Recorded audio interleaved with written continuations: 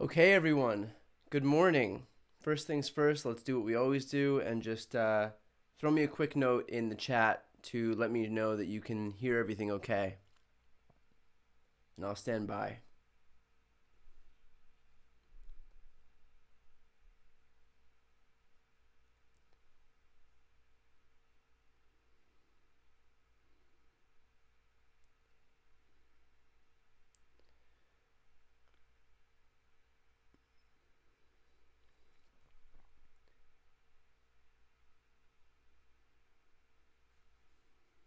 Okay. There's that 20 minutes of panic, 20 seconds, of panic where I ask you if you can hear everything okay, and then I just wait in silence for everything to actually catch up. No, I'm not wearing a suit today. Yes, I woke up at 4:30 in the morning, cut me some slack, and I think I just need a little bit of hoodie today. So I think this is the first stream I've ever done on this channel. I think this is the first video I've ever done on this channel where I'm not wearing a suit.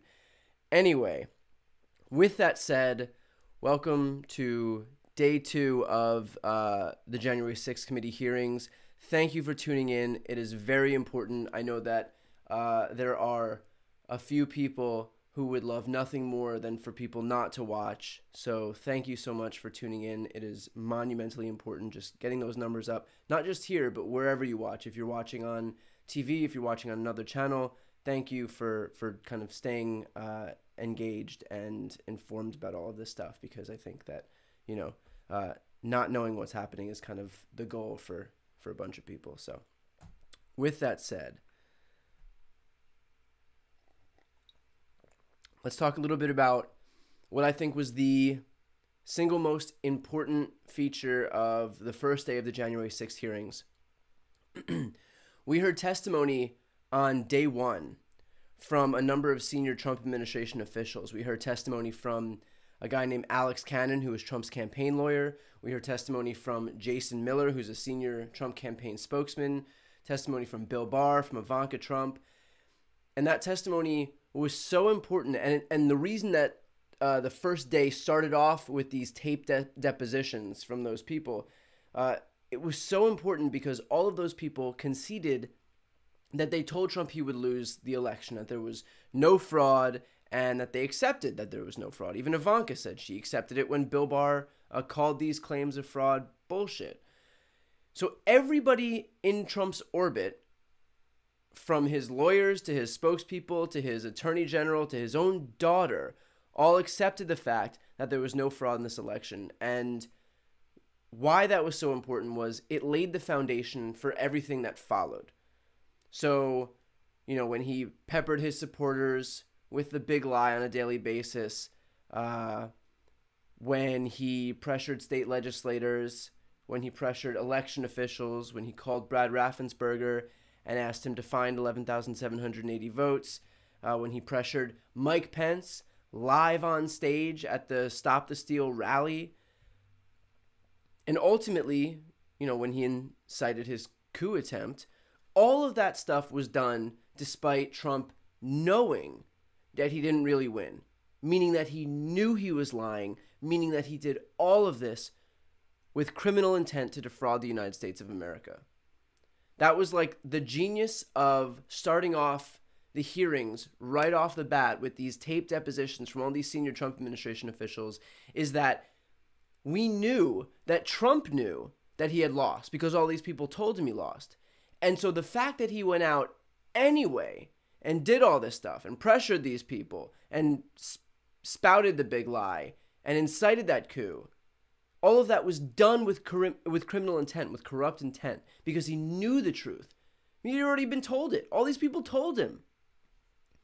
And of course, Trump will claim that he doesn't believe it, but what prosecutors are going to have to weigh, hopefully what they're weighing right now at the DOJ, is whether his claims of not believing that he lost outweigh all of the evidence that he lost, like the data, the numbers, which prove that he had no path to victory, and also the fact that his senior staff, like I just mentioned, including Alex Cannon, including Jason Miller, including Bill Barr, including Ivanka Trump, all conceded that he had no path to victory. In other words, he can say he didn't believe it as some defense. I mean, you can say anything, right? But whether there's enough evidence, whether there's enough evidence to actually back that up is highly doubtful, because he was told the truth. I know people are joining right now confused as to why I'm wearing a hoodie. I woke up at 4:30 and it's 5:55 here, so this is me asking for some grace. I just didn't want to wear a shirt and a tie at 5 o'clock in the morning. This is just more comfortable. And I'm my own boss, so I just pick my own wardrobe. That's the perks of the job. Well, it's one of the perks of the job that I've never actually used in, I think, 2,000 videos. So this is me using a perk of the job, creating a perk of the job. By the way, if you have any questions, just throw them in the chat. I know a lot of people are watching, not only from the U.S., but overseas. I know that there's some people in Maryland. Maryland. In the Netherlands. Yeah, overseas all the way in Maryland. It is early.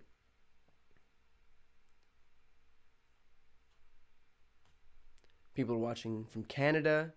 I'd be very curious to see how many West Coasters have braved the morning hours to join.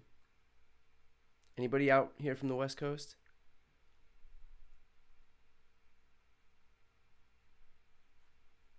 From Japan? We have people from Toronto, Finland, Germany. Yeah. And we have somebody from the faraway land of Maryland, so that's great. Argentina, the UK, Prague, Switzerland, Spain, Thailand, Singapore, Seattle, North Carolina. Oh, nice. We do have some West Coasters out here. Sweden.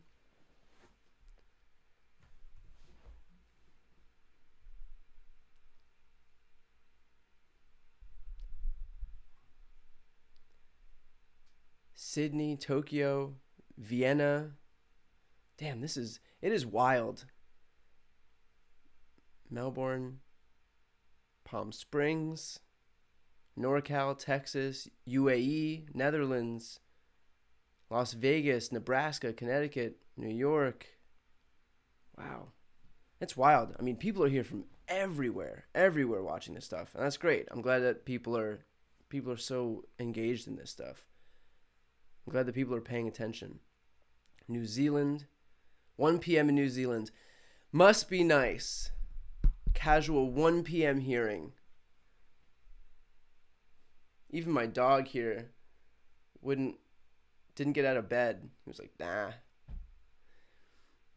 All right. So anyway, with all of that said, let's talk a little bit about, well, I think the most important thing here is to preface all of this, all of these January 6 hearings with the fact that, and this is something that I'll repeat. It's something that I repeated on day one of these hearings. It's something that I will repeat now. It's something that I'll repeat in the subsequent hearings too. And that is that the entire big lie, the entire idea that there was fraud in this last election wasn't based on anything. There was no evidence of fraud at any point throughout this entire process, since the votes first started being cast till the last vote was counted, till the certification on January 6th.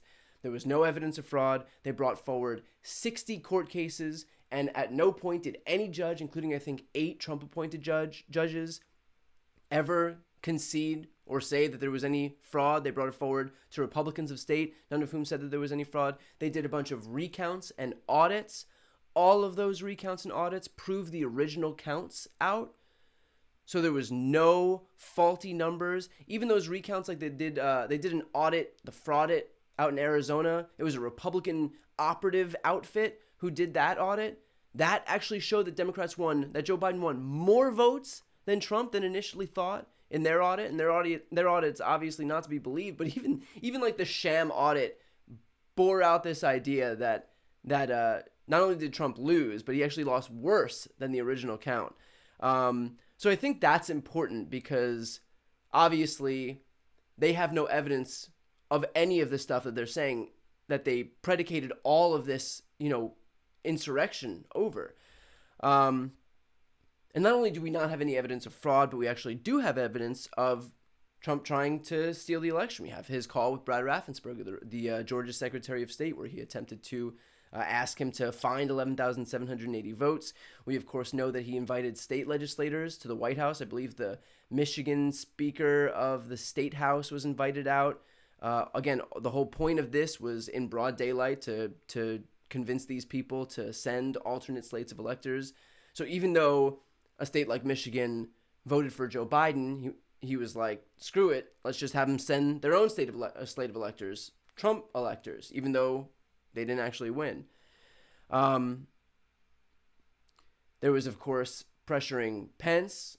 Pence had a solely perfunctory role in just declaring who had won. I mean, Pence can't unilaterally just decide whether or not to accept the certification of the elections of the electoral votes. If any vice president of one party had the ability to decide whether or not to accept the victory of the opposing party, I mean, that would just be like, one would think that would be a pretty fundamental flaw in our system. So no, a vice president doesn't have that ability, despite what Trump was saying, to the point where he, was getting his supporters to chant that they wanted to assassinate the guy. His role was solely perfunctory. It was just basically, saying what he had, regurgitating what he had already seen right there. Thank you, by the way. I see people are giving donations in the chat. I really appreciate it. I really appreciate those donations. And of course, we have John Eastman, Trump's lawyer, who I'm sure we'll hear plenty about during these hearings. His 3 easy steps of how to do a coup memo. We have PowerPoint memos, including one that was done by a guy named Phil Waldron that was to brief members of Congress that they would use the National Guard to seize voting machines. I mean, one step after the next, it was just an avalanche of damning evidence that these guys knew exactly what they were doing, that they were breaking the law every step of the way. And as we know from day one of these hearings, they did it all corruptly because they knew that he actually didn't win the election, that there was no fraud, that there was no path to victory. Again, that's why it was so important. I think that the January 6th committee did such a good job, like methodically laying this out to the point where all of what happened after votes started being cast, between that point and January 6th, everything that happened was done knowing in their minds, knowing in Donald Trump's mind, that what he's doing was a lie because he was already told by Jason Miller that he couldn't win. He was already told by Alex Hannon that he couldn't win. He was already told by Bill Barr that he couldn't win. Hell, he was told by Ivanka that she respected what Bill Barr said, that he couldn't win.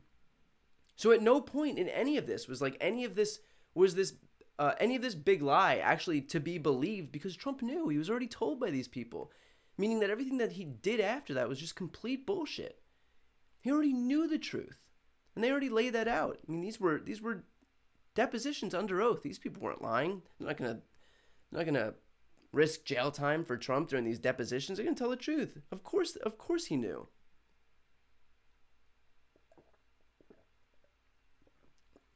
Some people are asking what time it starts. It starts in about 55 minutes, 7 a.m. Pacific, 10 a.m. Eastern.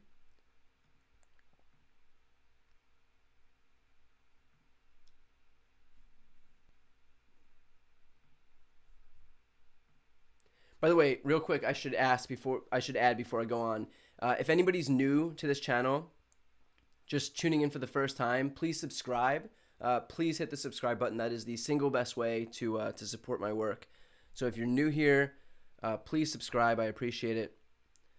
I'll be live streaming all of these hearings. Did day one of the hearing on Thursday. Got this one today. The next one that we know of is Wednesday at the same time. So I hope that you guys can join on Wednesday as well. I'll be doing the same thing.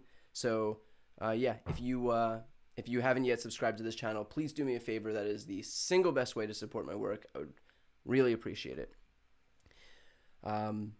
People are just tuning in right now, still confused about the hoodie. This is my 5:45 in the morning outfit. Don't think I can swing a suit at 5:45 in the morning. A lot of tightness around my neck, a whole tie, not worth it. Thank you again for donations, by the way. I appreciate it. I see that they're still coming in. Thank you. One other thing, so they'll talk to, they'll point out that what Trump was doing was being done corruptly because he knew he knew the truth about this stuff. Also, the people around Trump also didn't believe it. There were a ton of texts to Trump's chief of staff, Mark Meadows, from Republican lawmakers, from members of Fox News, Laura Ingraham, Sean Hannity, Brian Kilmeade, like I said, Republican lawmakers. Even Don Jr. was texting Mark Meadows, which, by the way, I think is just kind of funny that Don Jr. needs to get a message to his dad. He has to go through Trump, his dad's chief of staff. But all of these people were texting Mark Meadows. There was like an avalanche of texts to Mark Meadows of these people saying that Trump needs to go out and do something. He needs to stop this. He needs to do an address, like an Oval Office address. He's a bunch of Fox hosts that he's destroying the legacy that he built. He's undoing all of this work. He's hurting us, and they would literally use the word us in case there was any doubt as to where Fox, as to the neutrality of Fox News and all of this.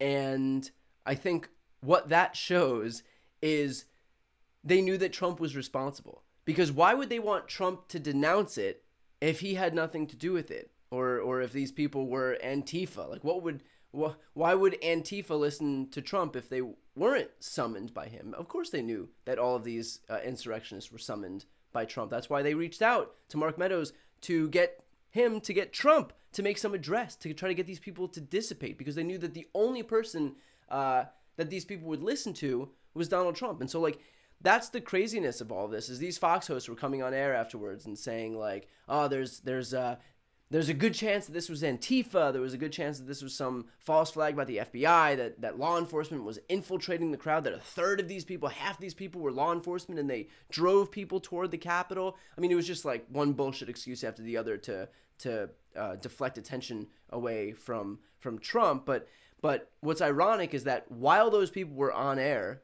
claiming that it was Antifa, claiming that it was law enforcement, claiming that it was the FBI, they were also texting Mark Meadows saying Trump has to do something to get these people out of here, because they knew that it wasn't Antifa or the FBI. And if they really did think that it was Antifa, Why would they need Trump so badly to go on air to make an address to get these people to go away? You think that Antifa was actually going to listen to Donald Trump? It's like, oh, well, Trump's out here saying that we can go home, so even though we are Antifa, guess we have no choice but to listen. Come on, boys, wrap it up. Like, come on, these people knew the truth. It was obvious.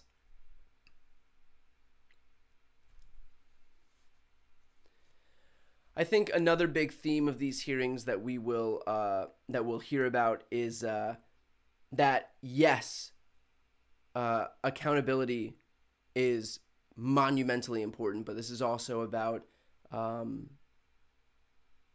securing our elections for the future, and that's that January 6th wasn't a one-off. It was a blueprint for next time, and in fact, they've fixed a lot of the problems that prevented them from moving forward with actually stealing this last election. They've since allowed for Republicans to take over local elections boards in Georgia. That was Georgia's voter suppression law, SB 202, allowed Republicans to take over local elections boards, and they've done it with a number of local elections boards already. Democratic-run elections boards have been taken over by Republicans. Now they're Republican-run, and a lot of those Republican members on these elections boards are actually people who denied the legitimacy of the last election. So these are dangerous people who are in charge of this thing right now. And the whole point is to embed enough people in the fabric of our government administration's roles to ensure that, if a Democrat dares win the next election, that it'll be as hard as possible, if not impossible, to actually allow these people to have their victories. Of course, they're running election deniers in a number of swing states, including Michigan and Arizona. They're running, people in these Secretary of State's roles. That's why it's not just that's why midterms are so important, because these are going to be the people, whether it's in Congress, whether it's, the House or the Senate, which will then determine in 2024 whether they allow these bullshit shenanigans that occurred in 2020 to move forward. If Republicans have control of any of these chambers, they'll make it monumentally difficult for any Democrat to actually have their win. All the way down to these smaller roles, these elections boards. That's where a lot of the power actually lies. Of course, Congress currently is working on bipartisan legislation to fix some of these issues, like the issue of being able to send alternate slates of electors, but it remains to be seen whether Republicans would actually vote for something like that. We actually just saw a framework emerge on gun legislation with 10 Republicans, and that didn't, we'll talk about that in a few moments, but all of that is to say there is a faction of moderate, and I say that with the smallest M on moderate humanly possible.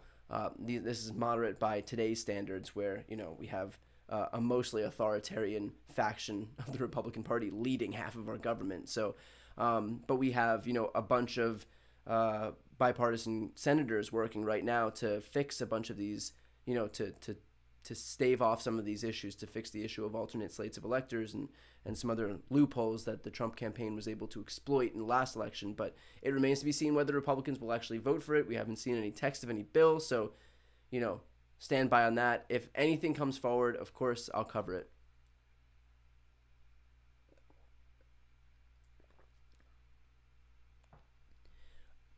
I'll take a minute now just to regroup for a second. The hearing starts in about 45 minutes. If you have any questions, you can throw them in the chat. I'll try to answer the questions.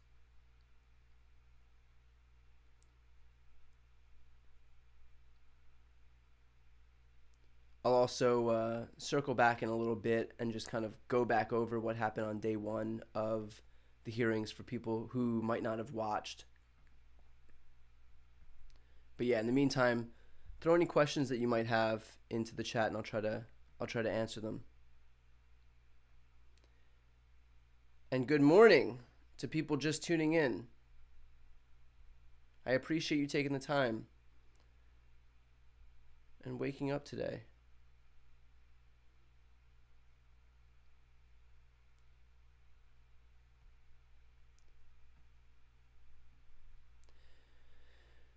Have I had breakfast yet?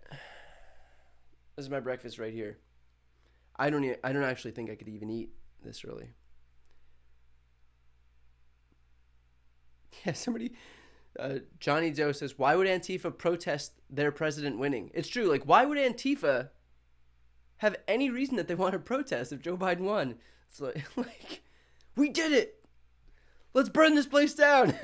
Like, it doesn't make any sense. I mean, there's so many reasons why that's the dumbest excuse on the face of the earth. But yes, one good question, I guess, why would Antifa protest if Joe Biden won? When do the hearings start? They start in about 45 minutes at 7 a.m. Pacific, 10 a.m. Eastern.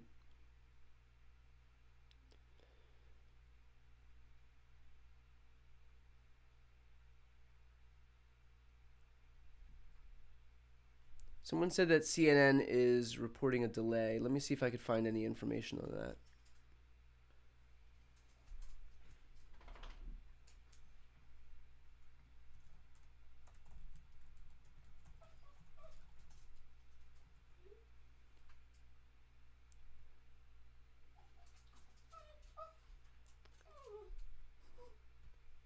One quick sec. I just let my dog out.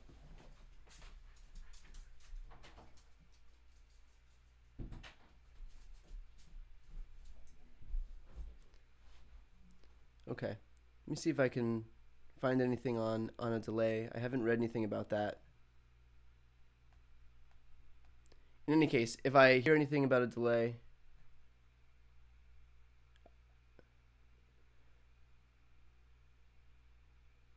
okay, there is going to be a delay. About 30 minutes after the previously announced start time. So it was supposed to start at 10 o'clock Eastern. It's looking like it'll start at about 10:30. I'll keep streaming anyway, so hang with me here. Due to a family emergency, Bill Stepien, who was, I believe, Trump's campaign manager, is unable to testify before the Select Committee this morning. His counsel will appear and make a statement on the record. That's convenient that Trump's campaign manager isn't able to appear. The hearing will convene approximately 30 to 45 minutes after the previously announced 10 a.m. start time. So there will be a slight delay. The committee does have his testimony on tape, so I'm sure that we'll hear some version of that today. Other people that we'll hear today are a guy named Chris Stirewalt, who's a former Fox political editor. We'll hear from a guy named Benjamin Ginsburg, who's an election attorney. B.J. Pack, who's a former U.S. attorney for the Northern District of Georgia. And Al Schmidt, who is that Republican Philadelphia commissioner who ultimately, I believe, left his post because he was like, screw this. My party is insane. He was getting like death threats. Guy's a Republican. He was getting death threats for daring acknowledge that Trump won. Somebody asked if I could turn my volume up a little bit louder. Yes, I can. Please let me know if this is better. Happy to make it louder still.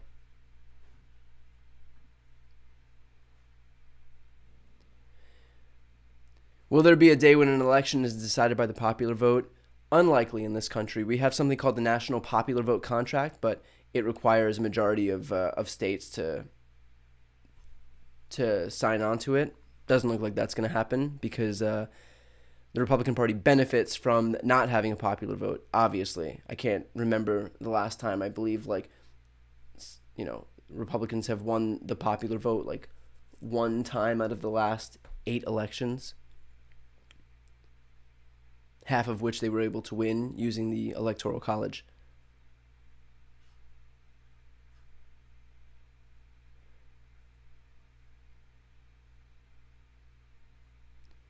Cool. You can throw questions back in the chat. For people joining, yes, the panic over no suit continues, but this is the grace that I'm giving myself because I started streaming at 5:45 in the morning. So this is the casual version. Yeah, somebody just pointed out Bush in 2004 was the last time a Republican won the popular vote. So almost 20 years ago.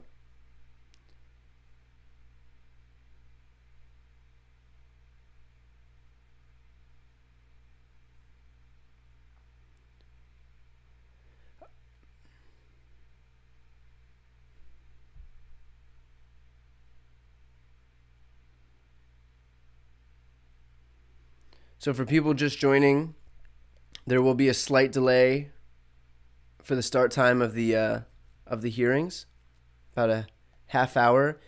More importantly, Bill Stepien, Trump's campaign manager, won't be appearing in person today, but they have tape deposition from him, and he has a lawyer that's coming to speak on his behalf.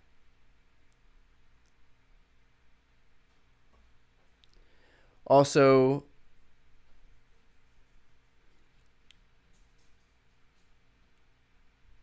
let's see. Yeah, that's the main news right now, that Bill Stepien's unable to testify. Again, he's having somebody testify on his behalf. A family emergency. Take that for what it's worth.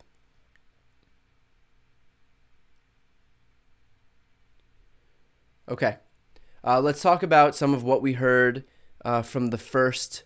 I just want to go over like a little bit of what we heard from the first impeachment hearing. The first January 6th committee hearing.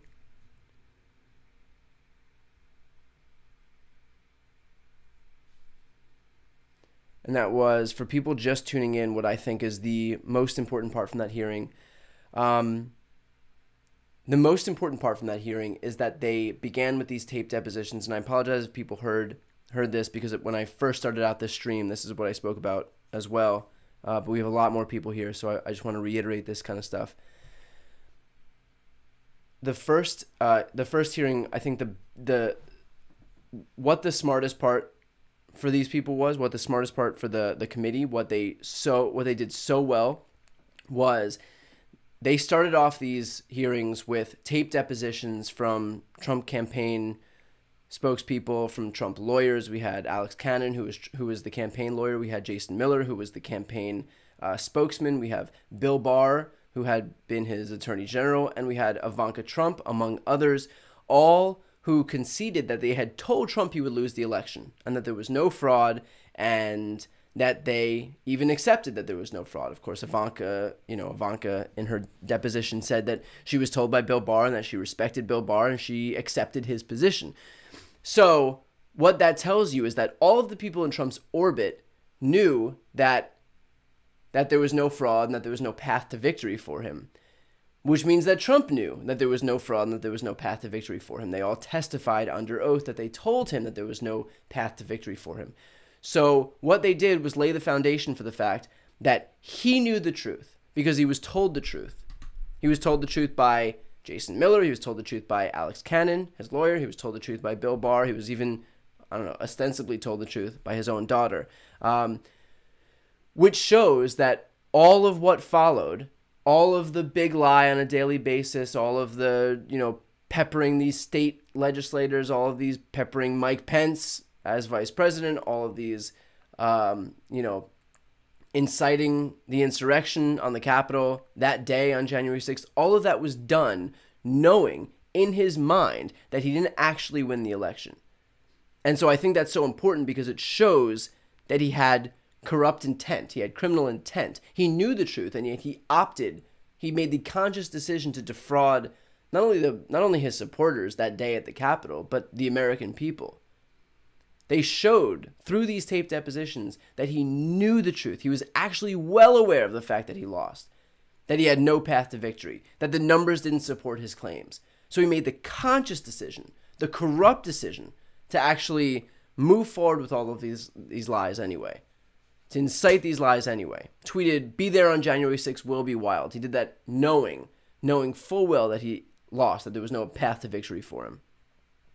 And of course, Trump will claim that he believed that he won the election, but that's, a claim that flies in the face of the numbers, the data, none of which actually supported his claim, and it flies in the face of what his own officials were telling him, again, Alex Cannon, Jason Miller, Bill Barr, Ivanka Trump, all told him the truth.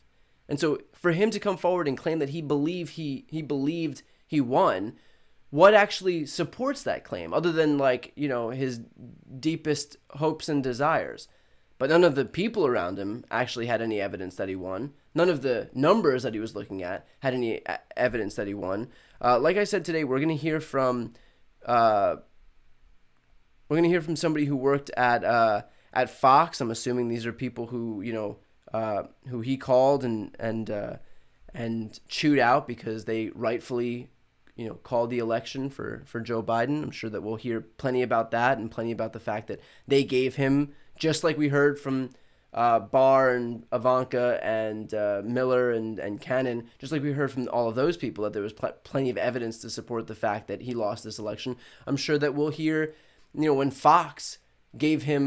these Fox elections analysts gave him that information that he lost and they had to call the election for Joe Biden, what with Joe Biden having won the election, that they were chewed out. And then when they it's going to prove the exact same thing, that they gave him the evidence that he needs to know that he didn't win the election and that he didn't care, that he discarded all of it. What we're going to see from this committee is twofold. It's going to be all of these people proving that Trump knew that he was lying because they keep telling him that he was lying. We're going to see more taped depositions from senior Trump administration officials. We're going to hear from representatives for Bill Stepien today. It's a shame that we can't hear from Stepien himself, but a representative from Bill Stepien who also ostensibly is going to be able to say that they told Trump that he lost the election. We're going to hear from these Fox analysts who called the race for Joe Biden. They're going to be able to say that they told him. So one person after the next, the committee is just going to keep bringing this sand to the beach, keep laying it on thicker and thicker and thicker, the fact that Trump knew that he lost, that he was told he lost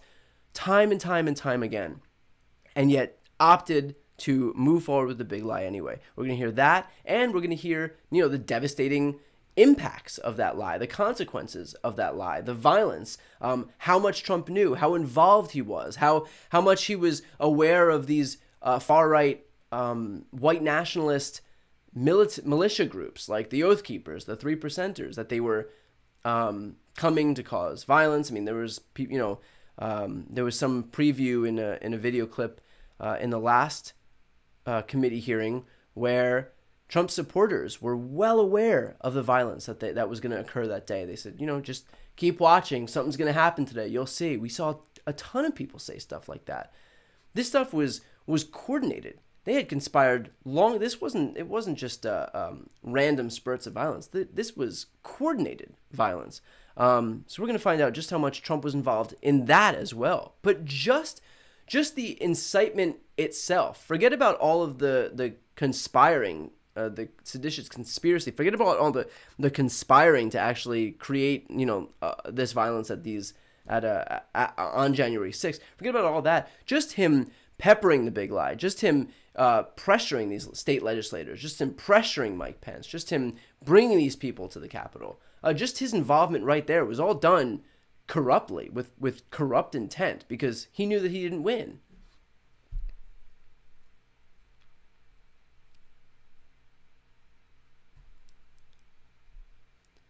And if somebody made a good point, Ash made a good point. With all of that evidence, if he's still claiming ignorance to that fact, that means he's mentally unstable. Like if he's still going to claim ignorance, even though all of his numbers and all of his data prove that he lost, and all of his people told him that he lost, at what point are we gonna just accept the fact that this guy was then living in a fair? If he's gonna keep claiming beyond anything that the evidence actually said that he won this election, then he's not actually operating in a place of reality. He's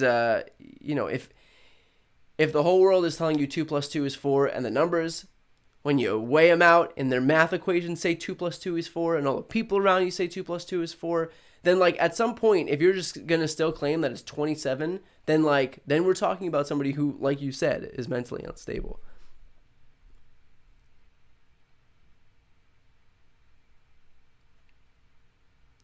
Somebody asked when this starts. We're looking at about, I would assume, roughly an hour from now. looking at roughly an hour start time from now. Anyway, I've done a recap here of day one and why I think how they approached this whole hearing was really well done, methodical, smart, perfectly laid out. So if you have questions that you want me to answer, I can take a break from these recaps and jump into questions right now.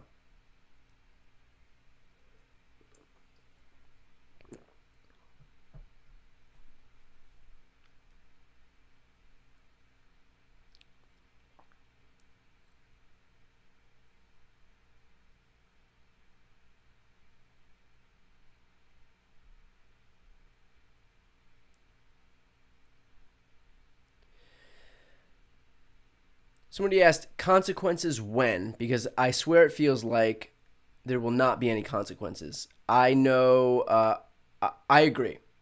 I feel the same way.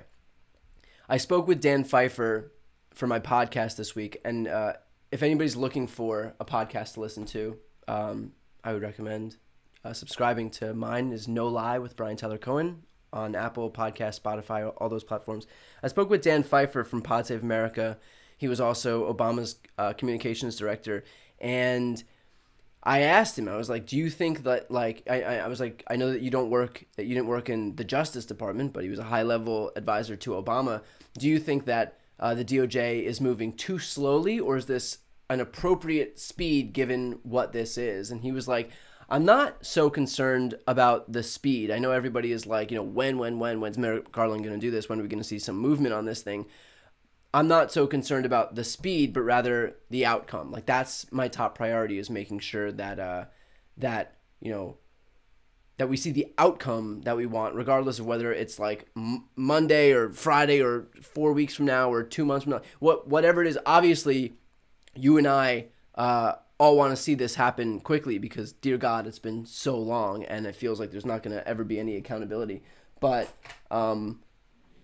he was less concerned about the speed. Also, the fact that they are moving forward with this investigation is in and of itself a sign showing that they're taking this seriously, that they think that they're going to win this case, because the DOJ doesn't take up cases it thinks it's going to lose.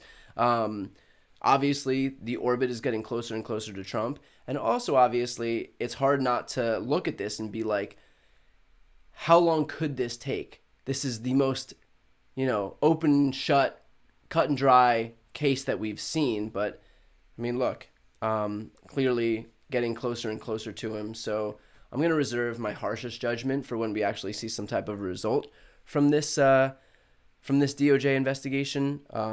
Hopefully, we see an indictment soon. But that's kind of the whole stance on that. Yes, we lost the campaign manager. We were supposed to see Bill Stepien. Somebody asked, did we lose the campaign manager? Yes, but we were supposed to see Bill Stepien testify today. We're getting a representative from him instead. I believe that they also have a tape deposition from him, so we'll still hear from him, I believe. Don't quote me on that, though.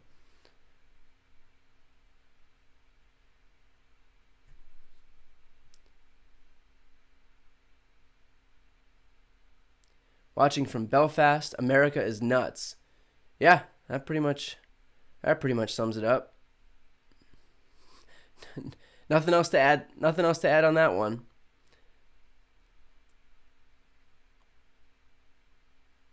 Will the DOJ act on findings from the committee? I'm sure the DOJ and the committee are working hand in glove. I'm sure that the DOJ is using a bunch of testimony, depositions from the committee. I'm certain that the DOJ is able to use a lot of what this committee is finding. I mean, this committee is not able to charge. The whole point of this committee is fact finding. You can't hand down any indictments from the January 6th committee. This is all informational. It's just all for our knowledge. And so the whole point of this committee is really to lend itself to the DOJ's investigation and to enter into the public record what we know, so that people are involved too. I mean, like, our pressure is having an impact on what the DOJ will do. Just the pressure of all of us knowing the truth about what happened and calling for something to happen, calling for some accountability. I interviewed Glenn Kirshner a couple weeks ago, and he said pressure like this bursts pipes. So that's why it's so important that people like you guys watching is important. You guys being, whether it's on this channel or whether it's watching on TV, or just knowing this stuff, that kind of being able to like put that pressure on these people who are doing this investigation is helpful.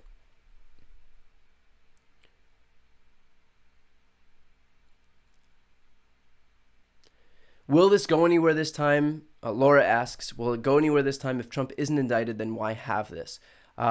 Look, I think the whole point is that there are people who are working to make sure that there is accountability. If Trump isn't indicted, yeah, I agree. If Trump isn't indicted, the DOJ is not only going to have failed us when it comes to January 6th, but it's also going to fail us in terms of emboldening these people just to do it again. And it's not like they won't. It's not like the wheels aren't currently in motion right now.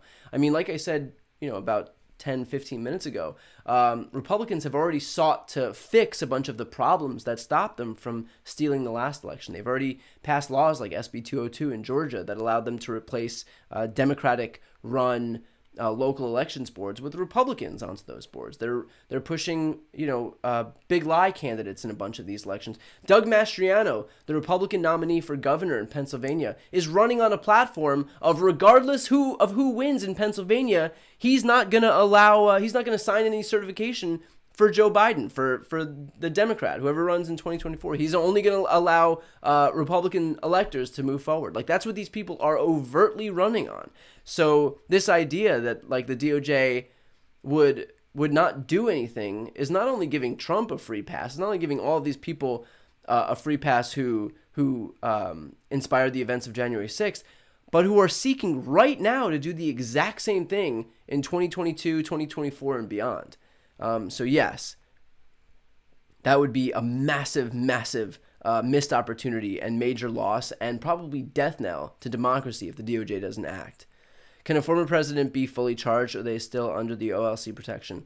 Yeah, former president can be charged. It's only that OLC protection that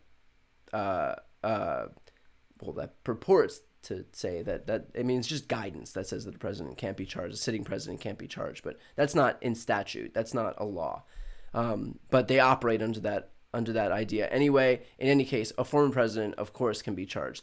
Now, this idea, of course, that Trump pardoned himself, Trump very likely issued himself a pocket pardon. Whether a pardon will insulate or protect himself from criminal activity while he was president would, of course, be challenged by any court, and unlikely that anything like that would hold up in court. I mean, you couldn't conspire to defraud the United States of America and then pardon yourself in illegal activity and expect that to hold up.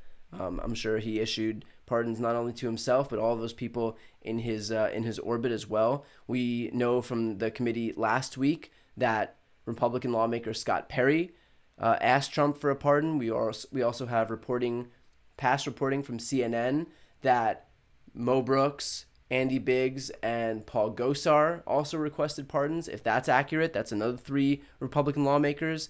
I like that this past week, AOC went onto Twitter and asked Matt Gaetz if he requested a pardon from Trump because he was, I don't know, Matt Gaetz had come out and said that Jamie Raskin couldn't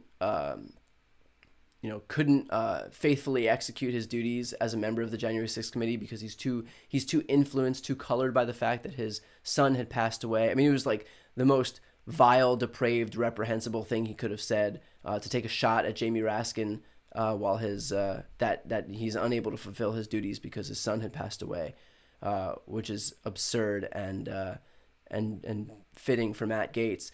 But AOC tweeted, just like smacking him around a little bit, and Matt Gaetz and her got into this little Twitter spat, and she was like, "Oh, since you know where the reply button is, did you ask Trump for a pardon?" And you wouldn't believe it, but Matt Gaetz miraculously stopped responding to AOC after she posed the question, "Did you ask Trump for a pardon?" So I think that's going to be I think that's pretty telling, and I don't doubt for a second that there's going to be other Republican lawmakers who've also sought pardons.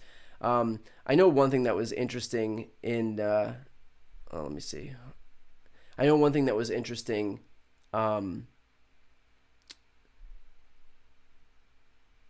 Scott Perry is he came forward and was like, the idea, the notion that I would ever request a pardon from the former president is a soulless lie. But Liz Cheney in last week's hearing was like, her exact words were, "As you will see." And then she went on to say that Republican members of Congress, Scott Perry, requested a pardon. She said, "As you can see," like, of course they have the receipts. Of course they have proof. You think that all of the work they've done and making sure all of their T's were crossed and all of their I's were dotted, every single ounce of work that they've poured into this committee for months and months and months, working hand in glove with the DOJ, investigating over, interviewing over 1,000 people, reading into over, tens and tens and tens of thousands of documents, poring over all this stuff, that they're going to stake the entire reputation on this committee on just some real casual lie that Scott Perry requested a pardon and didn't actually deserve one, or didn't actually request one, rather. Like, of course they have the receipts. Of course, if Liz Cheney and this committee say that Scott Perry requested a pardon from Trump, that they have some proof to back it up. The idea that they're just gonna like I said, stake their entire reputation of this committee on a lie is just. I think Scott Perry is going to be in for a rude awakening. I think he will have probably the worst aged tweet that we will have seen in recent time. Not that matters, because these people can say, "Oh, that's a lie," and their supporters are going to watch Newsmax and OAN and Fox, and they're going to get their news directly from these people, and so no one's ever going to push back on it. So even if we hear today or Wednesday or at some subsequent hearing that, in fact, here's the proof that Scott Perry requested a pardon, a lot of those people, Scott Perry is banking on, and rightfully so, are not going to actually see that proof. And so I think that's the disadvantage, that's the danger, those are the risks of having these like completely separate ecosystems. That's why, for these videos, like, I do hope that I reach a lot of independents, and it's not just, I hope that it's not some echo chamber. I know that it's important to reach people who are willing to seek out information that's not just, from their own side.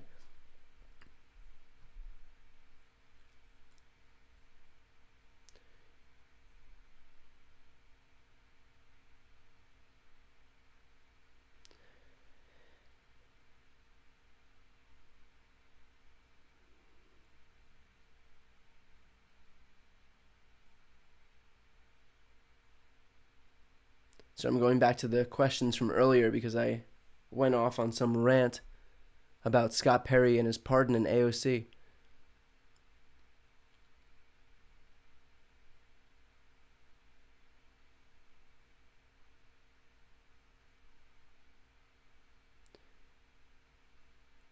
How could any of the pardons Trump granted legally hold up when he was the leader of the coup?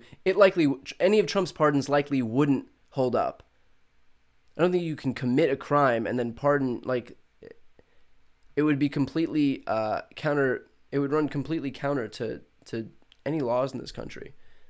They would very unlikely hold up in any court.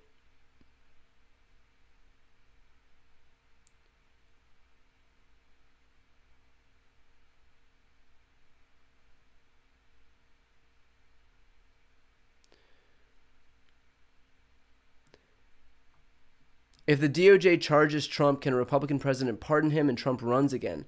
I believe that depending on the charge that would be brought down, certain charges would include a ban from running for federal office. So I don't think that they can undo a ban from running for office just with a pardon. If a Republican did win and did pardon him, I don't think they could undo the ban. But that's a good question, and I would. When I speak to, I'm sure that the next interview I have with Jamie Raskin, that'd be a good question to ask. And that will be one of my first interview attempts as soon as this is over.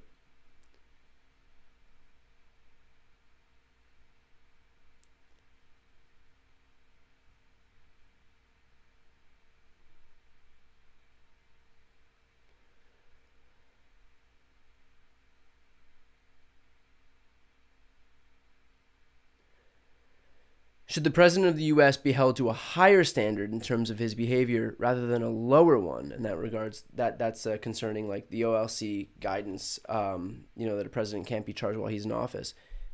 Yes. Should. Will the DOJ share the mountains of evidence of election fraud across the nation? I'm not sure what the DOJ would show. A lot of what that evidence is what we're seeing right now with this committee. That's like the beauty of this committee. If the DOJ is working hand in glove, if the DOJ is using a lot of the information that the January 6th committee brings forward, this is us seeing it. Like this is the case being laid out. That's the beauty of this committee, is that we're not going to hear any of this stuff from the DOJ.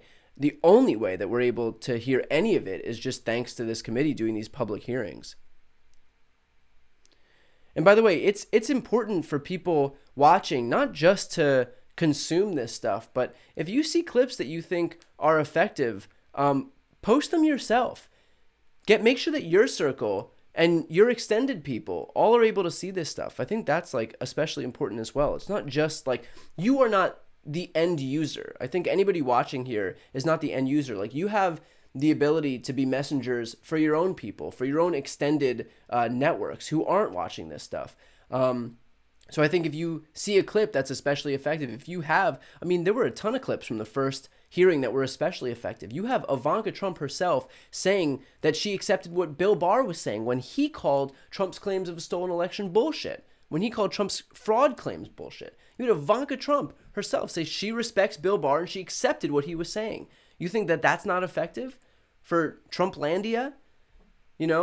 Even Bill Barr himself saying that he believed that Trump's claims of election fraud were bullshit. That's an effective clip. Anybody who shared that, you shouldn't just be the end user. It's not, it's not just, we have the ability to share all this stuff. So post it on Facebook, post it on Twitter. I would say post it on Truth Social, but I've actually seen a lot of reports from people who were posting about January 6th, the January 6th hearing on Truth Social, and their accounts were just getting banned left and right.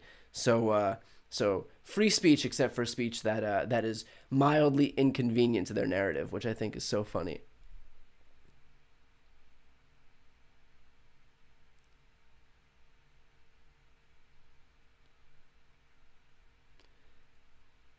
And somebody said they only have 5 subscribers, and that's okay, because like it's those small networks that are still important. And this is just a quick aside. I think the most effective and important tool that we have moving into this next election is going to be individual people being able to reach out to their circles. Like, even me doing what I do, if I reach 20 or 30 or 40 million people a month, what I do is so much less effective than just an individual person reaching out to their circle, to their family member who doesn't vote, for example, to their friend who thinks that, they're more of a moderate and so these issues don't really impact them.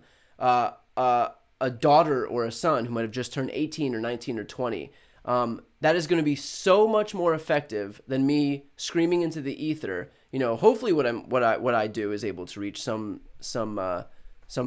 degree of people. Hopefully, me doing this on a daily basis, at least keeps some people informed or brings people into the political process. But like, you being able to reach out to a friend or a parent or a aunt or an uncle or a kid is going to be so much more effective than what I do. And so my whole thing has always been, find a few people in your circle and convince them to vote, persuade them to vote, make sure that they're registered to vote, make sure that they have a plan for election day. That's it. Find 2-3 people, and that's your responsibility. 2 people who didn't vote. If everybody did that, we're talking about elections that are won by like 40,000 votes in just a few states. That's the difference in these elections.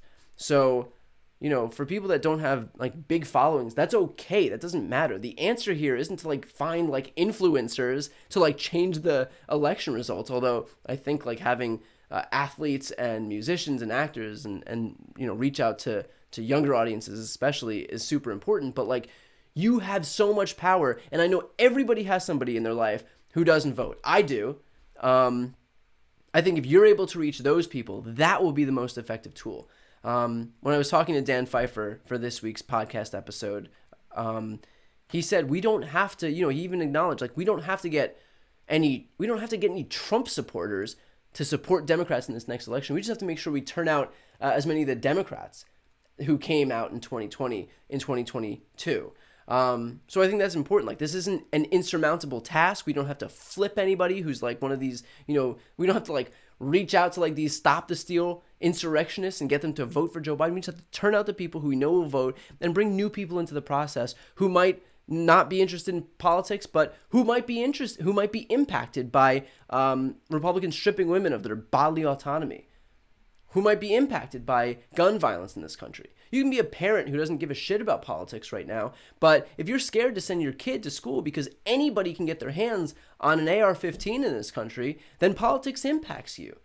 And there's only one party that's going to work to make sure that an 18-year-old can't get their hands on that weapon. If you have a daughter or a niece or a girlfriend or a wife, or just care about women's bodily autonomy and you want women to have the choice of what they do with their own body, then politics impacts you. A lot of these are foundational issues. This is what we should be paying attention to, and like these far supersede the regular political bullshit issues that we hear about so often. The migrant caravans, every single election cycle is the same thing. I know that we do have serious issues with the prices of gas, the prices of inflation. These are global issues that everybody is contending with across the globe. But the issues of gun violence, of women's reproductive health, of voting rights, these are all foundational issues. Nothing changes without these things. This impacts everybody's lives. So if you're able to reach like a small faction of people, just, 2-3 people in your circle, that's so much more effective than what I do, in my opinion.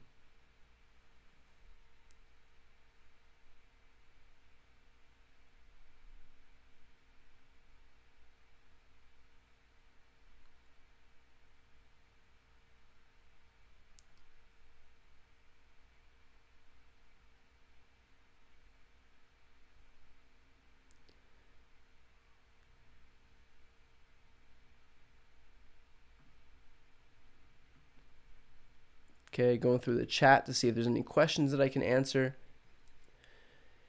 So initially the hearing was supposed to start in about 10 minutes. It's looking like it'll be roughly 40 minutes from now. It should start at 10:30 Eastern, 7:30 Pacific, roughly.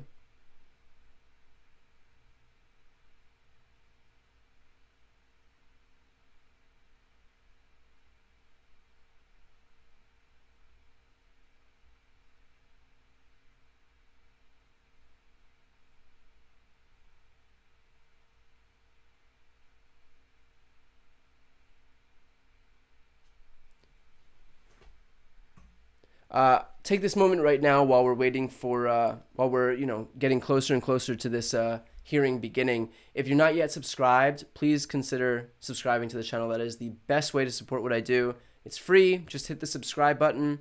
I would really appreciate it. I'll do these streams for this hearing. The next one's coming up on Wednesday. I'm sure we're going to get a number more as we continue to get closer to midterms. I believe that the last one I've heard could be like sometime in the fall. In any case, I'll stream all of them, and I do my daily video breakdown. So if you have about 5 minutes a day, I usually post one video a day, 5 minutes, whatever is the most, I think, important story of the day. I'll usually cover that. So pretty light lift on this channel.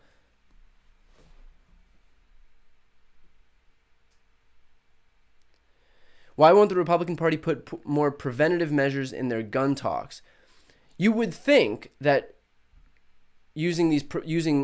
passing preventative measures would actually help them, because it would stop this constant vilification of like the Second Amendment. But it's because their only goal is to kowtow to the gun lobbyists who donate to their campaigns, and gun lobbyists don't want any restrictions on guns, because any restrictions make it more difficult for them to sell guns. That is their only goal. The gun lobby wants more guns because that's the way to make more money. And so if that means keeping these problems top of mind, keeping these shootings happening so that you can then arm the teachers, arm cashiers, arm priests, arm rabbis, arm anyone and everyone, arm these security guards, arm whoever it is, in every different setting in American culture and life and society. That's what they want to do. So passing preventative measures stops us from being able to say, and like if the shootings diminish or go down, then we won't be able to say, we should arm every teacher in the school, which is what they want, because that would just allow them to sell more guns and like kind of exacerbate this culture of like the only way to protect yourself in this country is so dangerous that the only way to protect yourself is if you have a weapon. And so if you work in a school, you're going to need a gun.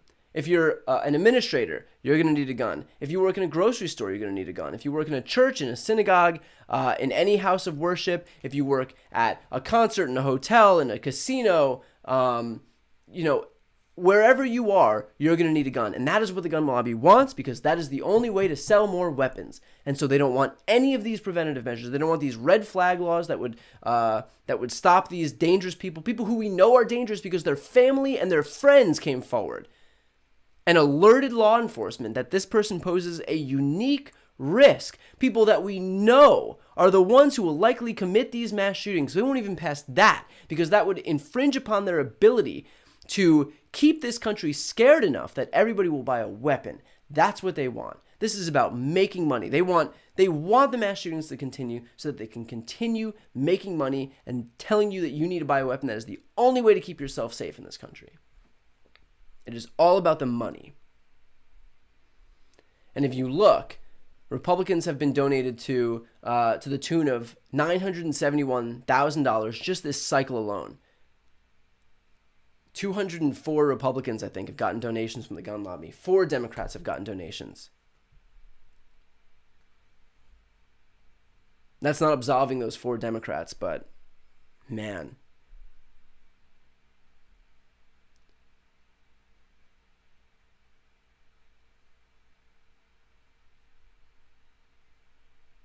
Thank you, by the way. I see that people are both donating and joining as members on this channel. I really appreciate that. It's not necessary, but I do appreciate it. So thank you. And again, the best way to support me, if you're not yet subscribed, is to please subscribe. I'd appreciate that.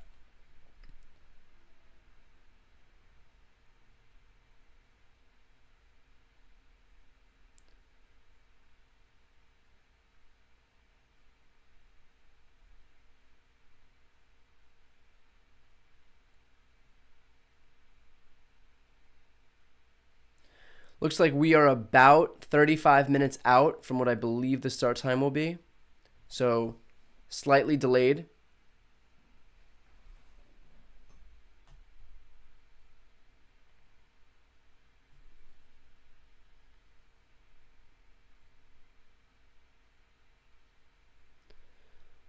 Let's see if we have any other updates from the January 6th committee.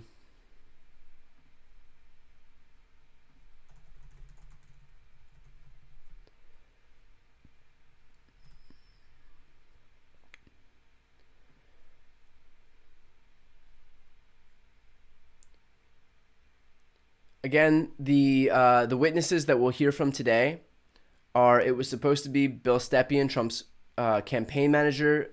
He said he had a family emergency, which is convenient. So we'll hear from a representative from him. We'll hear from a guy named Chris Stirewalt, who is a former Fox political editor. We'll hear from Benjamin Ginsburg, who's an election attorney. B.J. Pack, who's a former U.S. attorney in the Northern District of Georgia.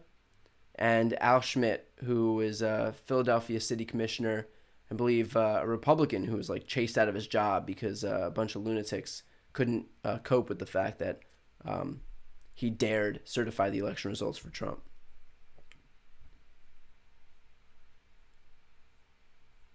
In any case, if you have questions that you'd like me to answer, throw them in the chat and I will get to those now as well.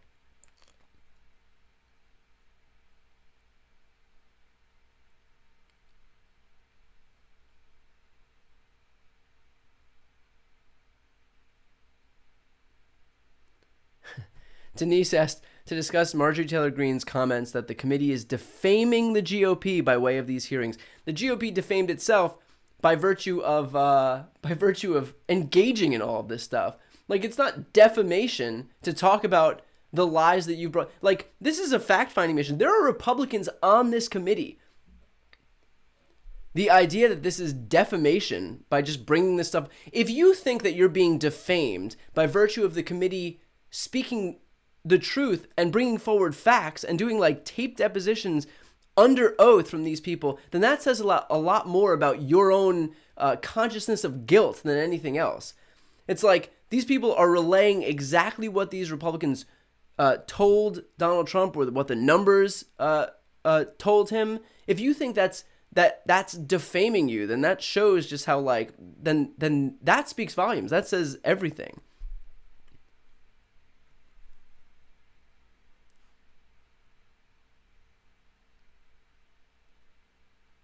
Random Jen asked, am I going to need a cup of coffee to stay awake all night from this? It's already 10 p.m. for me. I don't think that this committee will go terribly, this hearing will go terribly long. I believe it'll probably be like in the ballpark of an hour and a half. So you'll probably be okay by midnight if you are in, well, actually, I'm not sure where it's 10 p.m. Let's find out.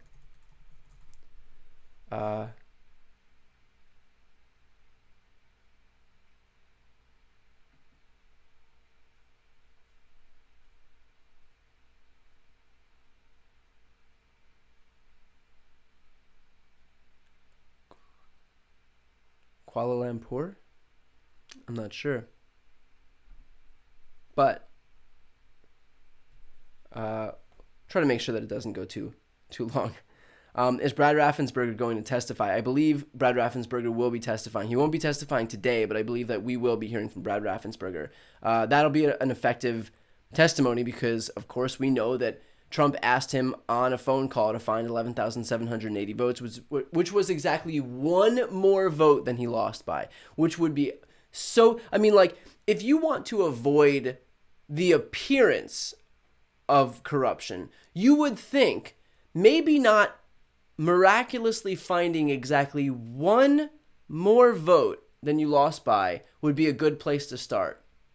How do you explain the serendipity of like finding exactly just one more vote than you needed? But I guess, the point wasn't actually optics, because none of this is actually good optics. I think the point was just to do whatever possible, no matter how corrupt it looks, no matter how corrupt it seems, to just win. That's it. I mean, it was like spitting in the face of the idea of fairness. Spitting in the face of the idea that he's even trying to give the appearance of any legitimacy to his claims, that he wanted to just like not even like a couple thousand more votes, not even like 100 more votes. He wanted just one. He wanted to rub it in the face of everybody who even was trying to like make this a legitimate election.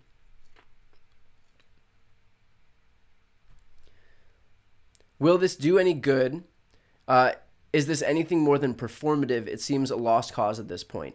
I think there are two things. One, the pressure that the DOJ will feel by virtue of all these people talking about this, all these people seeing all this irrefutable evidence that Trump knew exactly what he was doing, that he was told that there was no path to victory for him, that he was told that he had lost this election and yet moved to incite this insurrection anyway. All this pressure is being felt by the DOJ. It can't not be. It's not. The DOJ is moving forward with their investigation anyway, but bringing this stuff out into the forefront, bringing it into the public, will only increase that pressure. That's why it's important that people watch. Even those of us who know that January 6th was incited by Trump and it was there was criminal intent behind it, even all of us who know that, just bringing this to the forefront, talking about this, making sure that this is like in the like top of mind in the political universe right now, is being felt by these people. So it's not just that pressure that DOJ is feeling, but also, I mean, what we're seeing right now in terms of people understanding what happened is important. I mean, we have not to like make this like a political issue for us, but like this is a political issue right now, and having more people who might not know or remember what happened on January 6th and giving them all the facts about what happened on January 6th shows those people what's at stake in the next election. I think that's important. So like, it might seem like a lost cause, but the DOJ is still working on this, and we are expecting to see something handed down by the DOJ as they continue to work their way up toward Trump. And we know that he's a subject of their investigation because people have been asked for information relating to Trump, these Trump officials. So yes, I think that these hearings are monumentally important. And like I said before, you're not necessarily, the people watching this shouldn't just be the end users. I mean, you have the ability to share this stuff with your networks too, and I would highly recommend that you do, because there are people, besides the people who are going to wake up at 5 o'clock Pacific to watch these hearings, there are people who are going to be watching it who are part of your networks who aren't otherwise exposed to politics. And if we can just show a few more people what's at stake, not just with with this stuff related to protecting democracy, but more broadly, all of it, whether it's common sense gun safety reforms or women's reproductive rights, all of it is important. So like, share this stuff to your people. If you can persuade one more person who wouldn't have gone to vote to actually show up, then it's worth it. I know a lot of people are tuning in right now. The hearing was supposed to begin a few minutes ago. It's delayed slightly. We expect a 30-minute delay, so we're looking at about 25 minutes out. So if you're here right now waiting for this hearing to begin, it will begin shortly. So stay here. In the meantime, please subscribe to this channel if you're not yet subscribed. I see a big influx of people has just joined as we wait for these hearings to begin. So please subscribe, and that is the best way to support me. So if you want to see not only this hearing but subsequent hearings as they continue to move forward, you'll get that information here. So make sure to subscribe. Yes, people are asking, is there a delay? There is a slight delay, about 30 minutes. So those should start in about 25 minutes.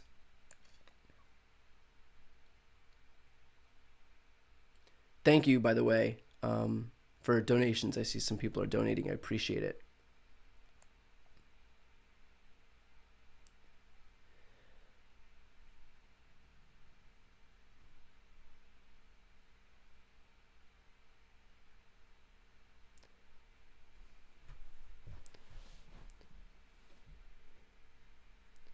Okay, we're just a short while out from these hearings beginning. I am gonna, I see people are all geared up to go. Hang tight, these are gonna start shortly. What I think is great is there's almost 10,000 people on this stream right now. I think a lot of the Republican Party was banking on people not watching. The primary hearings, the first hearing rather, day one of the January 6th hearings, I had like 16,000 people on the stream. Almost as many people right now during the day, and that was a primetime hearing. Almost as many people watching these now. People just tuning in, also seeing that I'm not wearing a suit. Yes, I woke up very early for this. I needed to be comfortable. So this is 5 a.m. stream attire. This is that uniform. Just want to go over what I think was the most effective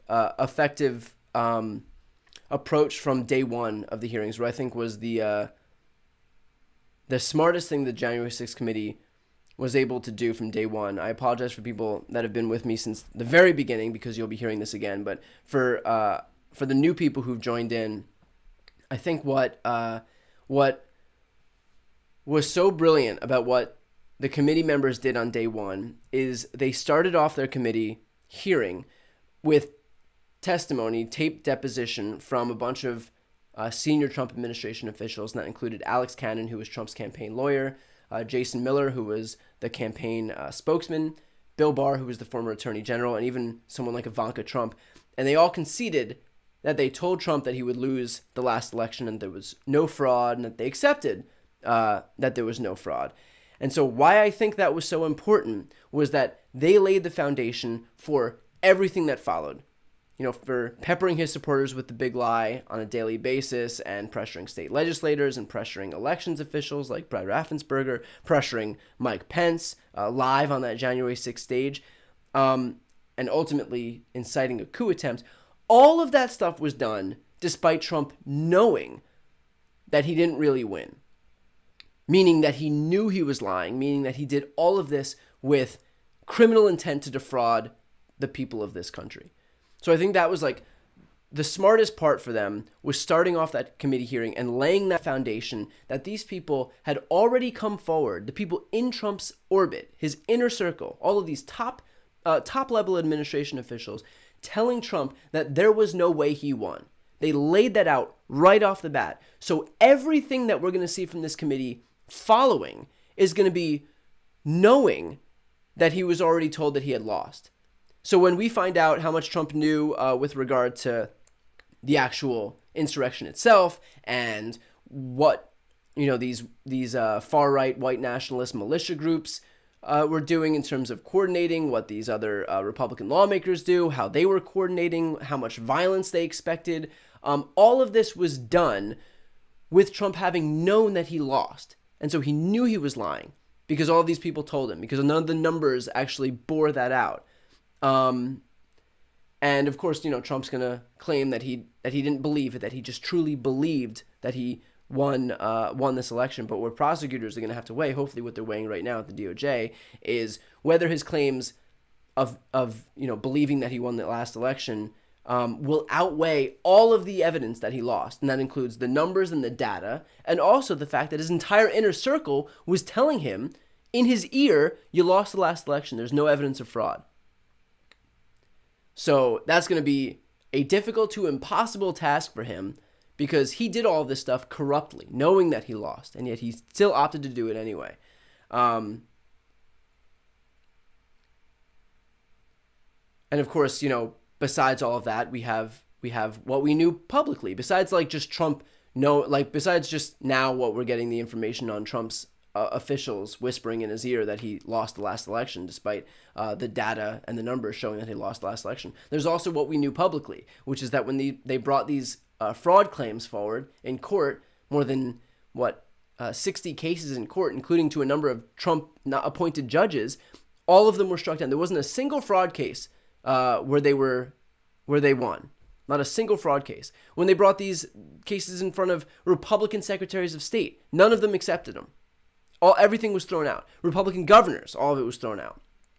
When they did recounts and audits to try to show that the counts were off in these states, not a single one of these recounts or audits, and sometimes they did 2, 3, 4 recounts and audits, not a single one changed the result from the initial counts, other than 2 or 3 votes, whatever. Normal disparity in these kind of things. So any way you cut it, whether Trump knew that he lost this election because he couldn't win in the courts, he couldn't win with these elected officials, when he couldn't win with these administration officials, when he had his senior staff telling him that he lost this election, his family members telling him that he lost this election, any way you cut it, Trump knew all of this time that he had lost. And so everything he did subsequently, all of the efforts to pepper his supporters with the big lie on a daily basis, he knew already that he had lost and that he was lying. He did this corruptly, with corrupt intent. He conspired to defraud the American people. When he was inviting those state legislators to the White House, the state Senate president to the White House for Michigan, he did that knowing already that he lost. He was defrauding the American people. When he was pushing Pence, whose role was solely perfunctory in all of this, to somehow unilaterally change the election results, he did that already knowing that he lost, because he was seeking to defraud the American people. That's why I think what we saw, that testimony, those taped depositions from day one, was so important, because it established these facts that everything that Trump did afterwards was all knowing that he had already lost.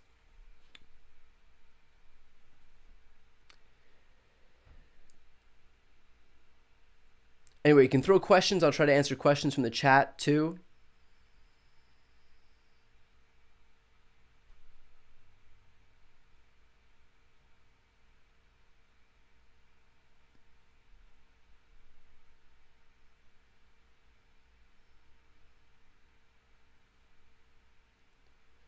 Thank you, by the way, for donations. I appreciate it. I know a lot of people are tuning in now. These hearings are on a slight delay. We could see something. We could see them beginning in about 18 minutes. Yeah, that's what it's looking like right now.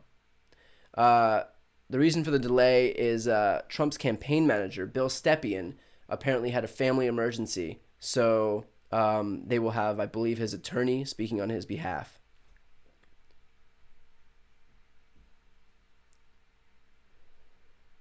I believe it's a 10:30 Eastern start time, 7:30 Pacific start time. Can Fox hide forever? Fox is going to have a very difficult time if their whole talking point is that nobody's watching these hearings when they had 20 million viewers in the first hearing, and that was just on the just the Nielsen ratings. That didn't include any of these internet or stream. I mean, I had almost 250,000 people watch on my stream the first hearing, and I know I wasn't the only one.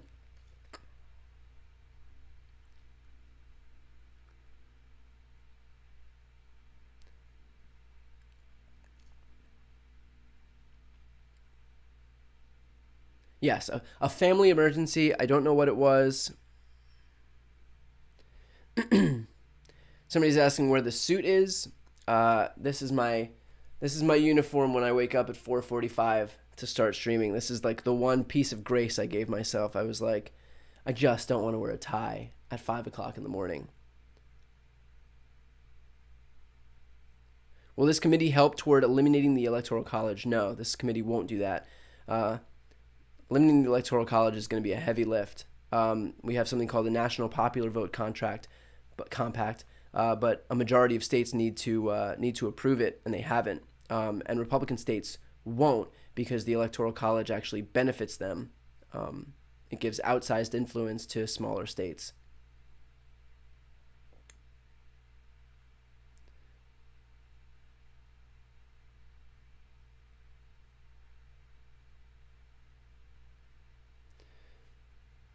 So ABC is reporting that Bill Stepien's wife went into labor.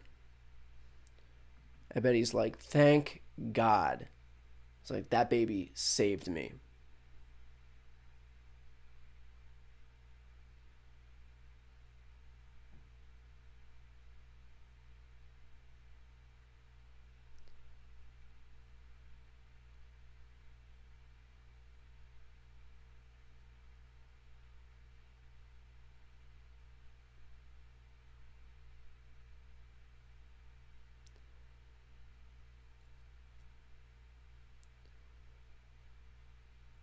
Okay, so we should theoretically be about 15 minutes out. I'm going to grab a quick drink of water because I've been doing this for about an hour and a half.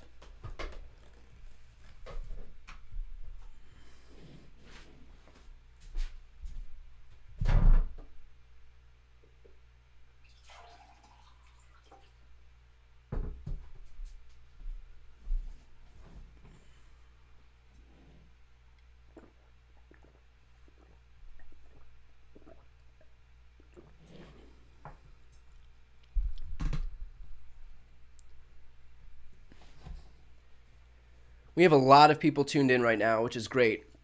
I've been saying that the most important thing is going to be people watching these hearings, not just because like we need to find something new out about January 6th, but it puts pressure on the DOJ to actually move forward with indictments because this kind of pressure will just, have that effect. And B, I think more people as we head into midterms can recognize like the importance of, what we're fighting against here.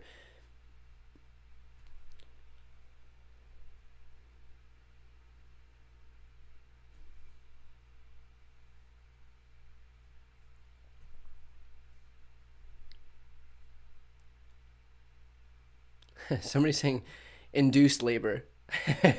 Bill Stepien was like, look, I know this baby's not cooked yet, but I need you to take one for the team here. We got to get me out of this thing. How would you like today to be our baby's birthday?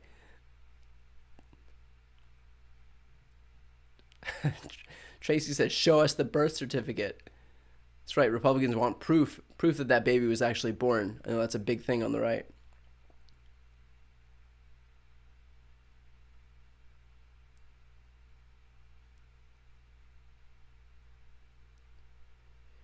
Someone asked, did DOJ fail to indict? DOJ hasn't failed to indict.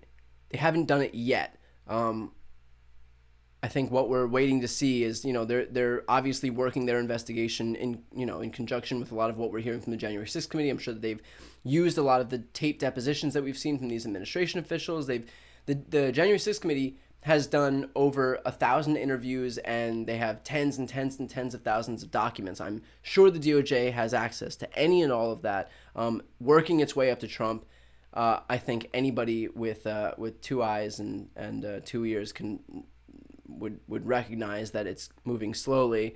I don't know if this is slower than normal, but in any case, all that I really care about at this point is that we do see some accountability. It looks like they're moving toward that. So at this point, I'm just holding my tongue, and that's it. So again, we should hopefully see the beginning of this hearing in about 10 or 11 minutes. Hopefully this hearing will begin. Slight delay because Bill Stepien wasn't able to be there today. That's Trump's former campaign manager. Will this be on demand later for people who miss it? Yes, this will be on my channel. Just check the live streams playlist and you'll be able to see this, and you can skip past all this stuff and go right to the hearing itself if you want to.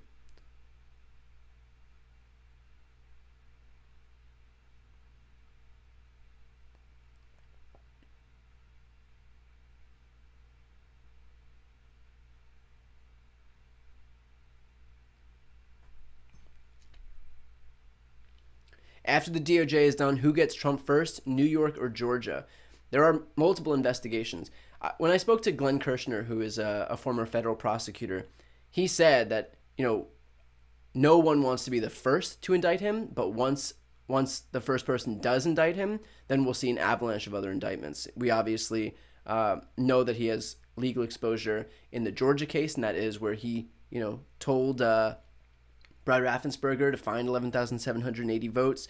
I believe it was the Fulton County DA came out and said that we should have some answer about that by June 30th. So I expect to have some movement in Georgia to find out whether or not he will be indicted in Georgia on or before June 30th. So that's 2 weeks from now. So these hearings will still be going on.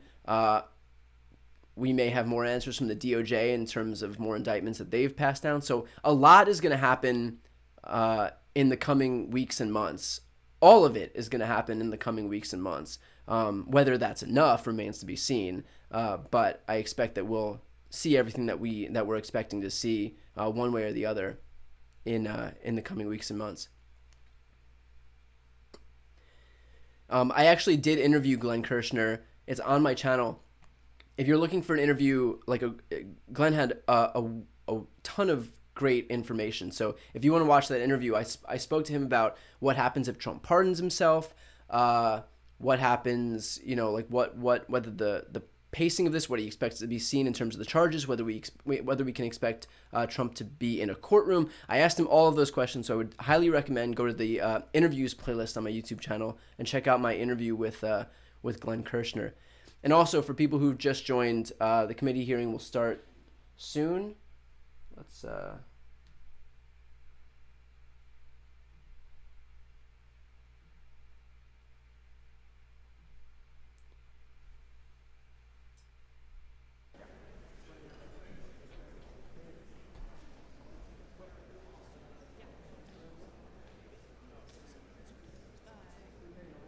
Okay, so it looks like the feed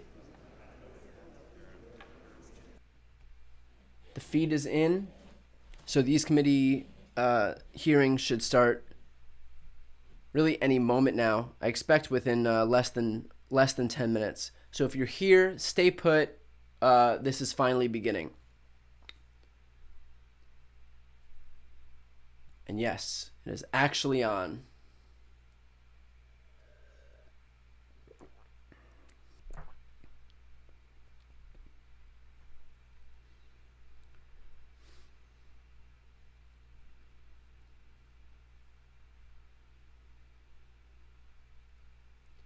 Thank you. I know a lot of people are saying that they listened to my interview with Glenn Kirshner, so thank you if you watched that interview. Can Trump pardon himself? Someone asked. Trump can and likely did issue himself a pardon. Whether a pardon for his own criminal activity as it relates to January 6th would actually hold up in court is an entirely different story. So that would absolutely be challenged in court if he did, which I expect that he did. Many people expect that he did. So if he issued that pardon to himself, it is a certainty that that would be challenged in court.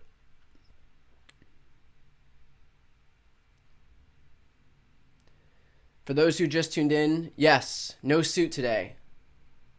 This is the uniform at 5 a.m. That's I've been going for a little while. So I didn't think I could do a suit and tie for that long.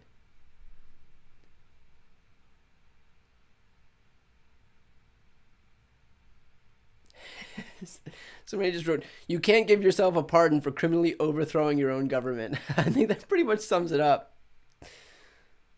And yes, he couldn't pardon himself for state crimes either. So he has legal exposure in Georgia for asking Brad Raffensperger to find 11,780 votes. Any pardon that he would have given himself, not that the other ones I think would hold up, but any pardon also wouldn't apply in Georgia because that's a state crime, not a federal crime.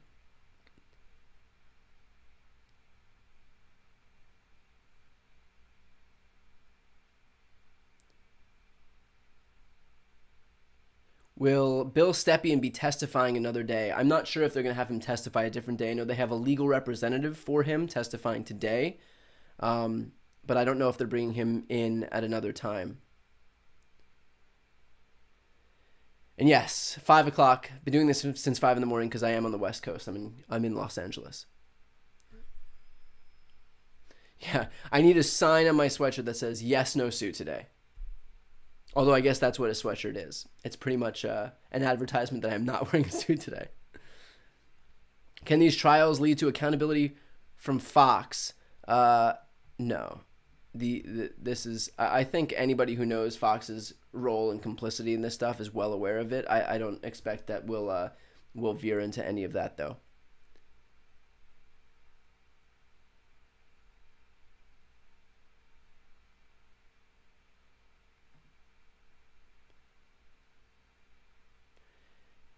Is this whole thing just to shame him like impeachment? No, the whole point is to actually A, put this in the public record, B, build pressure for the DOJ investigation by virtue of showing the American people what happened. I mean, this is a fact-finding mission.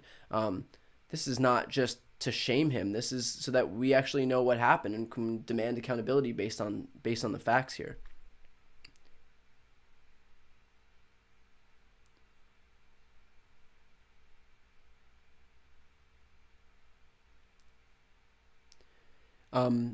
Also, back to CNN, they will have deposition from Bill Stepien. So even though he won't be able to testify, we'll see his taped deposition.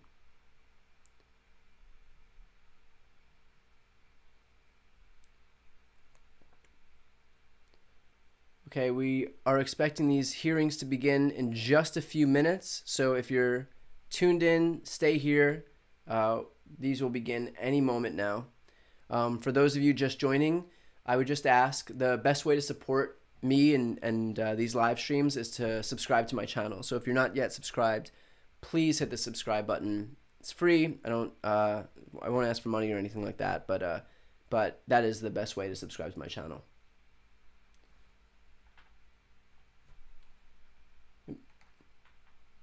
I'm keeping an eye on this video feed here, and as soon as they begin talking, I'll bring up the feed.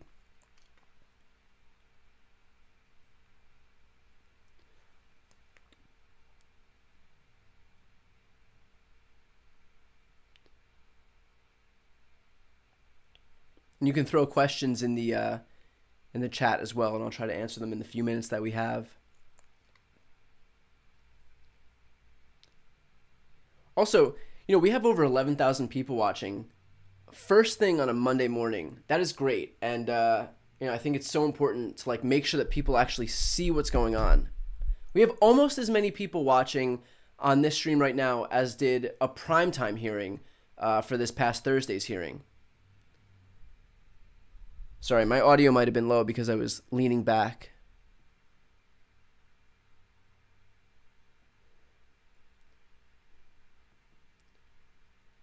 Oh, did I say the best way to subscribe is to subscribe? You guys got to cut me some slack. I've been doing this I woke up at like 4:30 in the morning. But I'll stand by it. The best way to subscribe is to subscribe. I'll stand by that statement.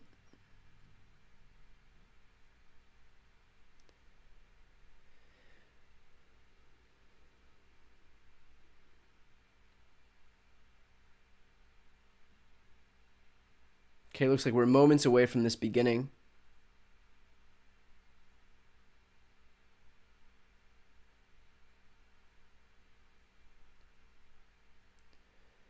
Someone asked how long until this starts. I know people are just tuning in. It should start any second now. Any second now. There was a slight delay because Trump's former campaign manager, Bill Stepien, wasn't able to make it. So I'm sure that they're doing a little bit of reshuffling, but this committee should start. This committee hearing should start any second now. Yeah, is Rudy filling in for Stepien? I'm sure he would love nothing more. I'm sure Rudy would love nothing more than to get that. If there's anybody more thirsty for attention than Donald Trump, it is Rudy Giuliani. Is this an all-day thing? No, I think we should probably expect maybe an hour and a half for this. Okay. It does say, yeah. It says the hearing begins at 11:45. So, a few minutes away. 15 minutes. Max.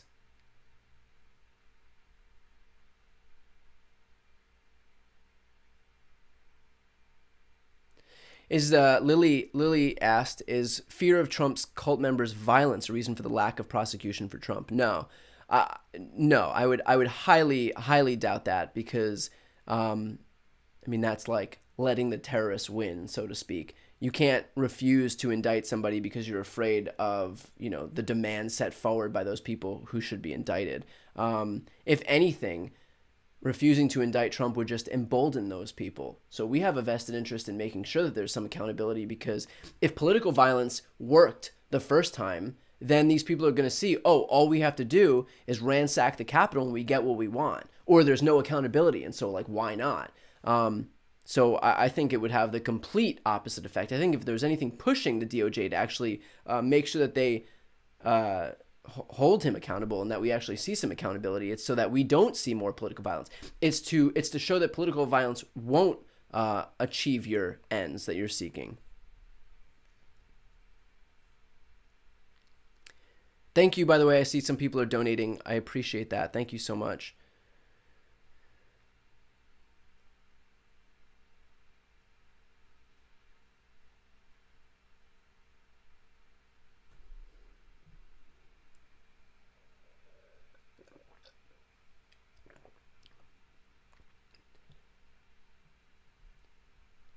So according to the feed, we have less than 15 minutes until this begins. Looking at about 13 minutes away here. It may start earlier. They said between 10:30 and 10:45 Eastern.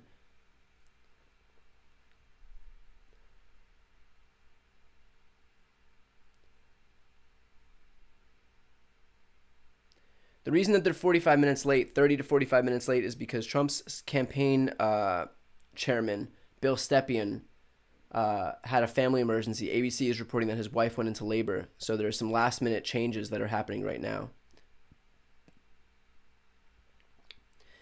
Darren asked, what kind of sentence should Trump get? Should or will? I actually don't know. I can't actually opine on it. I just don't have the legal expertise to be able to say, anything about sentencing. Here's what I'm most focused on. That we see some accountability where he isn't able to run for office. That's what I want to see. Do I expect to see like Trump thrown in jail? Probably not. I mean, do I expect it? What I hope and what I expect are two entirely different things. Do I expect to see Trump like thrown into jail? No. But what I hope to see is that he's barred from running for federal office, because I think when you conspire to defraud the American people and commit seditious, if the charge is like seditious conspiracy, I think that should preclude you from being able to run for office again.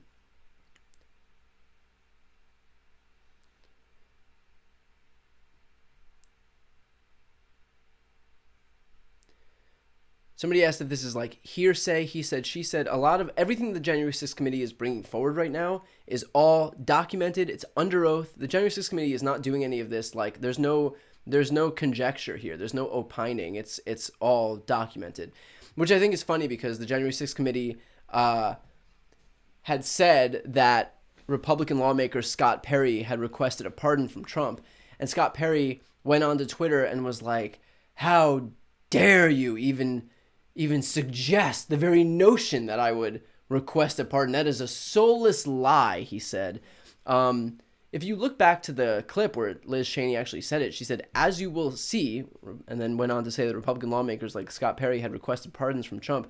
This committee has proof of that. And this idea that they're just going to like stake the entire reputation of this committee and their 1,000 interviews and their tens and tens and tens of thousands of documents pouring over all of this stuff on just like casually suggesting that like that this random guy, this Republican lawmaker, asked Trump for a pardon with nothing to back it up is so like asinine. It's so backwards. I would stake anything on saying that yes, if the committee is saying that Scott Perry asked Trump for a pardon, that Scott Perry asked for Trump for a pardon.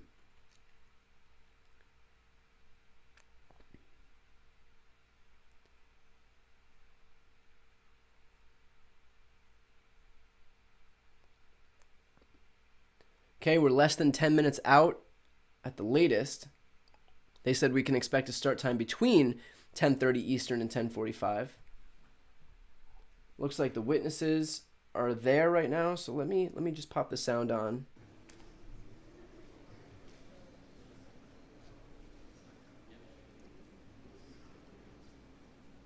Looks like things are about to start momentarily. It looks like the witnesses are already there.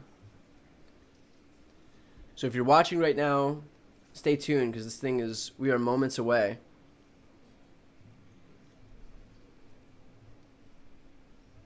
In the meantime, I'll try to answer any questions that you have. Just throw them in the chat.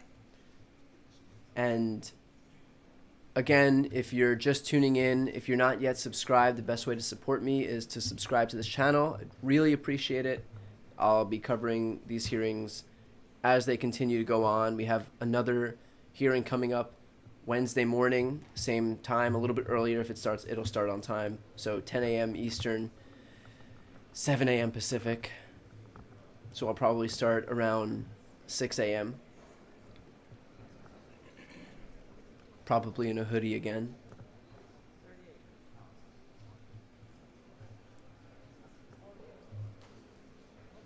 And if you want to share this link on your social channels, that would be helpful too, so that people know where to tune in. I know people are at work or don't have access to a TV right now. I don't even have a TV, but like, so I rely on, watching this stuff online anyway. But if you want to share this link right now so that people know where to watch this stream, that would be helpful as well.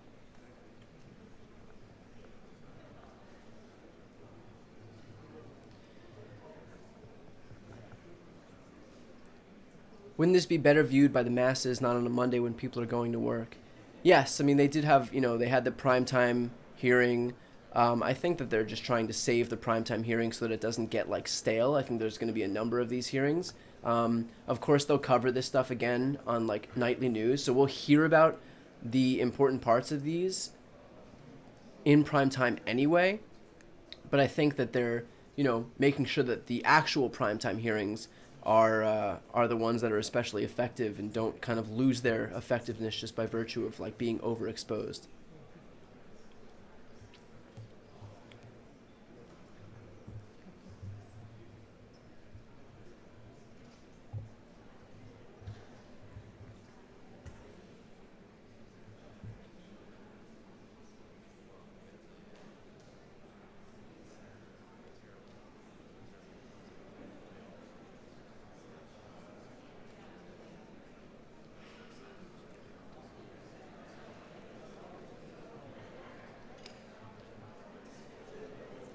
Could these hearings lead to sitting members of Congress being removed from office?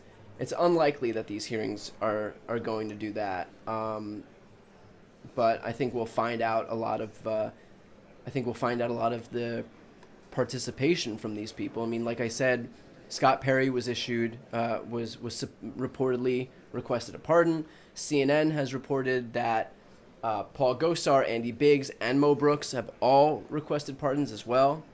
I spoke about this earlier in the stream, but like AOC went on Twitter and asked Matt Gaetz, who was harassing her about something, asked Matt Gaetz if he requested a pardon from Trump, and even though they'd been going back and forth, he miraculously stopped responding after the question was posed, "Did you request a pardon from Trump?" Which I'm sure is just a coincidence.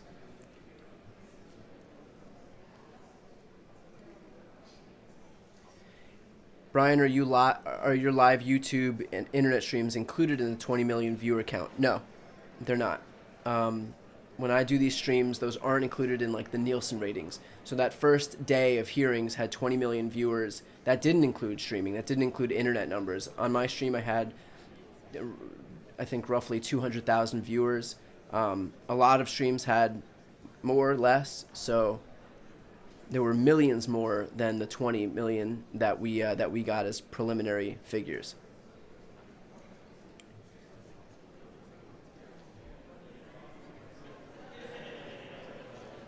Yeah, Matt Gaetz had a family emergency in that moment, Elvin said. Yeah, that was reported that he asked for a blanket pardon as well.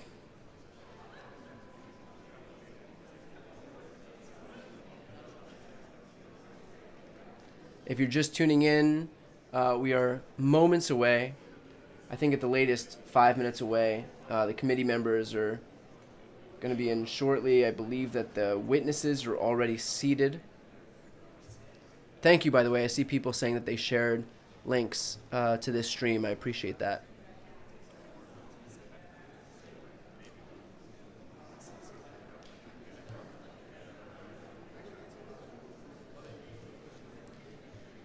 Why are they holding these hearings when they're not done with the investigation? So the DOJ will hold its own investigation.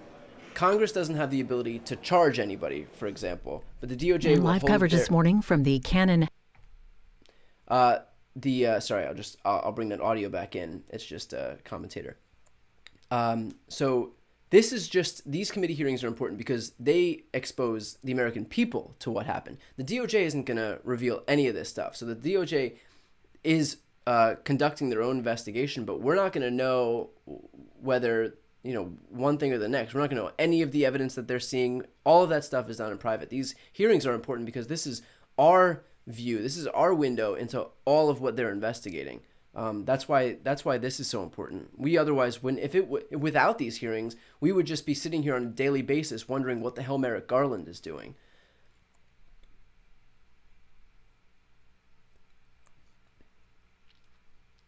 Thank you to people, by the way, for joining. Thank you for donations. I appreciate it. And people who are joining the channel. Are those pardons recognized even after a president leaves office? So Trump could have given himself what's called a pocket pardon, or he doesn't have to reveal what pardons were given. Whether they're recognized will be up to a court. So if Trump is indicted and says, or if he's even charged and he says, you can't, doesn't matter, I've given myself a pardon, that's going to be up to the court to determine whether they can enforce that. Unlikely that they'll be able to. I mean, you can't conspire to defraud the United States of America and give yourself a pardon while doing it, while violating the Constitution. I wouldn't bank any money on Trump's pardon holding up if he got one, which I would expect that he did.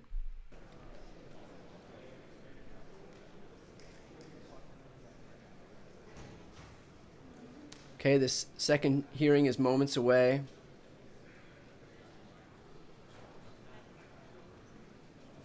Thank you, Crystal, people who are joining the channel. Daniel for the donation. Darren, thank you so much. Corky, really appreciate it. Thank you.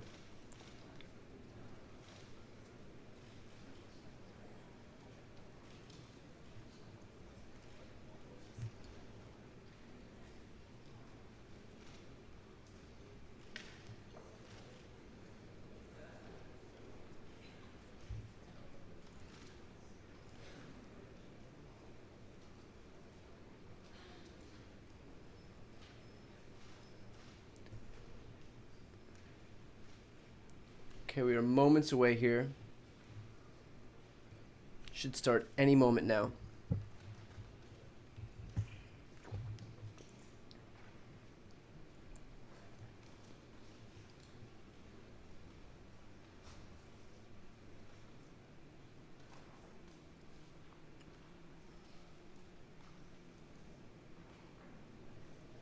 Make this hearing a little bit bigger here.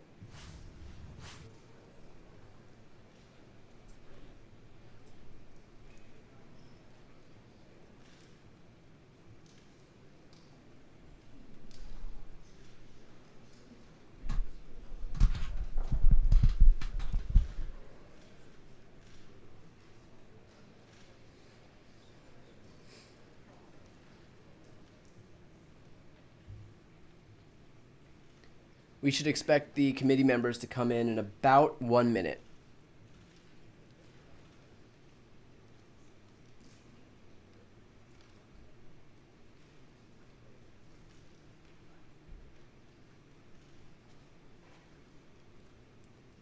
Yes, a lot of approval for the nice transition swipes. Appreciate that.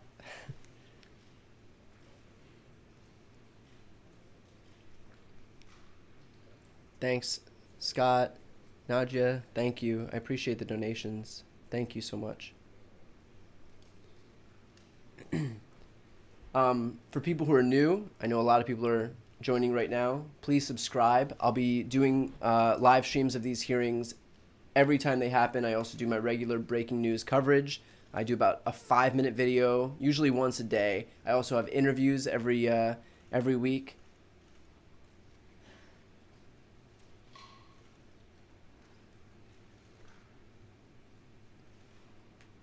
I'll be releasing two interviews this week. One is Fred Gutenberg, who's the parent of a Parkland shooting victim, and the other is with Dan Pfeiffer, who's the co-host of Pod Save America and was Obama's communications director. Really good interviews, both of them.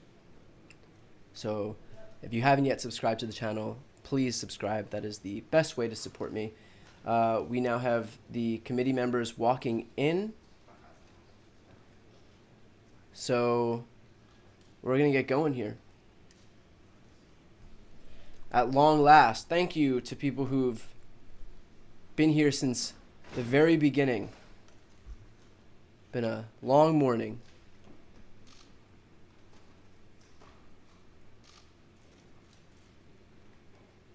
But we made it.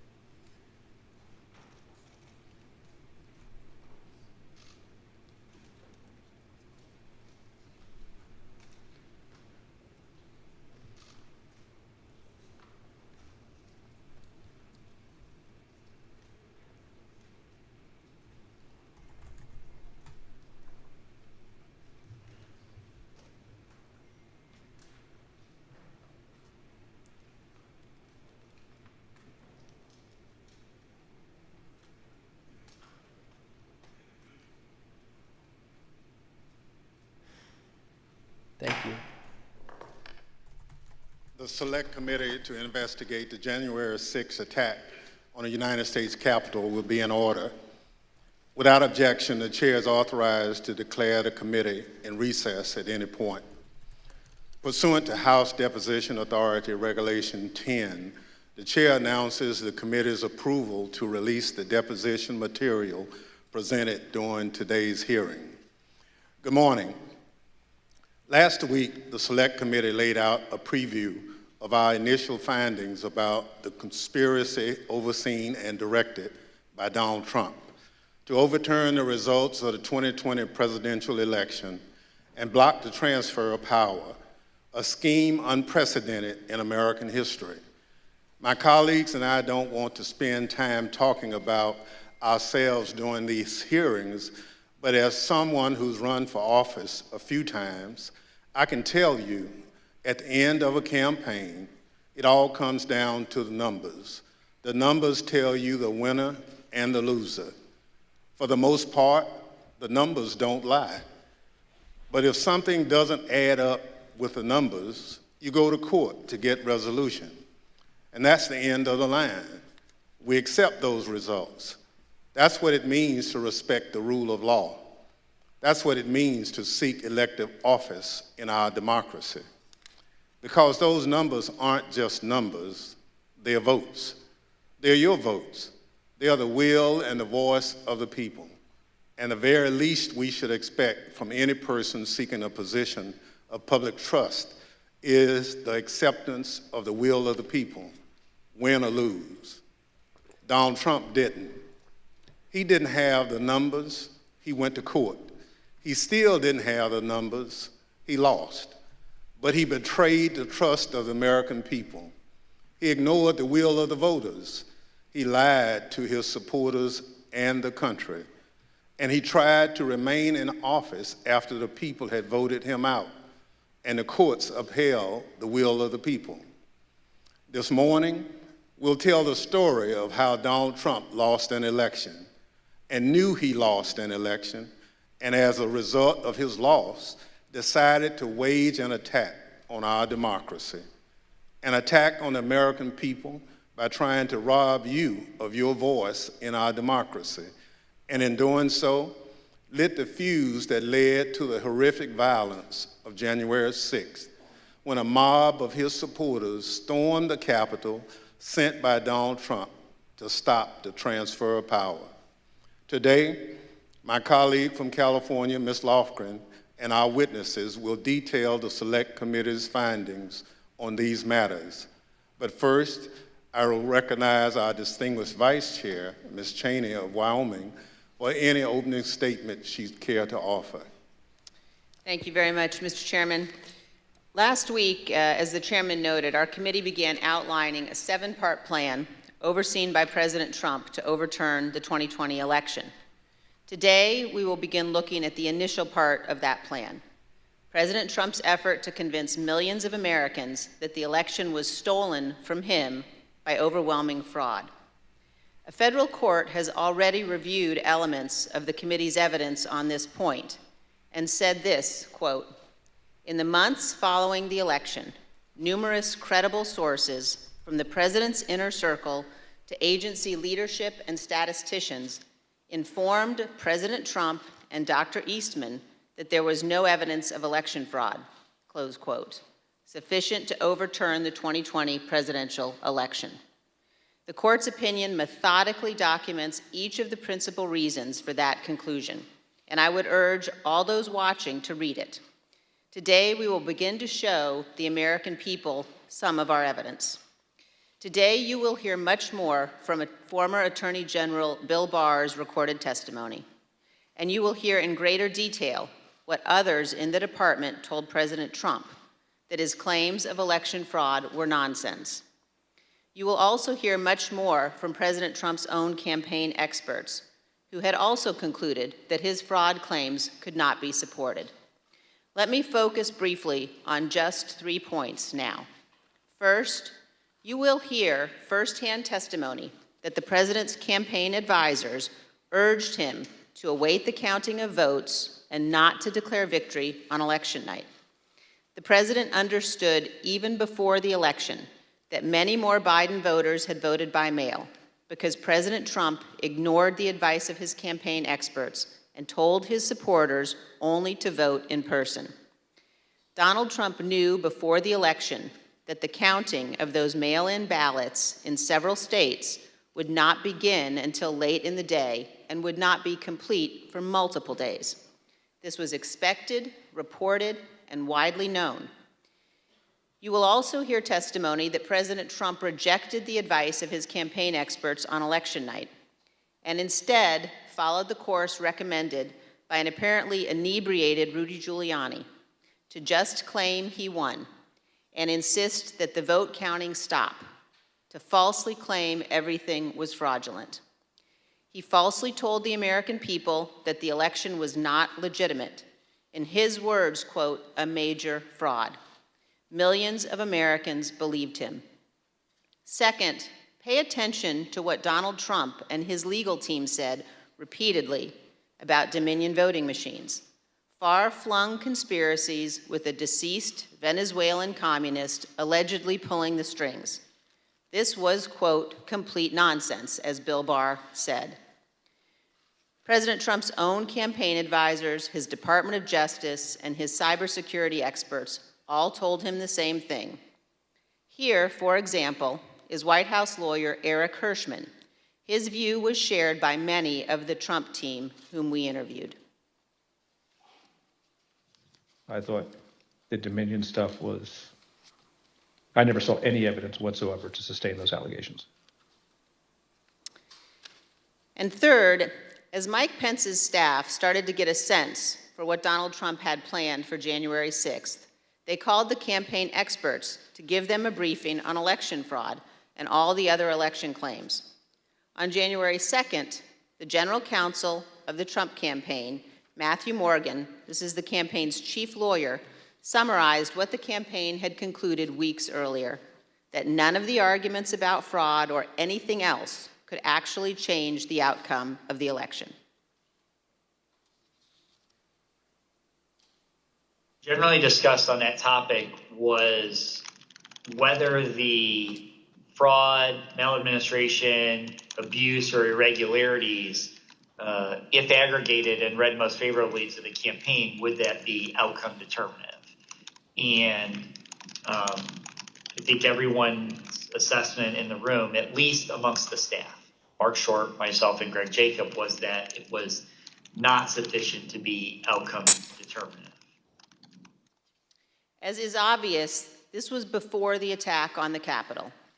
The Trump campaign legal team knew there was no legitimate argument, fraud, irregularities, or anything to overturn the election. And yet President Trump went ahead with his plans for January 6th anyway. Mr. Chairman, hundreds of our countrymen have faced criminal charges. Many are serving criminal sentences because they believed what Donald Trump said about the election, and they acted on it. They came to Washington, D.C. at his request. They marched on the Capitol at his request. And hundreds of them besieged and invaded the building at the heart of our constitutional republic. As one conservative editorial board put it recently, quote, "Mr. Trump betrayed his supporters by conning them on January 6th, and he is still doing it." Another conservative editorial board that has long supported President Trump said last week, Donald Trump, quote, "won't stop insisting that 2020 was stolen, even though he has offered no proof that that is true." And this, Donald Trump now, quote, "clings to more fantastical theories, such as Dinesh D'Souza's debunked 2,000 mules, even as recounts in Arizona, Georgia, and Wisconsin confirm Trump lost. Those are the correct conclusions to draw from the evidence gathered by this committee. We have much more evidence to show the American people on this point than we can reasonably show in one hearing. But today, we will begin. Thank you, Mr. Chairman. I yield back. Without objection, the chair recognizes the gentlewoman from California, Ms. Lofgren, for an opening statement. Well, thank you, Mr. Chairman. In our opening hearing, we gave an overview of our investigation into the January 6th attack. The plot to overthrow the election was complex and had many parts, which we'll explore in remaining hearings. But today, we examine the false narrative that the 2020 election was, quote, stolen. Former President Trump's plan to overturn the election relied on a sustained effort to deceive millions of Americans with knowingly false claims of election fraud. All elements of the plot relied on convincing his supporters about these false claims. Today, we'll demonstrate the 2020 election was not stolen. The American people elected President Joe Biden. We'll present evidence that Mr. Trump's claims of election fraud were false, that he and his closest advisors knew those claims were false, but they continued to peddle them anyway, right up until the moments before a mob of Trump supporters attacked the Capitol. We'll also show that the Trump campaign used these false claims of election fraud to raise hundreds of millions of dollars from supporters who were told their donations were for the legal fight in the courts. But the Trump campaign didn't use the money for that. The big lie was also a big ripoff. The former president laid the groundwork for these false claims well in advance of the election. As early as April 2020, Mr. Trump claimed that the only way he could lose an election would be as a result of fraud. You know the things with bundling and all of the things that are happening with votes by mail, where thousands of votes are gathered, and I'm not going to say which party does it, but thousands of votes are gathered and they come in and they're dumped in a location, and then all of a sudden you lose elections that you think you're going to win. The only way we're going to lose this election is if the election is rigged. Remember that. It's the only way we're going to lose this election. This is going to be a fraud like you've never seen. Did you see what's going on? Take a look at West Virginia, mailmen selling the ballots. They're being sold. They're being dumped in rivers. This is a horrible thing for our country. This is not going to end well. Mr. Trump decided even before the election that regardless of the facts and the truth, if he lost the election, he would claim it was rigged. Mr. Trump was right about one thing. It did not end well. On election night, Mr. Trump claimed even before the votes were counted that his loss was a result of fraud. Now, Thursday, we had testimony from Attorney General Barr about the Department of Justice investigation of Mr. Trump's fraud claims. Barr told Trump directly that his claims were BS. Yet, after hearing the truth and that warning from the AG, Mr. Trump continued to peddle the false claims of fraud. You'll hear detailed testimony from Attorney General Barr describing the various election fraud claims the Department of Justice investigated. He'll tell you how he told Mr. Trump repeatedly that there was no merit to those claims. Mr. Barr will tell us that Mr. Trump's election night claims of fraud were made without regard to the truth and before it was even possible to look for evidence of fraud. Attorney General Barr wasn't alone. You'll see and hear today other Department of Justice officials and senior advisors to Mr. Trump that they told him the claims he was making were not supported by evidence. The election fraud claims were false. Mr. Trump's closest advisors knew it. Mr. Trump knew it. That didn't stop him from pushing the false claims and urging his supporters to, quote, fight like hell, to, quote, take back their country. After he lost the election, various legal challenges were made. You'll hear testimony today from a renowned Republican election litigation lawyer who will explain the normal process by which candidates challenge an election.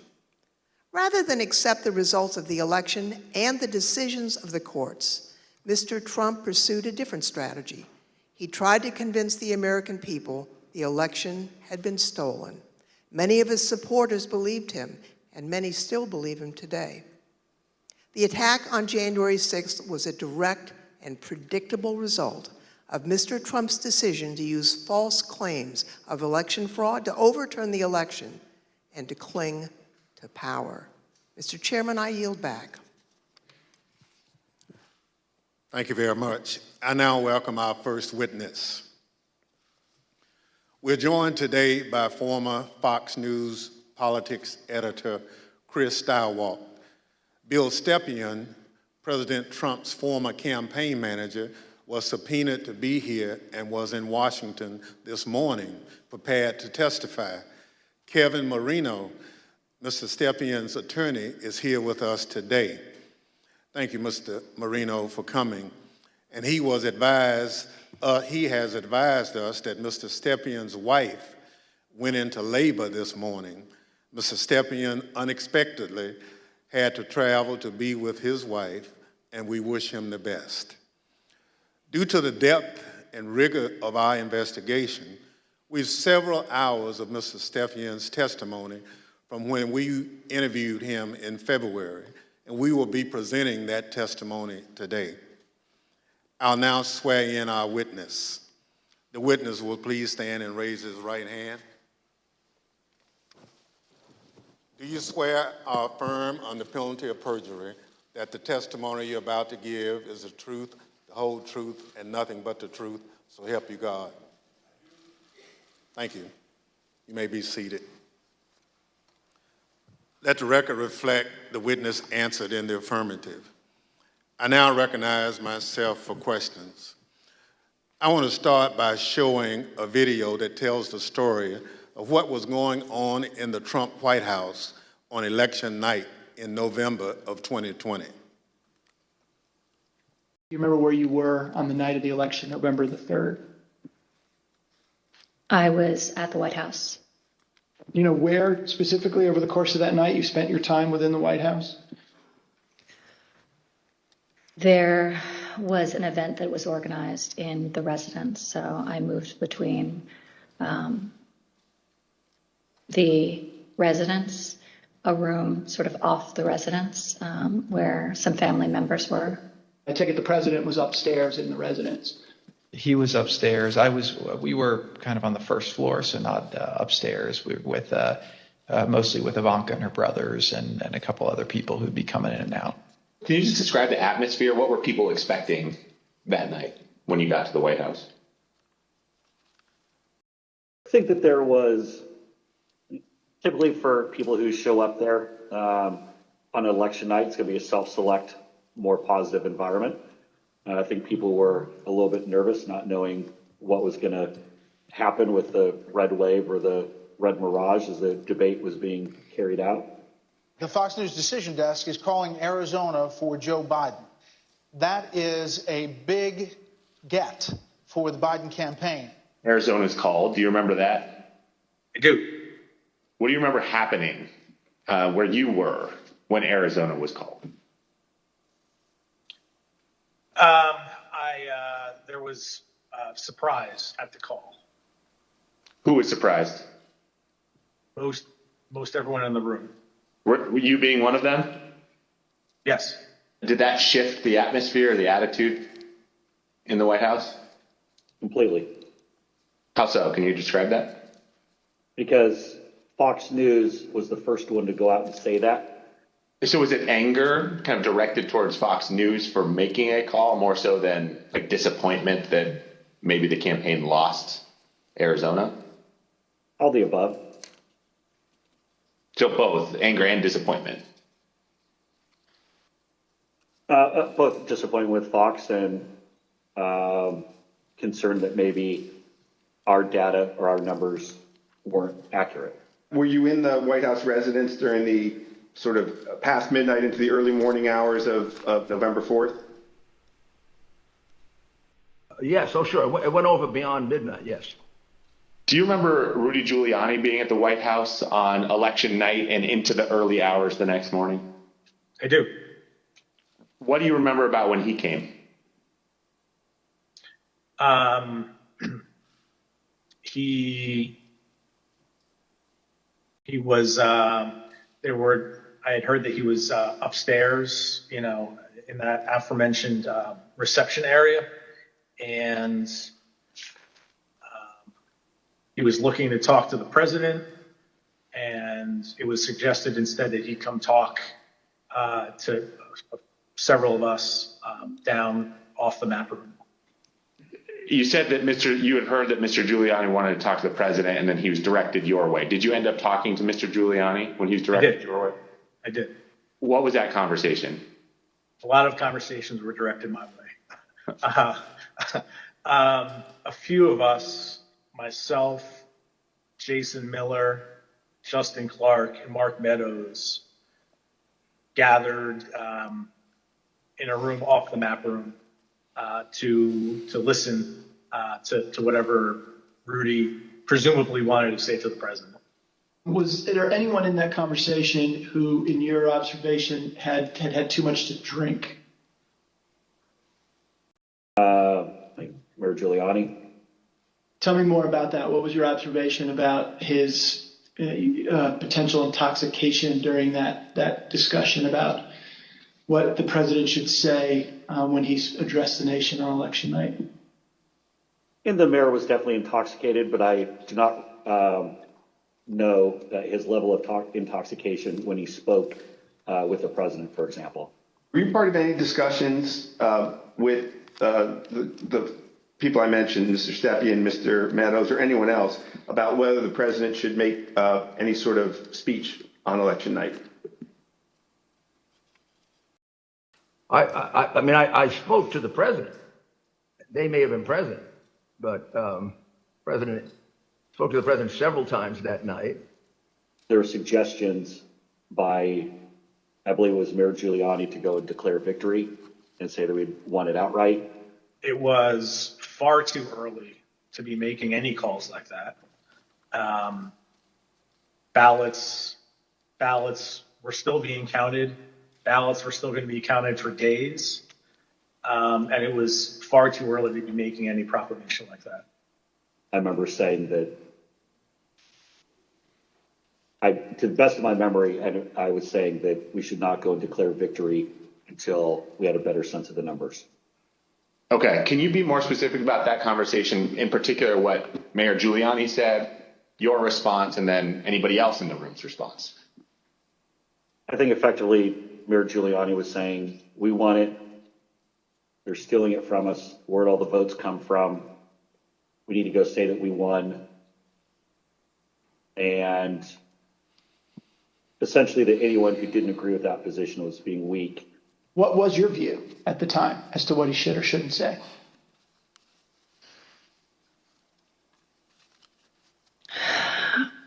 I don't know that I had a firm view as to what he should say in that circumstance. The results were still being counted. It was becoming clear that the race would not be called on election night. My belief, my recommendation was to say that votes were still being counted.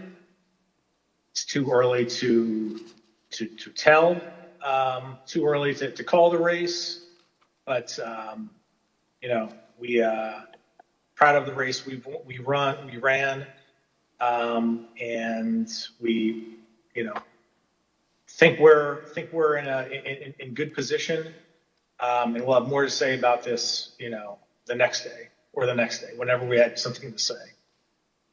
And did anybody who was a part of that conversation disagree with your message? Yes. Who was that? The president disagreed with that. I don't recall the particular words. He thought I was wrong. He told me so, and that they were gonna go he was gonna go in a different direction. This is a fraud on the American public. This is an embarrassment to our country. We were getting ready to win this election. Frankly, we did win this election.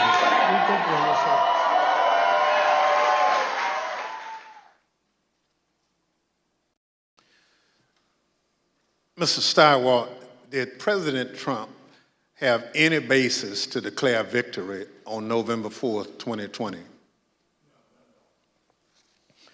Thank you.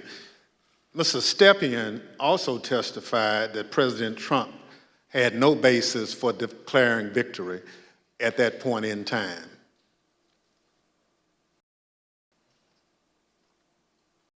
My belief, my recommendation was to say that votes were still being counted. It's too early to tell, too early to call the race, but we proud of the race we ran, and we think we're in good position, and we'll have more to say about this the next day or the next day, whenever we had something to say. Thank you. Mr. Stirewalt, after the votes were counted, who won the presidential election of 2020? Joseph Robinette Biden Jr. of the great state of Delaware. Thank you. That's the bottom line. We've had an election. Mr. Trump lost, but he refused to accept the results of the democratic process. Pursuant to Section 5C8 of House Resolution 503, I now recognize the gentlewoman from California, Ms. Lofgren, for questions. Well, thank you, Mr. Chairman. Mr. Stirewalt, I'd like you to explain a term that was thrown around a lot during the election, and that's the so-called red mirage. What does that mean? So in the 40 or 50 years, let's say, that Americans have increasingly chosen to vote by mail or early or absentee, Democrats prefer that method of voting more than Republicans do. So basically, in every election, Republicans win Election Day and Democrats win the early vote. And then you wait and start counting, and it depends on which ones you count first, but usually it's Election Day votes that get counted first. And you see the Republicans shoot ahead, and then the process of bailing and binding and unbinding all those mail-in votes. In some states like Pennsylvania refuse to count the votes first, so you have to wait for all of that to come in. So in every election, certainly a national election, you expect to see the Republican with a lead, but it's not really a lead.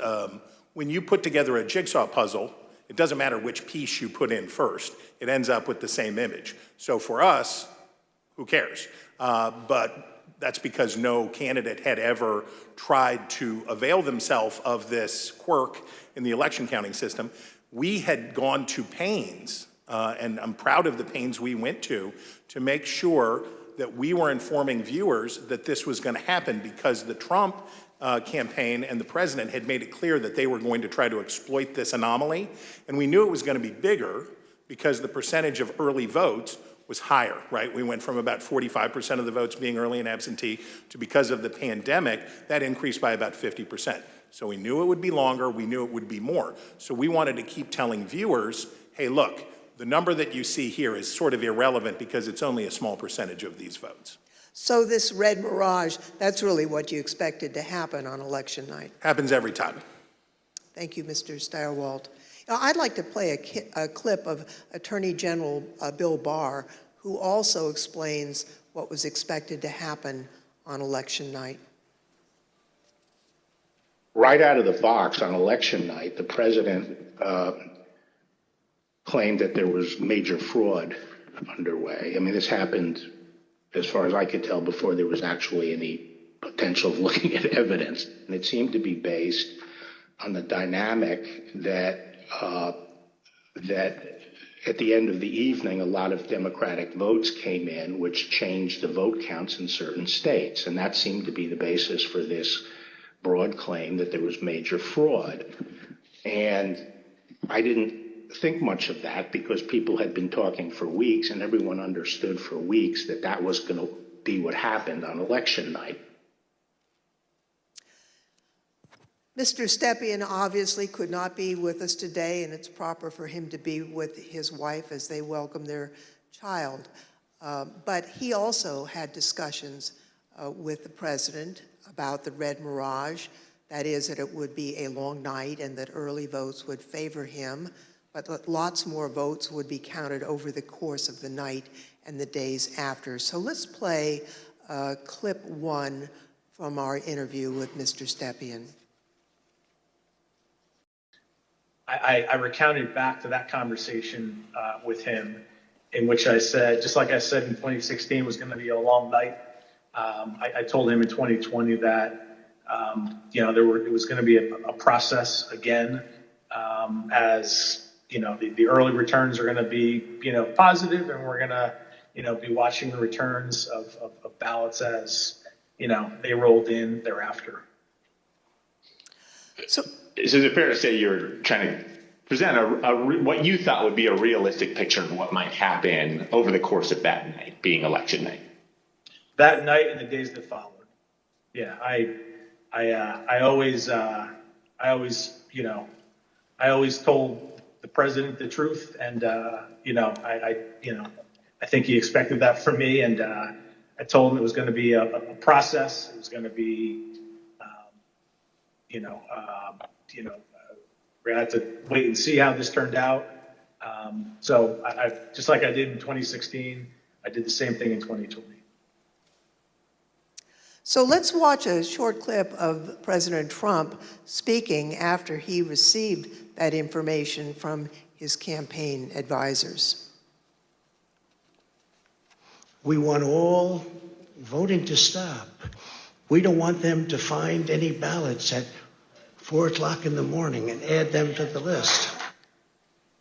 So when former President Trump said that, it contradicted what his advisors had warned would happen. We all know that mail-in ballots played an important role in the 2020 election. However, President Trump continuously discouraged mail-in voting. Mr. Stepien was so concerned about the president's position on mail-in voting that in the summer of 2020, he met with President Trump along with House Minority Leader Kevin McCarthy. Let's play clip 4.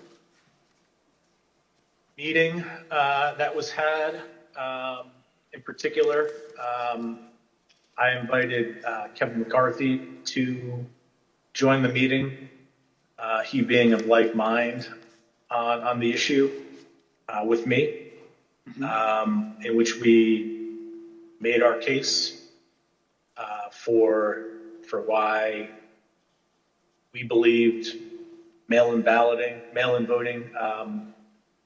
not to be a bad thing for his campaign. The president's mind was made up, and he understands, how many times to, go to the well on a particular topic. Yeah, I understand. Tell me a little bit more about the argument that you and Mr. McCarthy made to the president in that meeting as to why it wasn't a bad thing that mail-in voting was available. Largely two pillars to that argument, both of which I've previously mentioned. One, leaving a good deal to chance, pushing or urging your voters to vote only on election day leaves a lot to chance. That's A. And B, also previously mentioned, the fact that the Trump campaign, the Republican National Committee, the Republican Party had an advantage of grassroots workers and volunteers on the ground that would allow, an advantage to enhance return rates of ballots that were mailed. Those were the two pillars of the argument. I see. And what, if anything, do you recall Representative McCarthy saying during that meeting? We were echoing the same argument. I mean, his words echoed mine, and vice versa on those two topics. Mr. Stirewalt, you were at the decision desk at Fox News on election night, and you called Arizona early for President Biden, which was controversial. How did you make that call, and where did you think the race stood in the early hours of the next day? Well, it was really controversial to our competitors who we beat so badly by making the correct call first.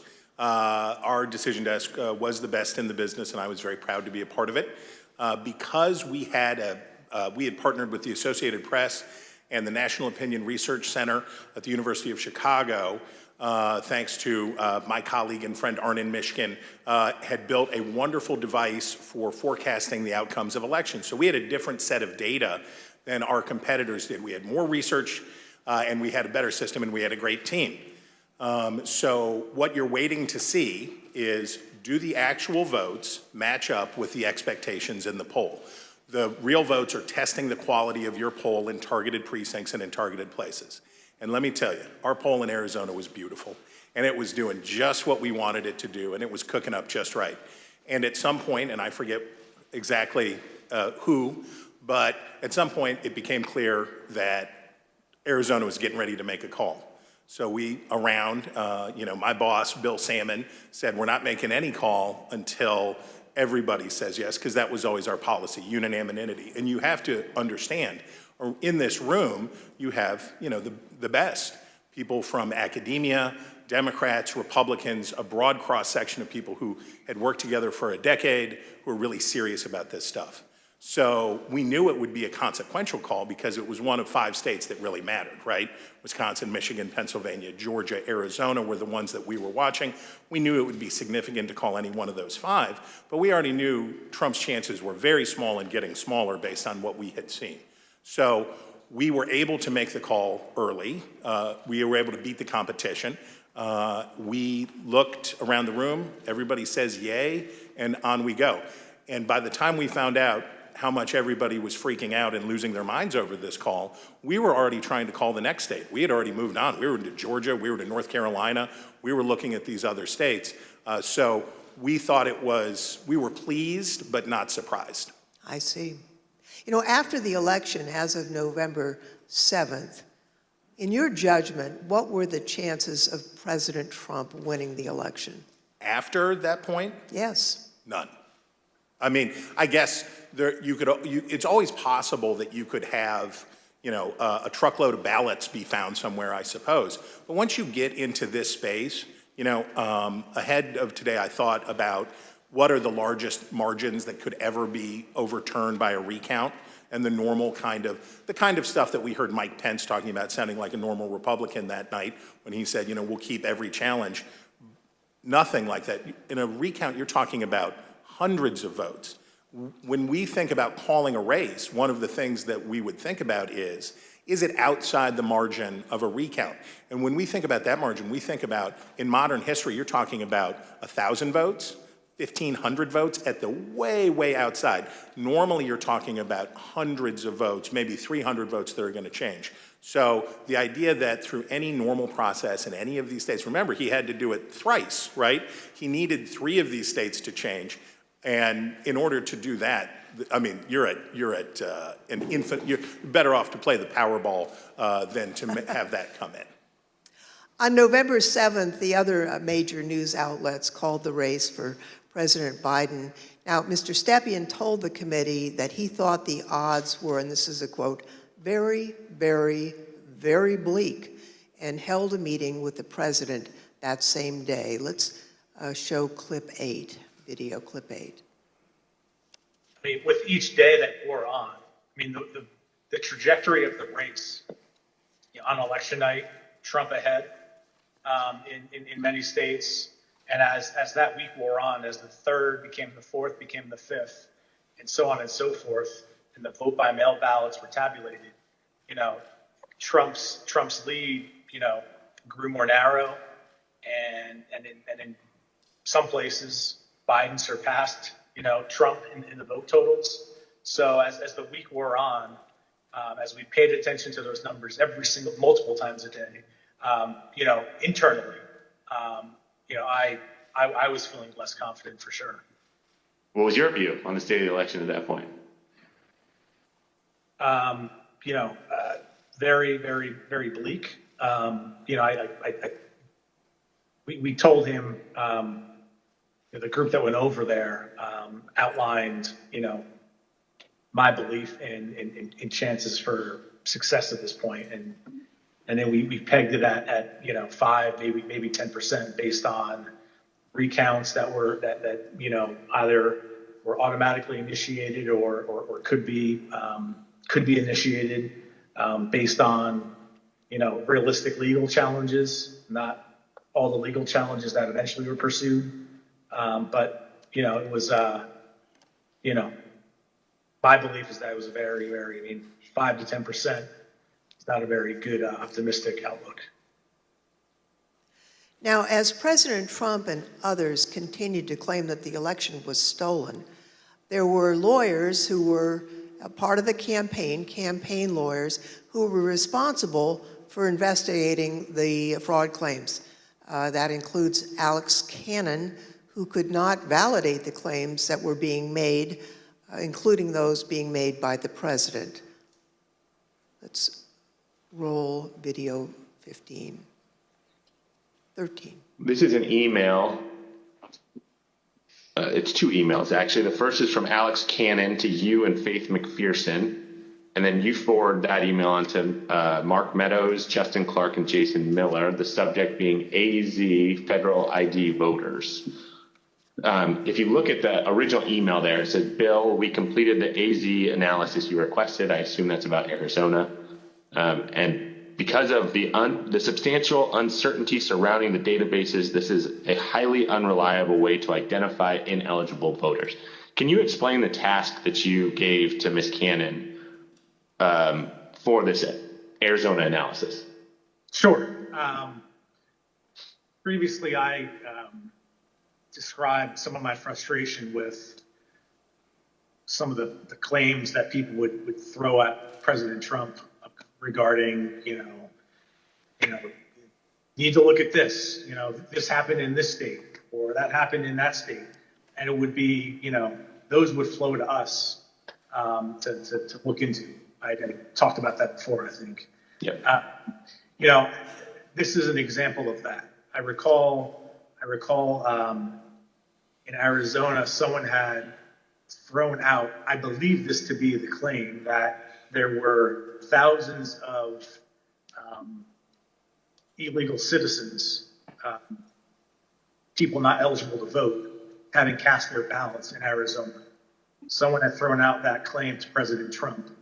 And with, the margins being as close as they were, as I previously described, that could potentially matter. So this wild claim is thrown out, which, on its face didn't seem, realistic or possible to me. I asked Alex to look at the claim, and I haven't read this full email, but I recall the response to that. The reality of that was not illegal citizens voting in the election. I think it was like overseas voters voting in the election. So obviously, people who were eligible to vote. When these findings were passed up the chain to President Trump, he became frustrated and he replaced the campaign's legal team. Let's play clip 14. I think the president, it was during the second week where things like you displayed were occurring, where he was, growing increasingly unhappy with, his team, me, less so because I was less involved at this point, but still me, growing increasingly unhappy with Justin Clark. And that kind of, paved the way for, Justin to be moved out and Mayor Giuliani to be moved in as the person in charge of, the legal side of the campaign and for all intents and purposes, the campaign at that point.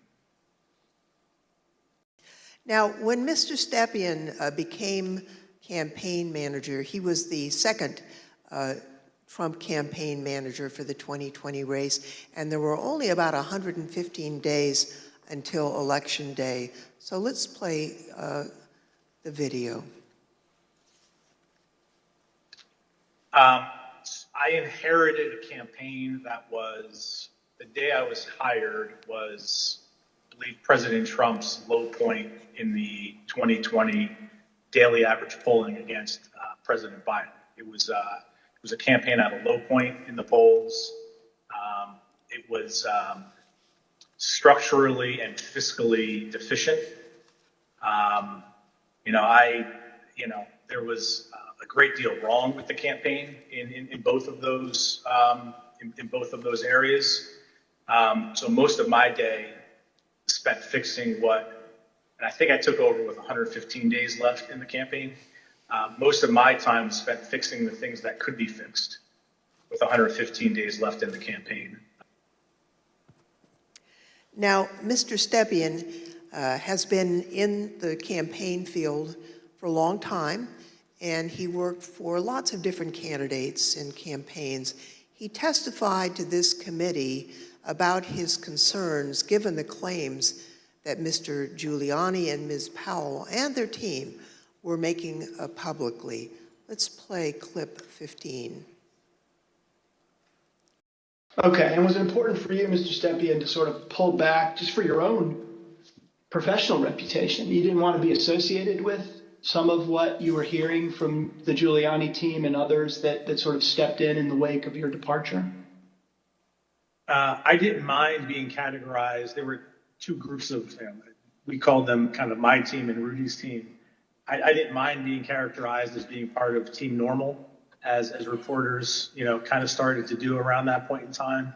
I said, hours ago, early on that, I've been doing this for a long time, 25 years, and I've spanned, political ideologies from Trump to McCain to Bush to Christie, and I can work under a lot of circumstances for a lot of varied, candidates and politicians, but a situation where, and I think along the way I've built up a pretty good, I hope, a good reputation for being honest and professional, and I didn't think what was happening was necessarily honest or professional at that point in time. So that led to me stepping away.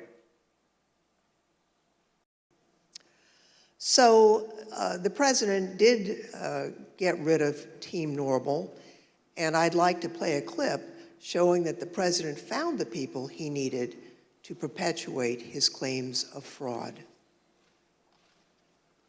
They saw a big truck bringing in 100,000 ballots in garbage cans, in waste paper baskets, in cardboard boxes, and in shopping baskets.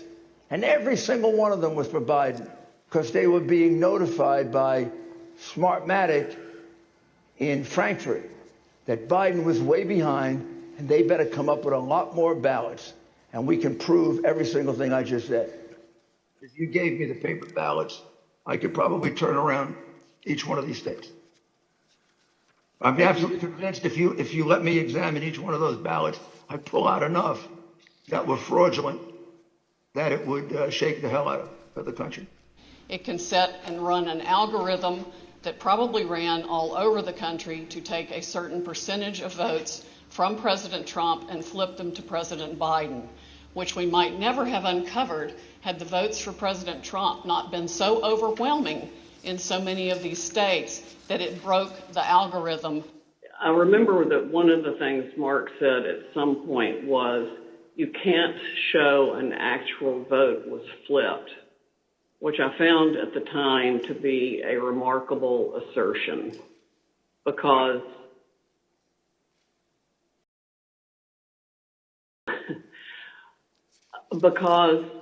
you don't have to have the gun to see the body lying on the floor bleeding out with 5 bullet holes in it was killed by a gun. What they were proposing, I thought was nuts. And the theory was also completely nuts, right? I mean, it was a combination of Italians, Germans. I mean, different things have been floating around as to who was involved. I remember Hugo Chavez and the Venezuelan. She has an affidavit from somebody who says they wrote a software in, it's something with the Philippines, and just all over the radar. Did you ever share, Mr. Kushner, your view of Mr. Giuliani? Did you ever share your perspective about him with the president?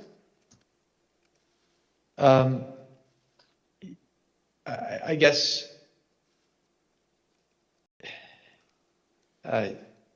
yes. Tell me what you said.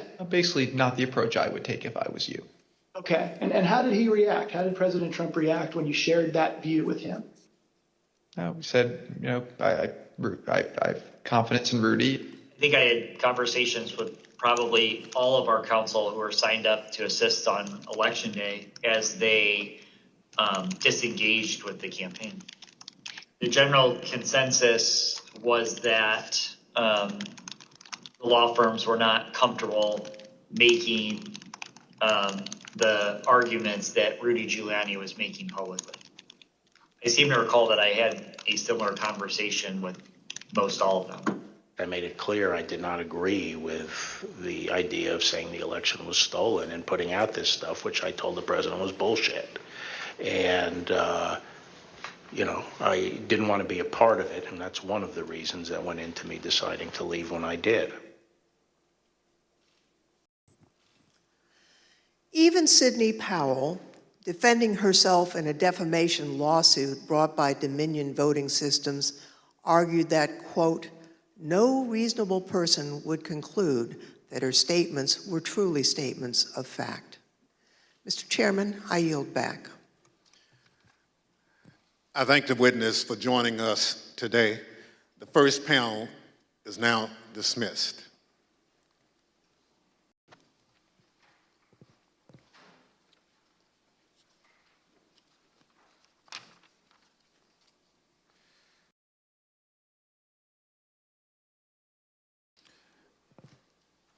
Without objection, the chair recognizes the gentlewoman from California, Ms. Lofgren.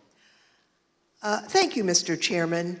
Last week, we presented the testimony of former Attorney General Bill Barr, who testified before this committee. Today, we present additional evidence, including his testimony that former President Trump started making claims of election fraud immediately after the election, and that Barr concluded the claims were untrue. Now, due to the length of Attorney General Barr's testimony, we're only going to include relevant portions at the hearing today. So let's play the video. The department, in fact, when we received specific and credible allegations of fraud, made an effort to look into these to satisfy ourselves that they were without merit. And I was in the posture of trying to figure out, there was an avalanche of all these allegations of fraud that built up over a number of days, and it was like playing whack-a-mole because something would come out one day and then the next day it would be another issue. Also, I was influenced by the fact that all the early claims that I understood were completely bogus and silly and usually based on complete misinformation. And so I didn't consider the quality of claims right out of the box to give me any, feeling that there was really substance here. For the first time since the election, the Attorney General spoke personally with the President on November 23rd, and this was at the White House. Let's play the video, please. So on November 23rd, I hadn't spoken to the President since the election, and in fact, as I said, since the middle of October, roughly. And it was a little getting awkward because obviously he had lost the election and I hadn't said anything to him. And so Cipollone said, I think it's time you come over here. And so I came over to meet with the President in the Oval Office, and Meadows and Cipollone were there. And the President, and this is leading up to this conversation with Kushner, the President said there had been major fraud and that as soon as the facts were out, the results of the election would be reversed. And he went on this for quite a while, as he's prone to do. And then he got to something that I was expecting, which is to say that apparently the Department of Justice doesn't think that it has a role of looking into these fraud claims. And I said, that has to be the campaign that raises that with the state. The department doesn't take sides in elections, and the department is not an extension of your legal team. And our role is to investigate fraud, and we'll look at something if it's specific, credible, and could have affected the outcome of the election. And we're doing that, and it's just not. They're just not meritorious. They're not panning out. And as I walked out of the Oval Office, Jared was there with Dan Scavino, who ran the President's social media, and who I thought was a reasonable guy and believe is a reasonable guy. And I said, how long is he going to carry on with this stolen election stuff? Where's this going to go? And by that time, Meadows had caught up with me and leaving the office, and caught up with me and said that he said, look, I think that he's becoming more realistic and knows that there's a limit to how far he can take this. And then Jared said, yeah, we're working on this. We're working on it. Even after his Attorney General told him his claims of election fraud were false, President Trump continued to promote these claims. I felt that things continued to deteriorate between the 23rd and the weekend of the 29th. And then on November 29th, he appeared on Maria Bartiromo's show, Sunday Futures, I believe it was. And he said that the department was missing in action. Well, no, we had glitches where they moved thousands of votes from my account to Biden's account. And these are glitches. So they're not glitches, they're theft. They're fraud, absolute fraud. this election was over. And then they did dumps. They call them dumps, big, massive dumps in Michigan and Pennsylvania and all over. How the FBI and Department of Justice, I don't know, maybe they're involved, but how people are allowed to get away from this stuff with this stuff is unbelievable. Now, spurred by what he saw, Barr told the Associated Press on December 1st that there was no evidence of election fraud. And immediately after Attorney General Barr's statement went public, Mr. Trump berated and he nearly fired Barr. But Barr persisted in telling the president that there was no evidence to support the fraud claims. This got under my skin, but I also felt it was time for me to say something. So I set up a lunch with the AP reporter, Mike Balsamo, and I told him at lunch, I made this statement that to date we have not seen fraud on a scale that could have affected a different outcome in the election. I had a later meeting scheduled at the White House at 3 o'clock with Meadows. This was previously scheduled, so I knew this was going to come up, and I went over there and I told my secretary that I thought I would probably be fired and told not to go home. I mean, not to go back to my office. So I said, you might have to pack up for me.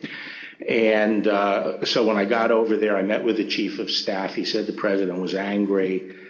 He didn't really get into the issue of the fraud. And then I went up to Pat Cipollone's office and we were talking with each other. And word came down that he wanted us both to go to the Oval. And the president was as mad as I've ever seen him, and he was trying to control himself. And the president said, well, this is killing me. You didn't have to say this. You must have said this because you hate Trump. You hate Trump. And then he raised the big vote dump, as he called it, in Detroit.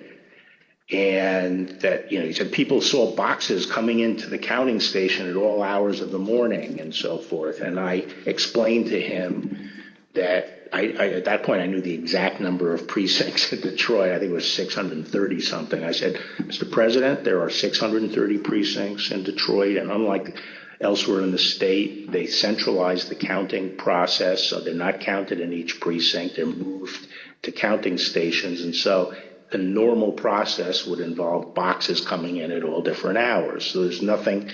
And I said, did anyone point out to you, did all the people complaining about it point out to you, you actually did better in Detroit than you did last time? I mean, there's no indication of fraud in Detroit. And I told him that the stuff that his people were shoveling out to the public was bullshit. I mean, that the claims of fraud were bullshit. And, he was indignant about that. And I reiterated that they'd wasted a whole month on these claims on the Dominion voting machines, and they were idiotic claims. And I specifically raised the Dominion voting machines, which I found to be among the most disturbing allegations. Disturbing in the sense that I saw absolutely zero basis for the allegations, but they were made in such a sensational way that they obviously were influencing a lot of people, members of the public, that there was this systemic corruption in the system and that their votes didn't count and that these machines controlled by somebody else were actually determining it, which was complete nonsense. And it was being laid out there. And I told them that it was crazy stuff and they were wasting their time on that. And it was doing a grave disservice to the country. Okay, so the very next day, the president released a video rehashing some of the very same claims that his chief law enforcement officer had told him were, quote, nonsense. Here's an example. This is Michigan. At 6:31 in the morning, a vote dump of 149,772 votes came in unexpectedly. We were winning by a lot. That batch was received in horror We have a company that's very suspect. Its name is Dominion. With the turn of a dial or the change of a chip, you can press a button for Trump and the vote goes to Biden. What kind of a system is this? Barr again told the president that there was nothing to these claims on December 14th.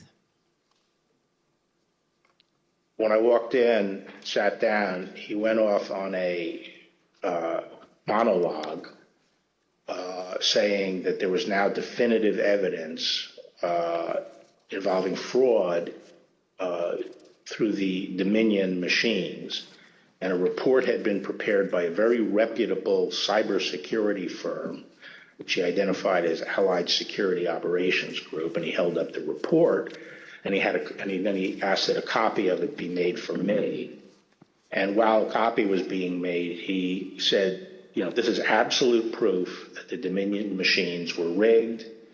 The report means that I'm going to have a second term. And then he gave me a copy of the report. And as he talked more and more about it, I sat there flipping through the report and looking through it. And to be frank, it looked very amateurish to me. Didn't have the credentials of the people involved, but I didn't see any real qualifications. And the statements were made very conclusory, like, these machines were designed to, engage in fraud or something to that effect, but I didn't see any supporting information for it. And I was somewhat demoralized because I thought, boy, if he really believes this stuff, he has, lost contact with he's become detached from reality if he really believes this stuff. On the other hand, when I went into this and would, tell him how crazy some of these allegations were, there was never an indication of interest in what the actual facts were. In my opinion then, and my opinion now, is that the election was not stolen by fraud. And I haven't seen anything since the election that changes my mind on that, including the 2000 Mules movie. Well, maybe you can assess that 2,000 Mules since people are talking about that. Well, I mean, just in a nutshell, I just think the GBI was unimpressed with it. And I was similarly unimpressed with it because I think I was holding my fire on that to see what the photographic evidence was, because I thought, well, hell, if they have a lot of photographs of the same person dumping a lot of ballots in different boxes, that's hard to explain. So I wanted to see what the photographic evidence was. But the cell phone data is singularly unimpressive. I mean, it basically, if you take 2 million cell phones and figure out where they are physically in a big city like Atlanta or wherever, just by definition, you're going to find many hundreds of them have passed by and spent time in the vicinity of these boxes. And the premise that, if you go by a box, 5 boxes or whatever it was, that's a mule is just indefensible. It by definition, you're going to have hundreds of this. I mean, I saw one contractor said, we figured out that our truck alone would account for 6 cell phone signals. This was some kind of contractor, and our route would take us by these things on a regular basis. So but then when the movie came out, I think the photographic evidence in it was completely I mean, there was a little bit of it, but it was lacking. It didn't establish widespread illegal harvesting. The other thing is people don't understand is that it's not clear that even if you can show harvesting, that changes the results of the election. The courts are not going to throw out votes and then figure out what votes were harvested and throw them out. It's still the burden on the challenging party to show that illegal votes were cast. Votes were the result of undue influence or bribes, or there was really, the person was non-compos mentis. But absent that evidence, I just didn't see courts throwing out votes anyway. I felt that before the election, it was possible to talk sense to the president.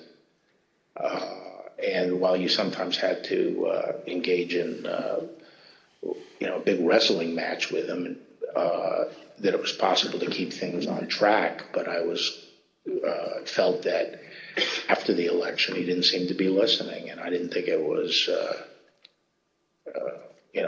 that I was inclined not to stay around if he wasn't listening to advice from me or his other cabinet secretaries. So on December 14th, Barr quit. Now, the Attorney General wasn't the only person who told the president that his claims were false. Other officials and close advisors told him the same thing. Rather than try to address a counterfactual or a hypothetical, let me just say there were instances where the president would say, people are telling me this, or I've heard this, or I saw on television, this impropriety in Atlanta or Pennsylvania or something. And we were in a position to say, our people have already looked at that, and we know that you're getting bad information, that's not correct. It's been demonstrated to be incorrect from our point of view, and been debunked. A month and a half or so after the election day, and at that meeting, various allegations of fraud were discussed, and Eric and Pat didn't, told the group, the president included, that none of those allegations had been substantiated to the point where they could be the basis for any litigation challenge to the election. President Trump's own vice president and his top advisors also knew that there wasn't evidence to support the claims that the president was making. Anyone else other than Mr. Meadows who asked you about the status outside of your legal group, Mr. Morgan and the others you mentioned? Anyone else who asked you the status of what you were finding in your assessment of it? Yes, sir. Who's that? Peter Navarro. When did you talk to Mr. Navarro? Mid-November. Around the same time as Mr. Meadows? Yes, sir. And tell me about that conversation. I recall him asking me questions about Dominion and maybe some other categories of allegations of voter fraud. And I remember telling him that I didn't believe the Dominion allegations because I thought the hand recount in Georgia would resolve any issues with the technology problem and with Dominion or Dominion flipping votes. And I mentioned at that time that the CISA, Chris Krebs, had recently released a report saying that the election was secure. And I believe Mr. Navarro accused me of being an agent of the deep state working with Chris Krebs against the president. And I never took another phone call from Mr. Navarro. Anyone else besides Mr. Meadows, Mr. Navarro, Mr. Hirschman that you had discussions with inquiring about what you were finding in your review of the allegations that were pouring in?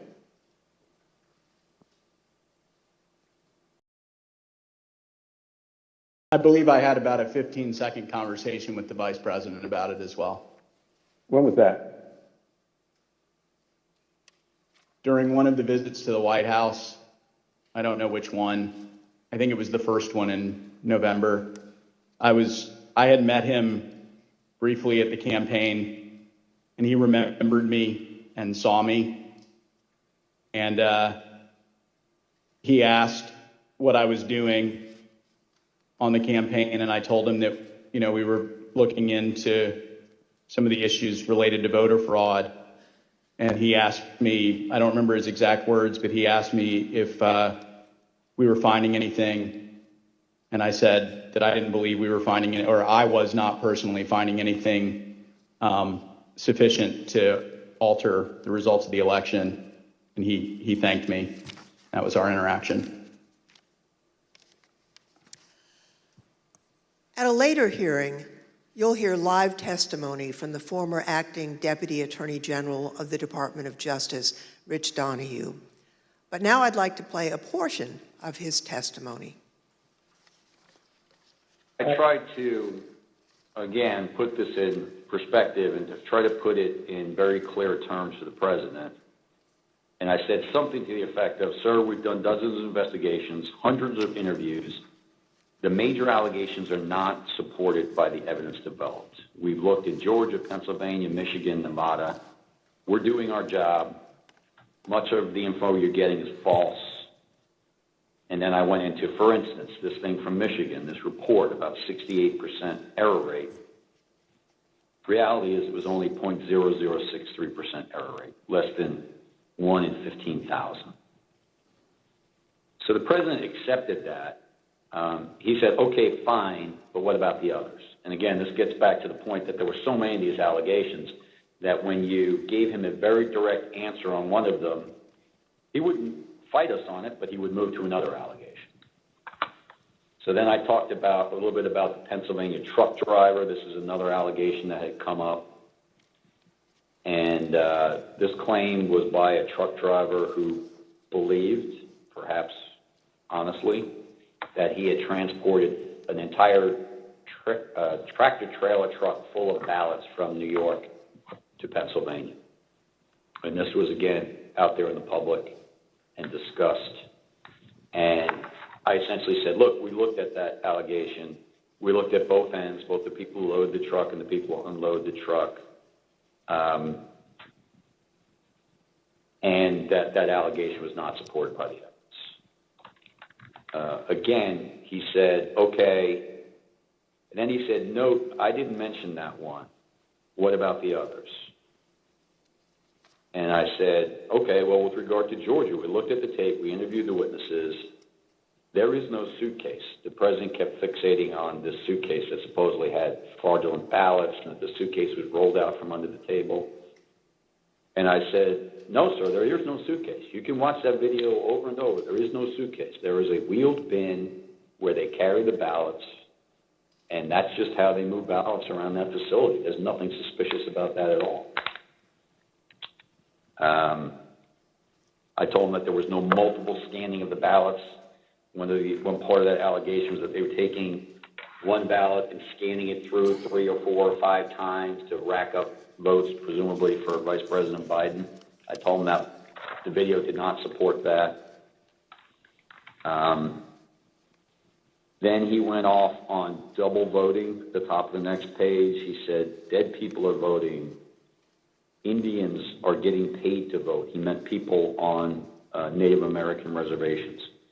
He said there's lots of fraud going on here. Told him flat out that much of the information he's getting is false and or just not supported by the evidence. We look at the allegations, but they don't pan out. Mr. Barr and his advisors were not the only ones who determined that the president's allegations regarding Dominion voting machines were false. So, Mr. Chairman, I ask unanimous consent to include in the record of this hearing reports issued by the Department of Homeland Security's Cybersecurity and Infrastructure Security Agency, otherwise known as CISA, that addressed and rejected the claims of manipulation of voting machines in the 2020 election. Without objection, so ordered. Thank you, Mr. Chairman. I also ask unanimous consent to include in the record a report prepared by the Michigan Senate Oversight Committee that disproved claims of election fraud in Michigan, as well as a statement by 59 of the country's leading election security scientists, noting the absence of any credible evidence that the 2020 election had been altered through technical compromise, and 5 other reports from organizations and individuals confirming There was no widespread fraud in the 2020 election or describing the spread of the former president's lies. Without objection, so ordered. Thank you, Mr. Chairman, and I yield back. Pursuant to the order of the committee for today, the chair declares the committee in recess for a period of approximately 10 minutes.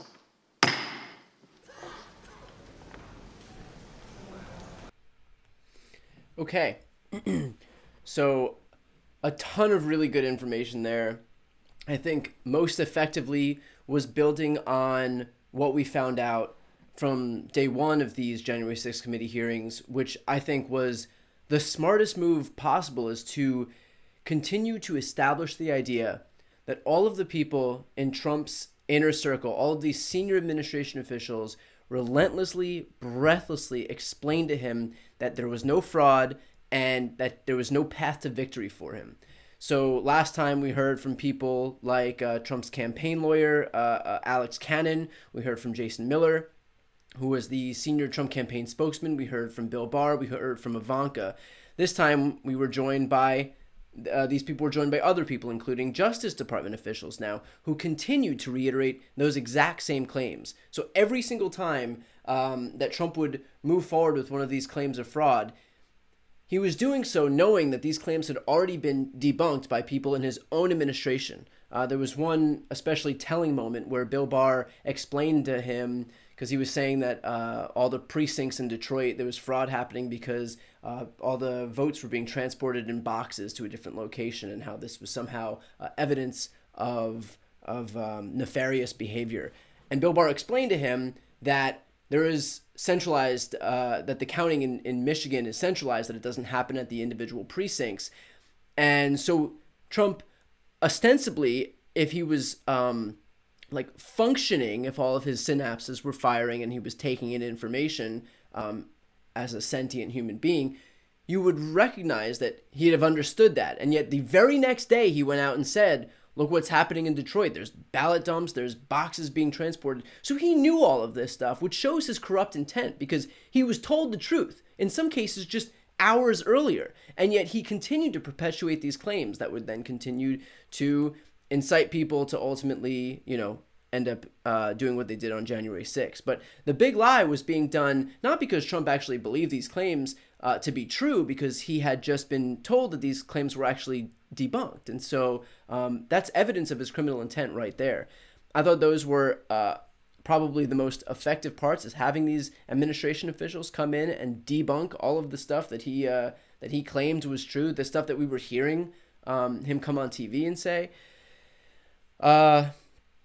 Some noteworthy quotes that I have is Bill Barr called early claims of election fraud bogus, silly, based on complete disinformation. Obviously, we've heard numerous times Bill Barr refer to these fraud claims as bullshit. Still, that didn't stop Trump from moving forward with these claims. Jared Kushner, on his efforts to undermine Trump's efforts to undermine the election results, Jared Kushner said, not the approach I would take. That's what he allowed himself to say. I think he's just trying to maintain his seat, some good seating at the Thanksgiving table. But what do you say? I mean, this is Jared Kushner trying to hedge as well as he can. Ivanka did the same thing. I mean, they asked her under oath what she thought about Bill Barr's claims that the election fraud claims were bullshit, and she said, I appreciate that what he was saying was true, and I accepted it.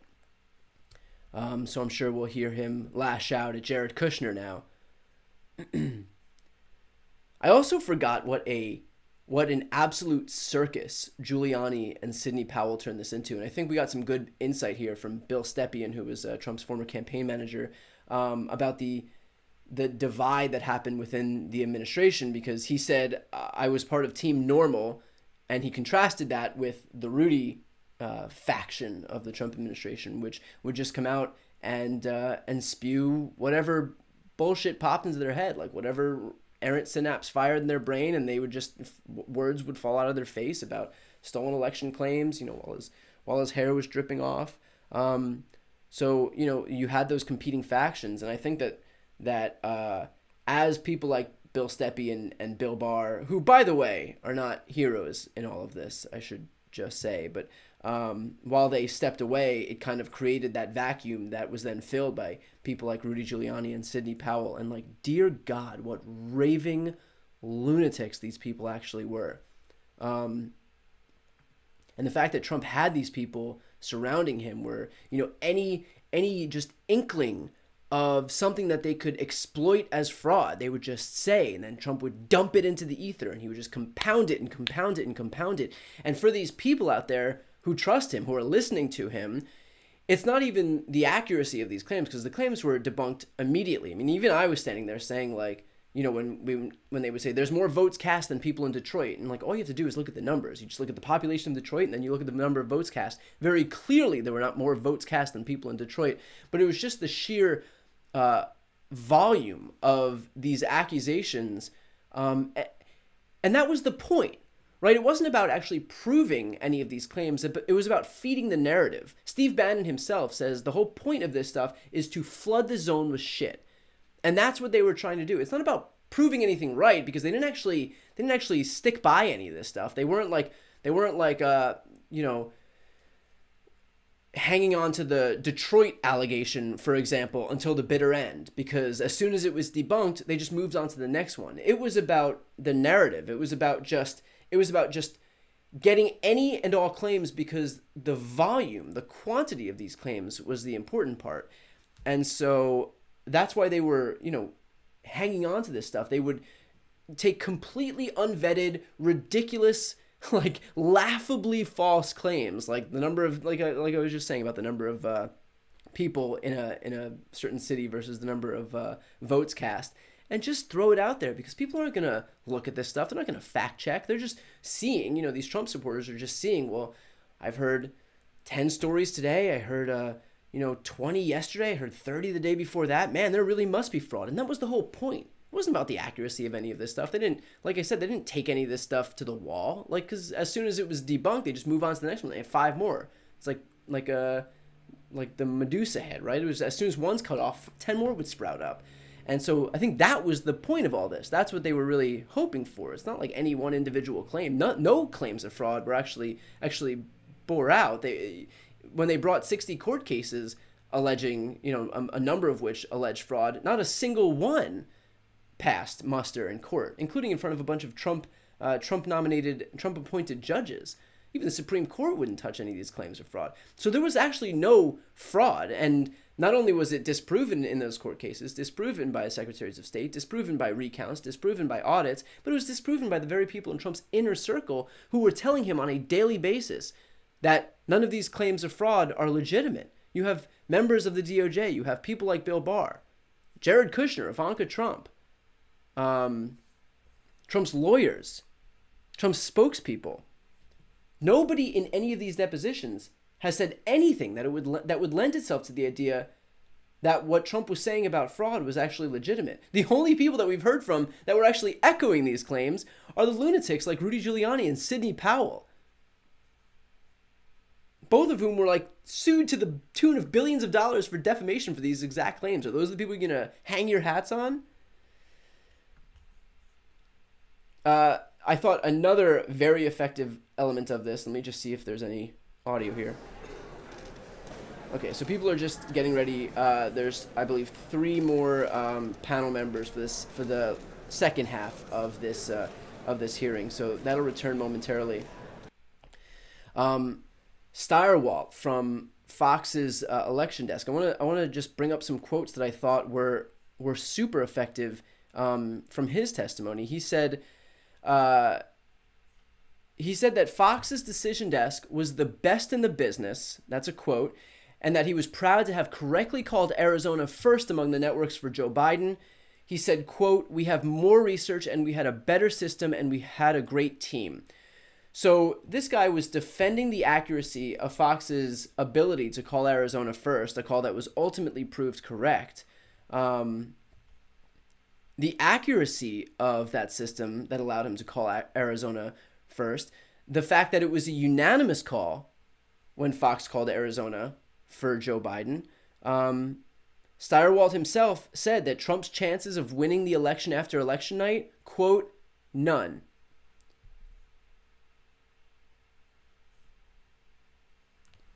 He also, then we had Bill Stepien, who was Trump's former campaign manager, in his taped deposition, because again, he couldn't be here. In his taped deposition, said, quote, votes were still being counted, that it was too early to call the race. The president disagreed with that. He thought I was wrong. He told me so. He also testified that it was far too early to be making any calls like that, referring to an election night victory. And of course, we know that Trump did declare victory on election night regardless.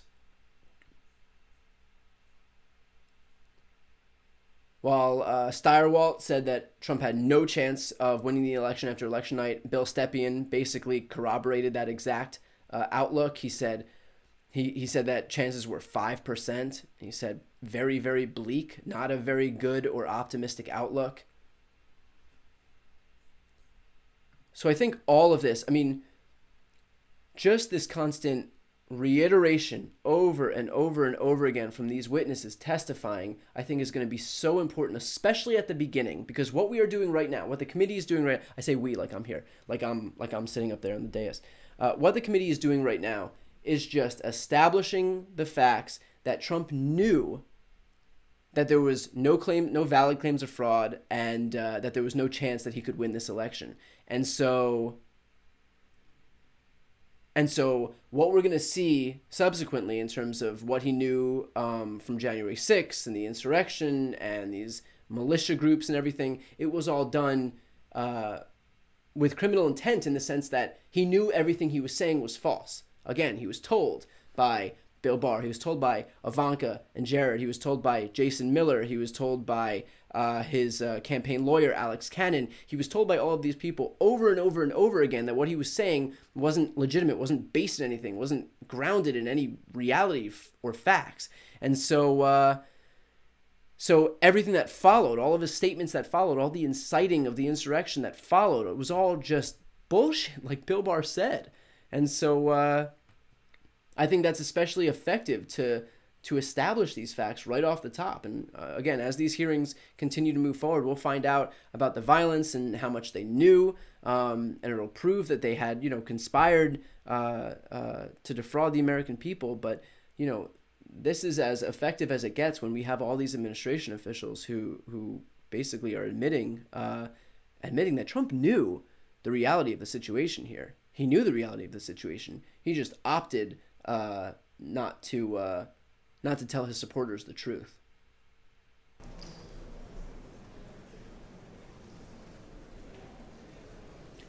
Okay. If you have any questions, you can throw them here. Somebody had asked why I wouldn't call Bill Barr a hero. Bill Barr had done a number of things to obfuscate facts for Trump leading up to this.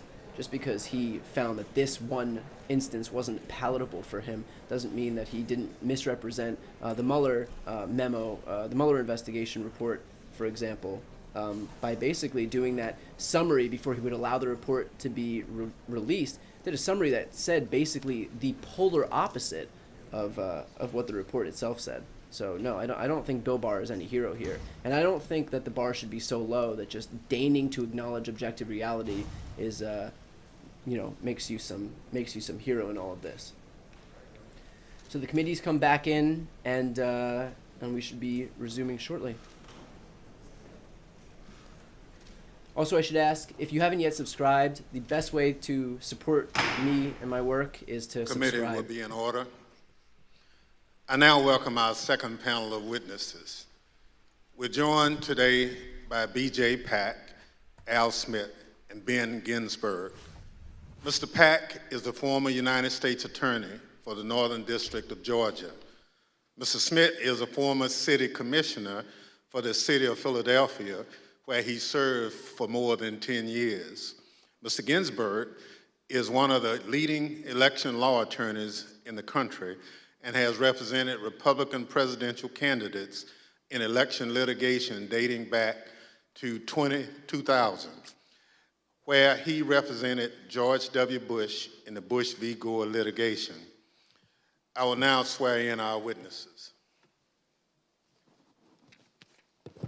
Please stand and raise your right hand. Do you swear or affirm on the penalty of perjury that the testimony you're about to give is the truth, the whole truth, and nothing but the truth? So help you God. Thank you. Please be seated.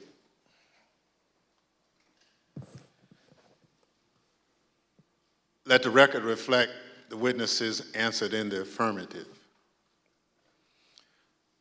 Pursuant to Section 5C8 of House Resolution 503, I now recognize the gentlewoman from California, Ms. Lofgren, for questions.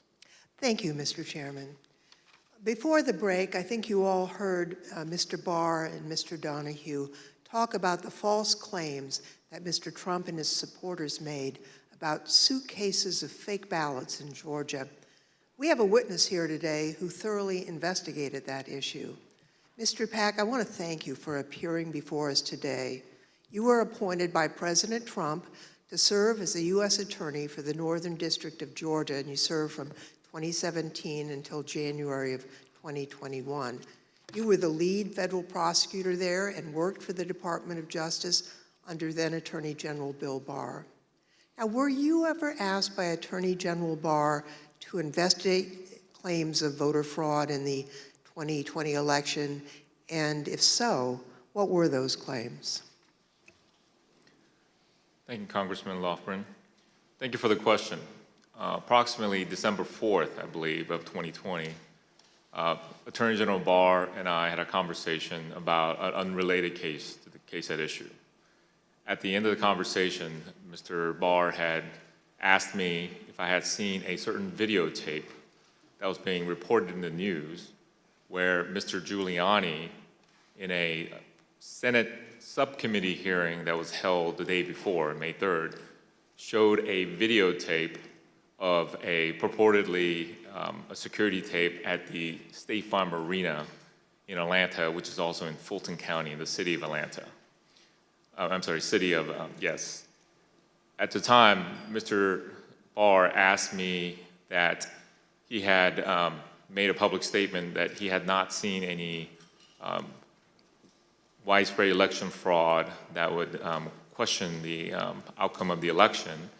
And because of the videotape and the serious allegation that Mr. Giuliani was making with respect to the suitcase full of ballots purported in the video, he asked me to find out what I could about it, because he had envisioned that in some days after our call that he was going to go to the White House for a meeting, and then that issue might come up. He asked me to make it a priority to get to the bottom of, to try to substantiate the allegation made by Mr. Giuliani.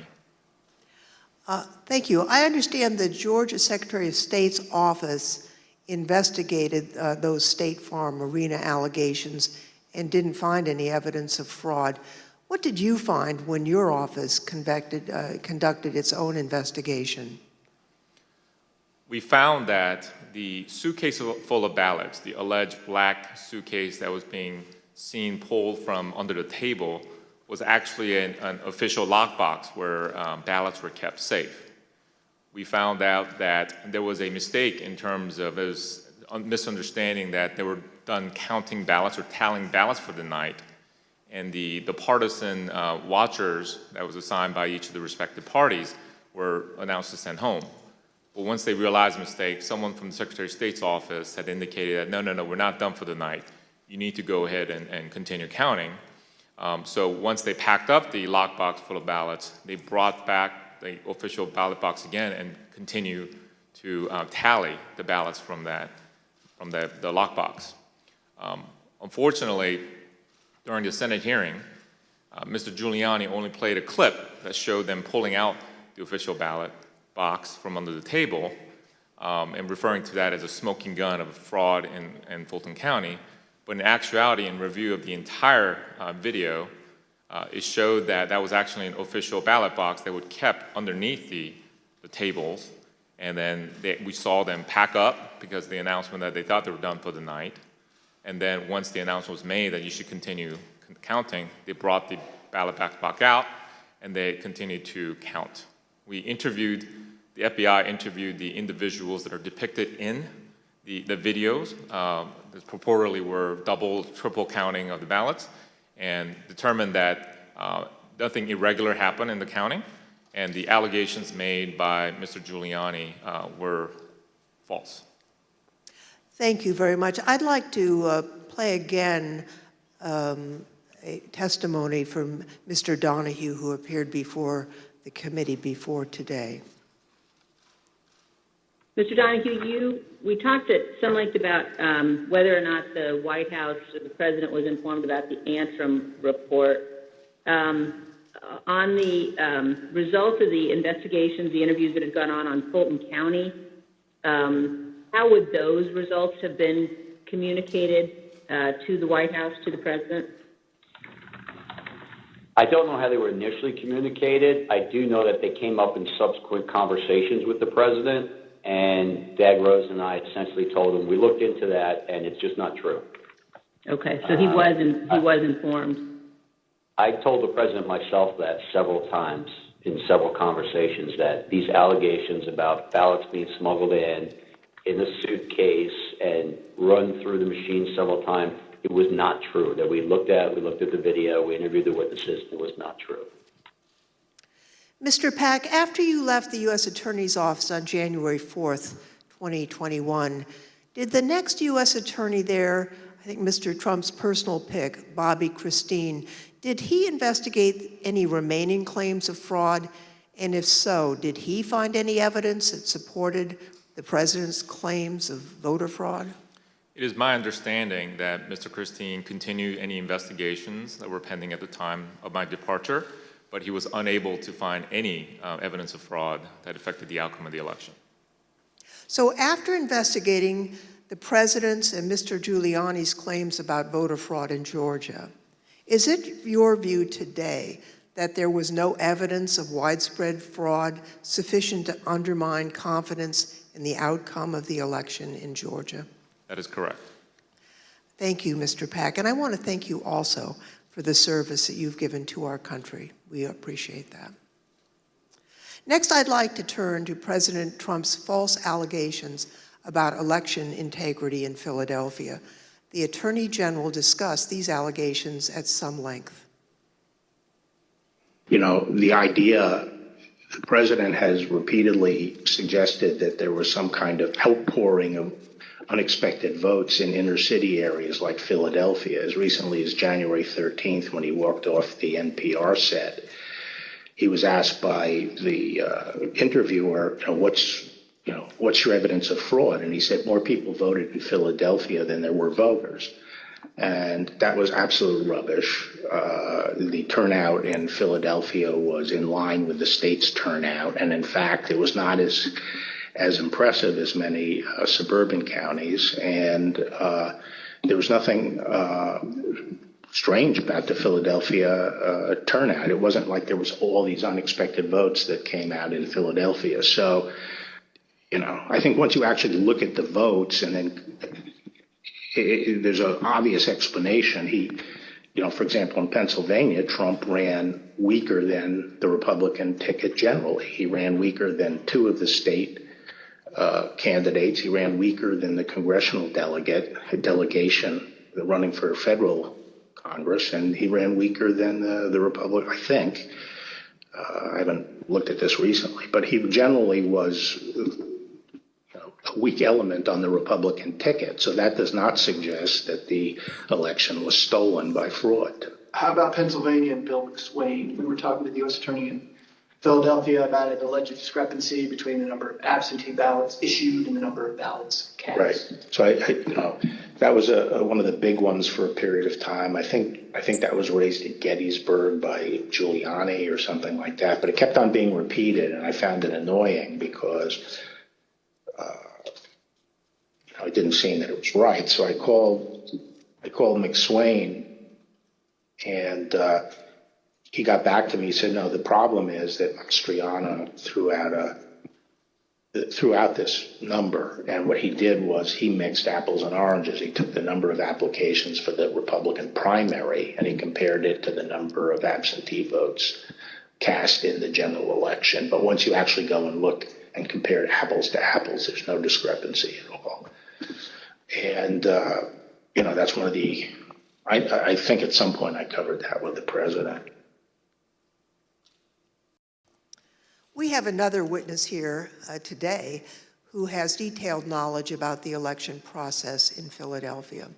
Mr. Schmidt, at the time of the 2020 presidential election, you were serving as the only Republican member of Philadelphia's 3-member city commission, which is responsible for overseeing elections throughout the city. Is that correct? That's correct, Congressperson. So President Trump made numerous claims regarding fraudulent voting practices in Philadelphia, including the claim that dead people were voting. In fact, Mr. Giuliani told Pennsylvania state legislators that 8,000 dead people voted in Pennsylvania. You investigated those claims of voter fraud. Can you tell us what you found? Not only was there not evidence of 8,000 dead voters voting in Pennsylvania, there wasn't evidence of 8. We took seriously every case that was referred to us, no matter how fantastical, no matter how absurd, and took every one of those seriously, including these. As it turns out, even Mr. Trump's campaign lawyers knew that the dead voter claims weren't valid. I guess the crooks in Philadelphia are disappointed in this. They only submitted 8,021 ballots from dead people, mail-in ballots for dead people. It's probably easier for dead people to submit mail-in ballots than it is to vote in person. Rudy was, at this stage of his life, and the same ability to manage things at this level or not. And obviously, I think Bernie Kerik publicly said it. They never proved the allegations that they were making, and they were trying to develop. Mr. Schmidt, on November 11th, 2020, President Trump tweeted about you, saying, and here's a quote, "A guy named Al Schmidt, a Philadelphia commissioner and so-called Republican, or Rhino, is being used big time by the fake news media to explain how honest things were with respect to the election in Philadelphia. He refuses to look at a mountain of corruption, dishonesty. We win." As a result of that tweet and the CNN interview you gave where you stated the dead voter claims in Pennsylvania were false, you and your staff were subjected to disturbing threats. Can you tell us about that? The threats prior to that tweet, and on some level it feels almost silly to talk about a tweet, but we can really see the impact that they have, because prior to that, the threats were pretty general in nature. Corrupt election officials in Philadelphia are going to get what's coming to them. You're what the Second Amendment is for. You're walking into the lion's den, all sorts of things like that. After the president tweeted at me by name, calling me out the way that he did, the threats became much more specific, much more graphic, and included not just me by name, but included members of my family by name, their ages, our address, pictures of our home, just every bit of detail that you could imagine. That was what changed with that tweet. Behind me are redacted threats that you received, that you provided to the committee. Now, we redacted portions of the text to protect your family. Mr. Schmidt, I think I speak for all of my colleagues when I say we are deeply sorry for what you and your loved ones have been through. And I also want to thank you for your service to your country and for standing up for the rule of law. I want to thank both Mr. Pack and Mr. Schmidt for their service, their testimony, and for standing up for the rule of law. Now I'd like to turn to another subject.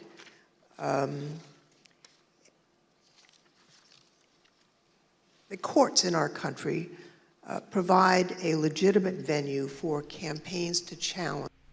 Just a quick note on that, and I don't ever pause these, so just a quick note. It is scary as hell to have your information be out there. I jump through the craziest hoops to make sure that my information is protected.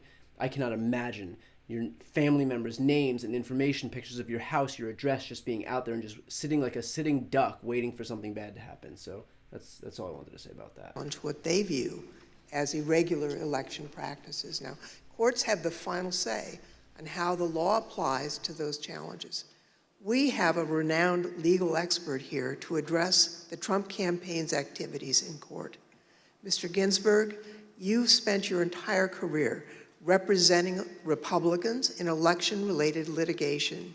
You served as the National Counsel on Republican presidential campaigns in 2000, in 2004, and in 2012.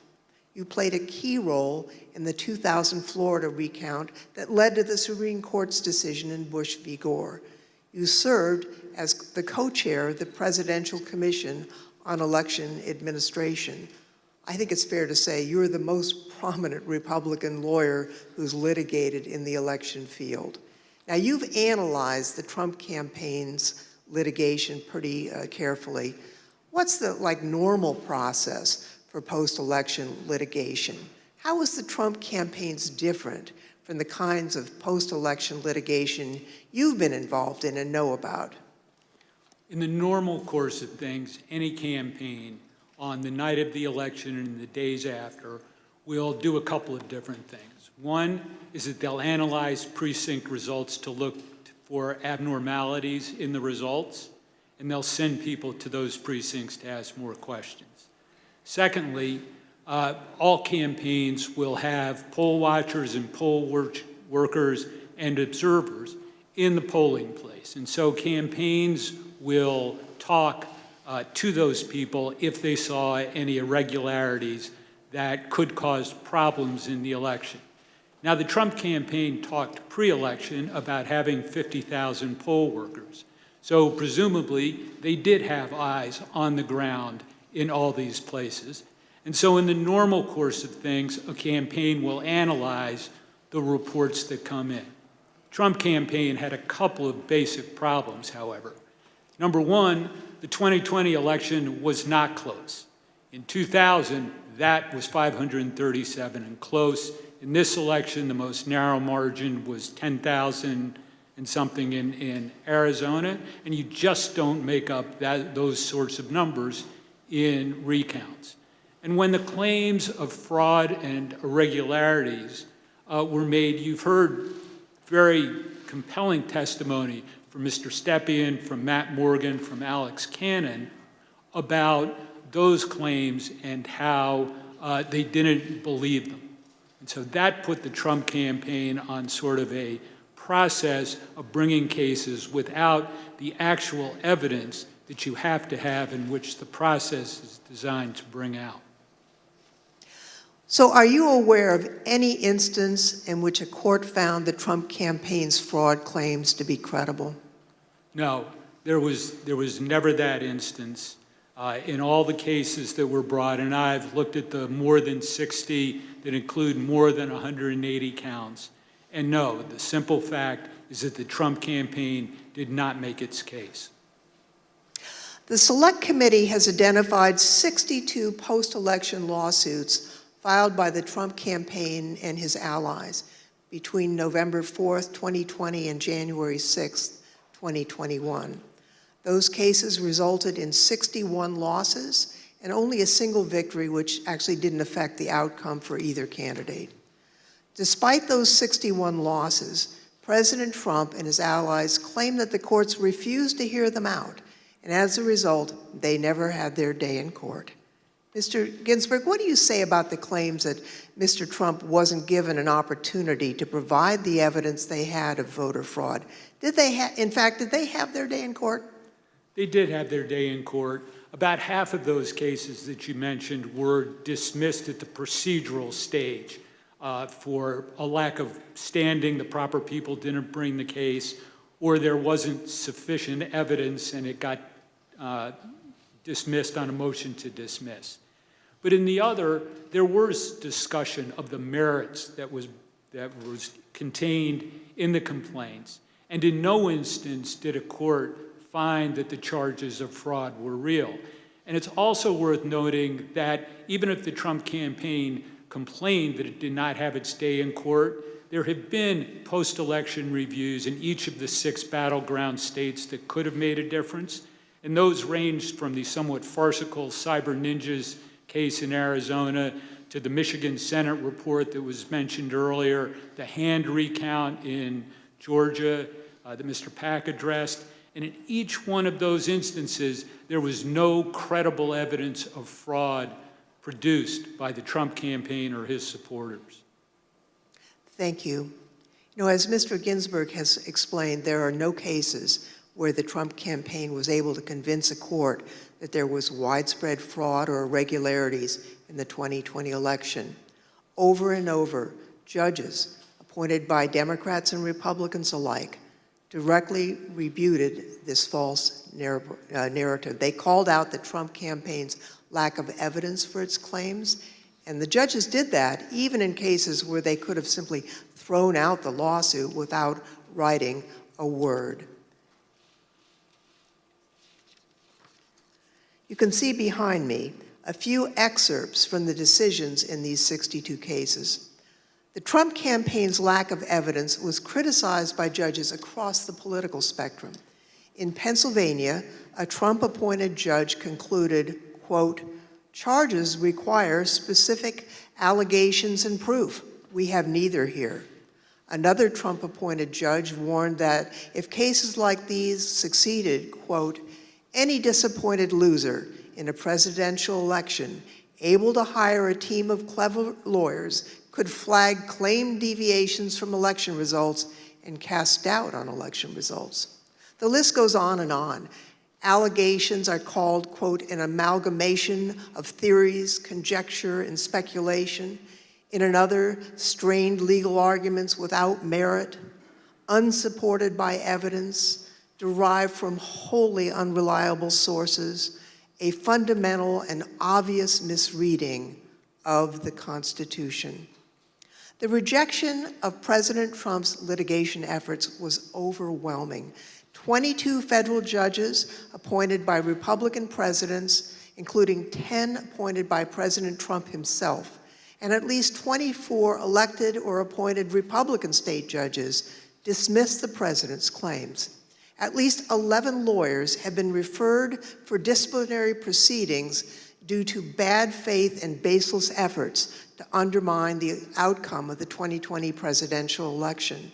Rudy Giuliani had his license to practice law suspended in New York, and just this week, a newly filed complaint will potentially make his suspension from practicing law in D.C. permanent. And as we've just heard from perhaps the most preeminent Republican election lawyer in recent history, the Trump campaign's unprecedented effort to overturn its election loss in court was a deeply damaging abuse of the judicial process. As stated by U.S. District Court Judge David Carter, this was, quote, "a coup in search of a legal theory." Thank you, Mr. Chairman. I yield back. I want to thank our witnesses for joining us today. The members of the Select Committee may have additional questions for today's witnesses, and we ask that you respond expeditiously in writing to those questions. Without objection, members will be permitted 10 business days to submit statements for the record, including opening remarks and additional questions for the witnesses. The second panel of witnesses is now dismissed.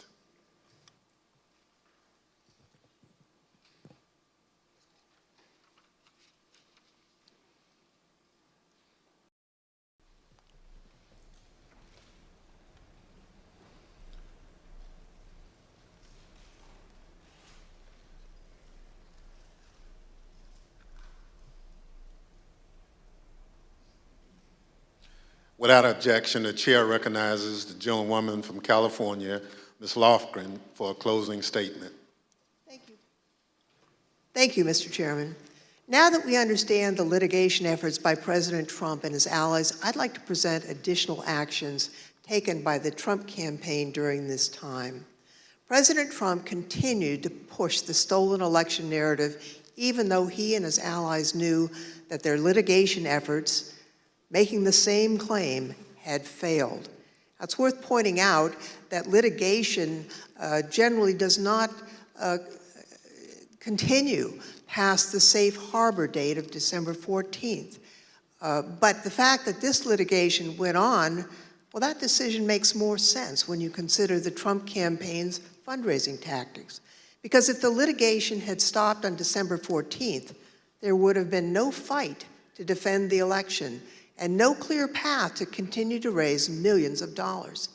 Mr. Chairman, at this time, I'd ask for unanimous consent to include in the record a video presentation describing how President Trump used the lies he told to raise millions of dollars from the American people. These fundraising schemes were also part of the effort to disseminate the false claims of election fraud. Without objection, so My name is Amanda Witt, and I'm Senior Investigative Counsel with the House Select Committee to investigate the January 6th attack on the United States Capitol. Between Election Day and January 6th, the Trump campaign sent millions of fundraising emails to Trump supporters, sometimes as many as 25 a day. The emails claimed the, quote, left-wing mob was undermining the election, implored supporters to, quote, step up to protect the integrity of the election, and encouraged them to, quote, fight back. But as the Select Committee has demonstrated, the Trump campaign knew these claims of voter fraud were false, yet they continued to barrage small-dollar donors with emails, encouraging them to donate to something called the Official Election Defense Fund. The Select Committee discovered no such fund existed. I don't believe there is actually a fund called the Election Defense Fund. Is it fair to say that the Election Defense Fund was another, I think we called it a marketing tactic? Yes. And tell us about these funds as marketing tactics. Just a topic matter where money could potentially go to be, how money could potentially be used. The claims that the election was stolen were so successful, President Trump and his allies raised $250 million, nearly $100 million in the first week after the election.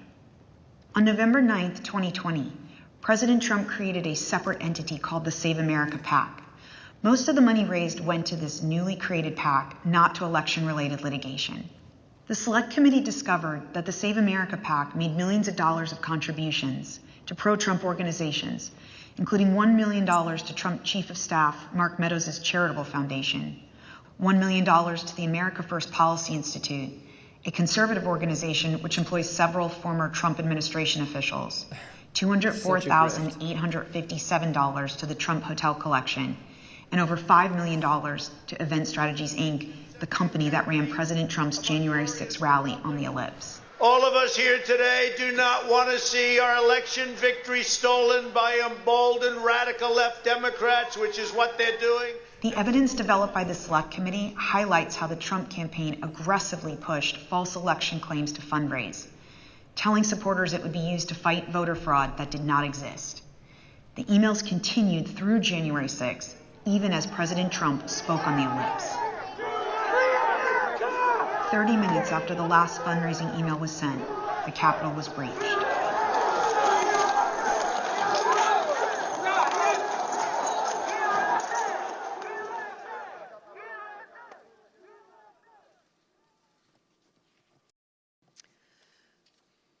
Every American is entitled and encouraged to participate in our electoral process. Political fundraising is part of that. Small dollar donors use scarce disposable income to support candidates and causes of their choosing, to make their voices heard. And those donors deserve the truth about what those funds will be used for. Throughout the committee's investigation, we found evidence that the Trump campaign and its surrogates misled donors as to where their funds would go and what they would be used for. So not only was there the big lie, there was the big ripoff. Donors deserve to know where their funds are really going. They deserve better than what President Trump and his team did. Mr. Chairman, I yield back. Without objection, the chair recognizes the gentlewoman from Wyoming, Ms. Cheney, for a closing statement. Thank you very much, Mr. Chairman. Mr. Chairman, I would like to thank all of our witnesses today. And I'd also like to, in particular, wish Mr. Stepien and his family all the best on the arrival of a new baby. Today's hearing, Mr. Chairman, was very narrowly focused. And in the coming days, you will see the committee move on to President Trump's broader planning for January 6th, including his plan to corrupt the Department of Justice and his detailed planning with lawyer John Eastman to pressure the Vice President, state legislatures, state officials, and others to overturn the election. Let me leave you today with one clip to preview what you will see in one of our hearings to come.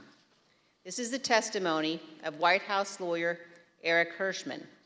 John Eastman called Mr. Hirschman the day after January 6th, and here is how that conversation went. I said to him, "Are you out of your effing mind?" Right? I said, I only want to hear two words coming out of your mouth from now on: orderly transition.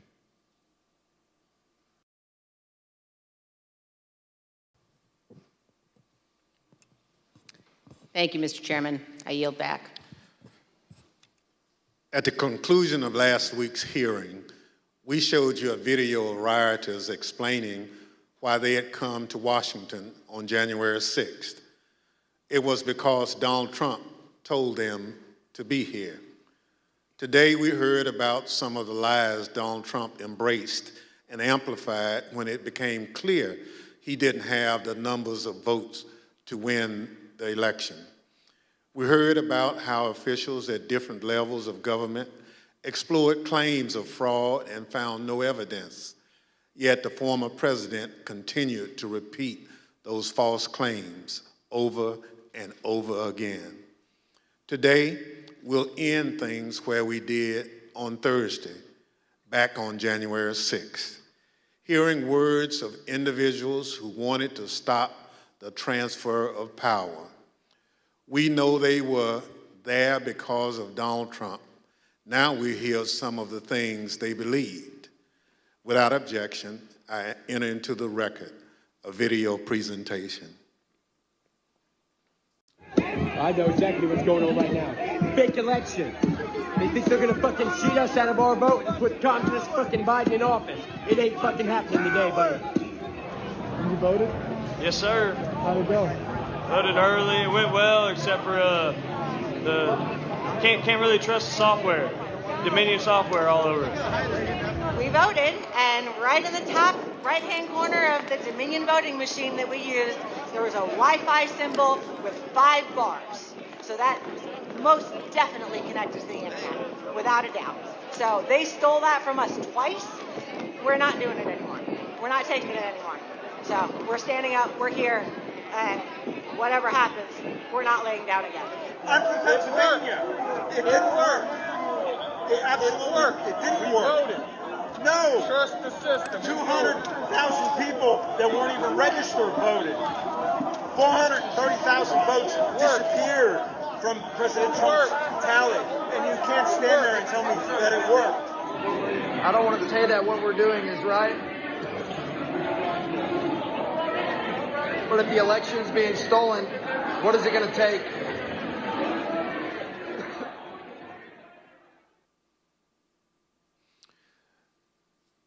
The chair requests those in the hearing room remain seated until the Capitol Police have escorted members from the room. Without objection, the committee stands adjourned.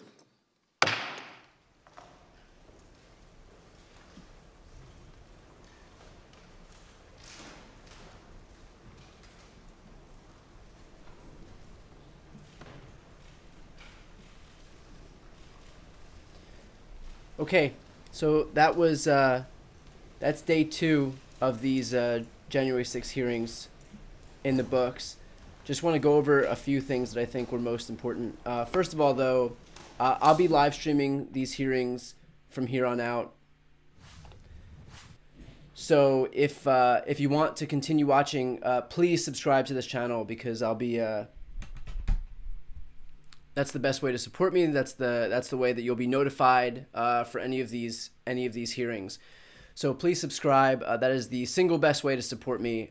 So if you haven't yet subscribed, just hit the subscribe button. The next one will be Wednesday morning at 10 a.m. Eastern, 7 a.m. Pacific. So I'll start that at 6 a.m. Pacific, 9 a.m. Eastern.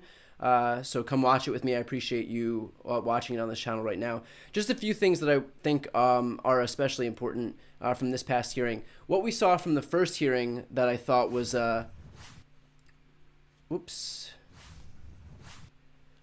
Sorry, wrong button. What I saw from the first hearing that I thought was especially effective was bringing these Trump campaign officials, these Trump administration officials, the inner circle of Trump basically, and having them admit that that they told Trump that there was no evidence of fraud, that there was no evidence that he could win the election, and kind of establishing those facts right off the bat, so that when they would then go on to show what happened on January 6th and all the carnage that ensued at that insurrection, it was all done.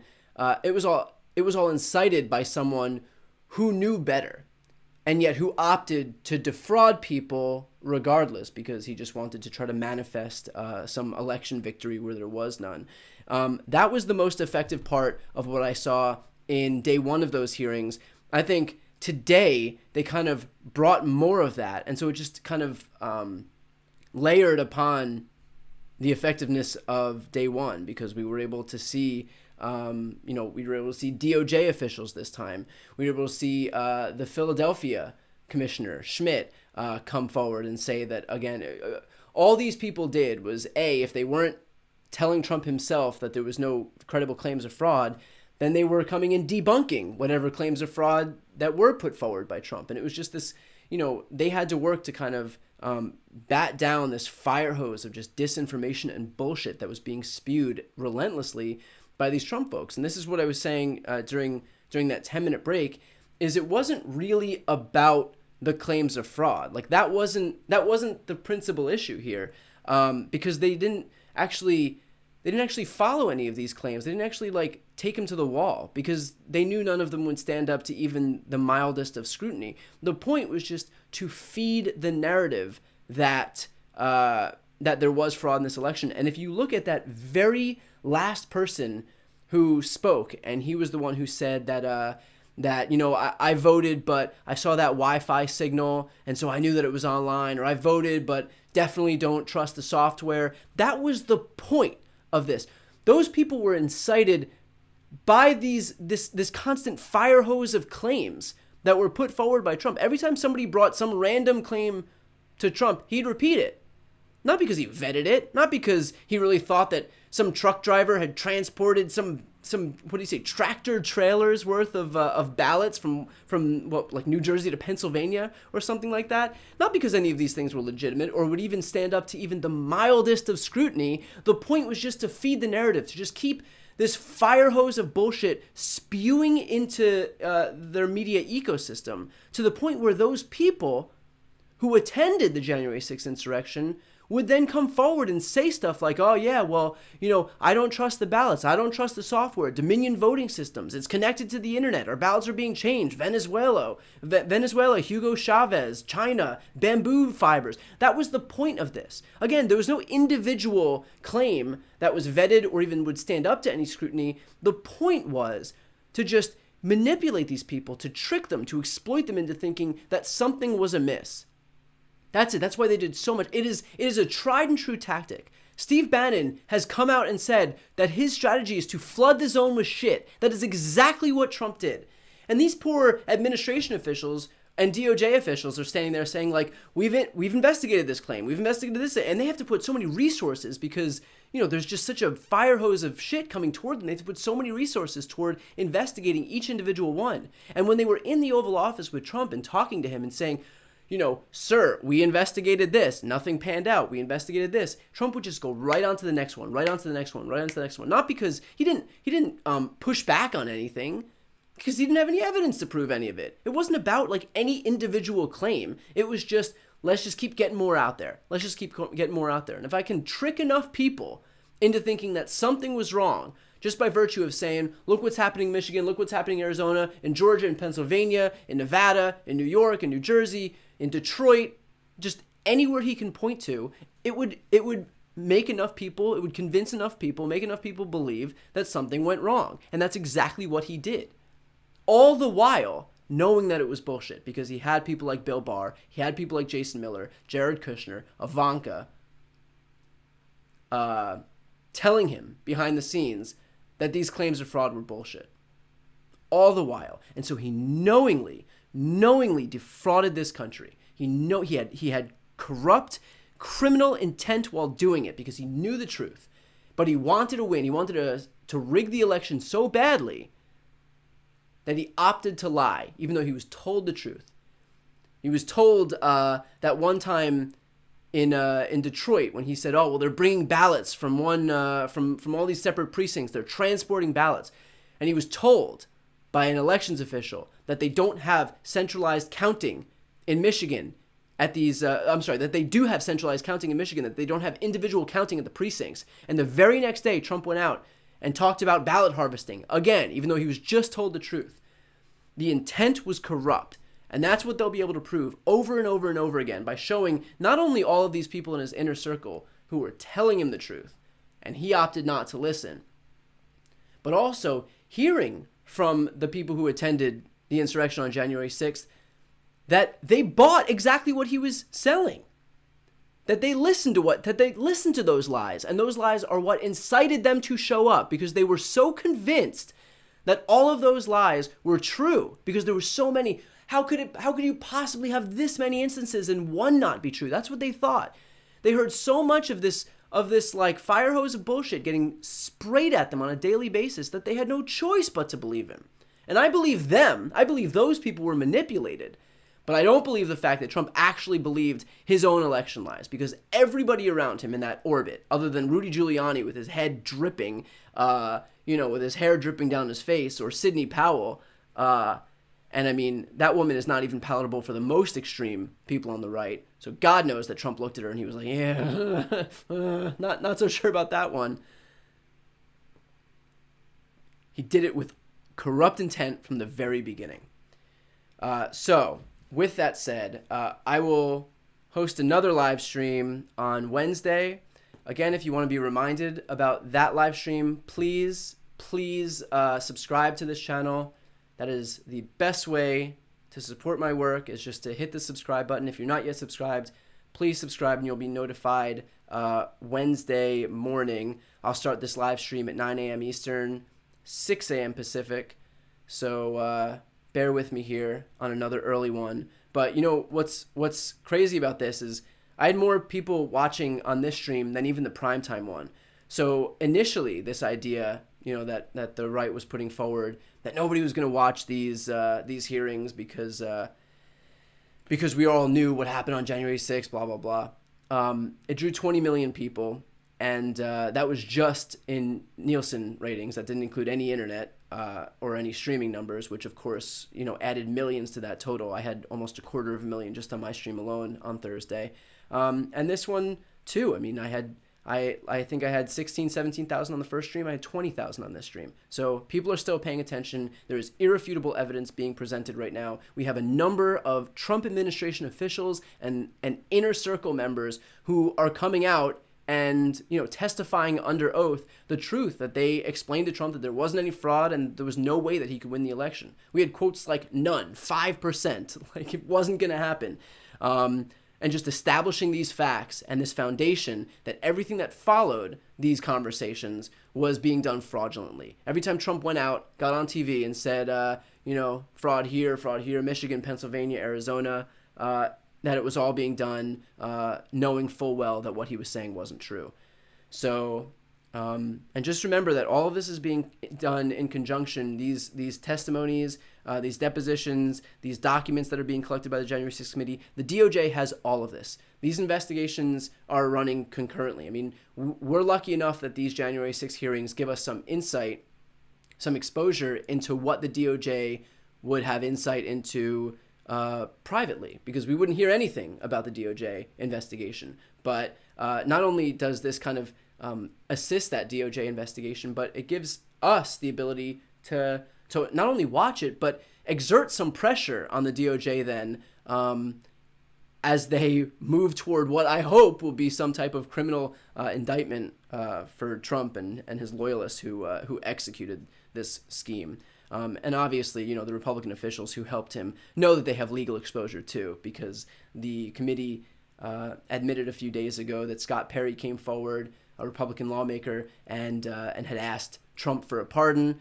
He, of course, denied it, but Liz Cheney said, on Thursday's hearing that as we will show, Scott Perry asked President Trump for a pardon. So, they have the receipts. That is not something I would want to stake my reputation on, as being the person to say that the January 6th committee is lying, because I think if there's any committee that knows that they have to be absolutely foolproof, it's this one. And of course, CNN reported that Paul Gosar, Andy Biggs, and Mo Brooks had also requested pardons. Here's the thing. Generally, and I'm no genius on this area, but generally, if you request a pardon, it's probably because you think you've done something wrong. These people, with all their tacit admissions of guilt by virtue of requesting these pardons, knew exactly what they were doing, because on the inside, behind the scenes, away from the Fox News cameras and the OAN cameras and the Newsmax cameras and their little rallies and whatnot, they all knew that they were perpetuating a lie, that they were defrauding the American people, and that none of their fraud claims or any other claims of election subversion or whatever held up to even the mildest of scrutiny. Again, they had the opportunity to present these in every court in the country, including in front of a number of judges who Donald Trump himself appointed. Not a single fraud claim was proven. And it wasn't proven in front of any of these Republican secretaries of state either, or these Republican governors, or state legislatures, or recounts or audits, all of which confirmed the original counts. So they had every opportunity in the world to litigate the living shit out of this stuff, and at no point could they prove even one of their claims. That should be telling enough. So with that said, I'll end it there. Again, please subscribe to this channel if you're not yet subscribed. I hope to see you join on Wednesday morning for the day 3 of these hearings. But yeah, throw me a subscribe, and I'll see you then. Thank you so much for watching. I know that there's a ton of places you can watch, so I appreciate you joining this stream, and hope it was helpful. And thanks again.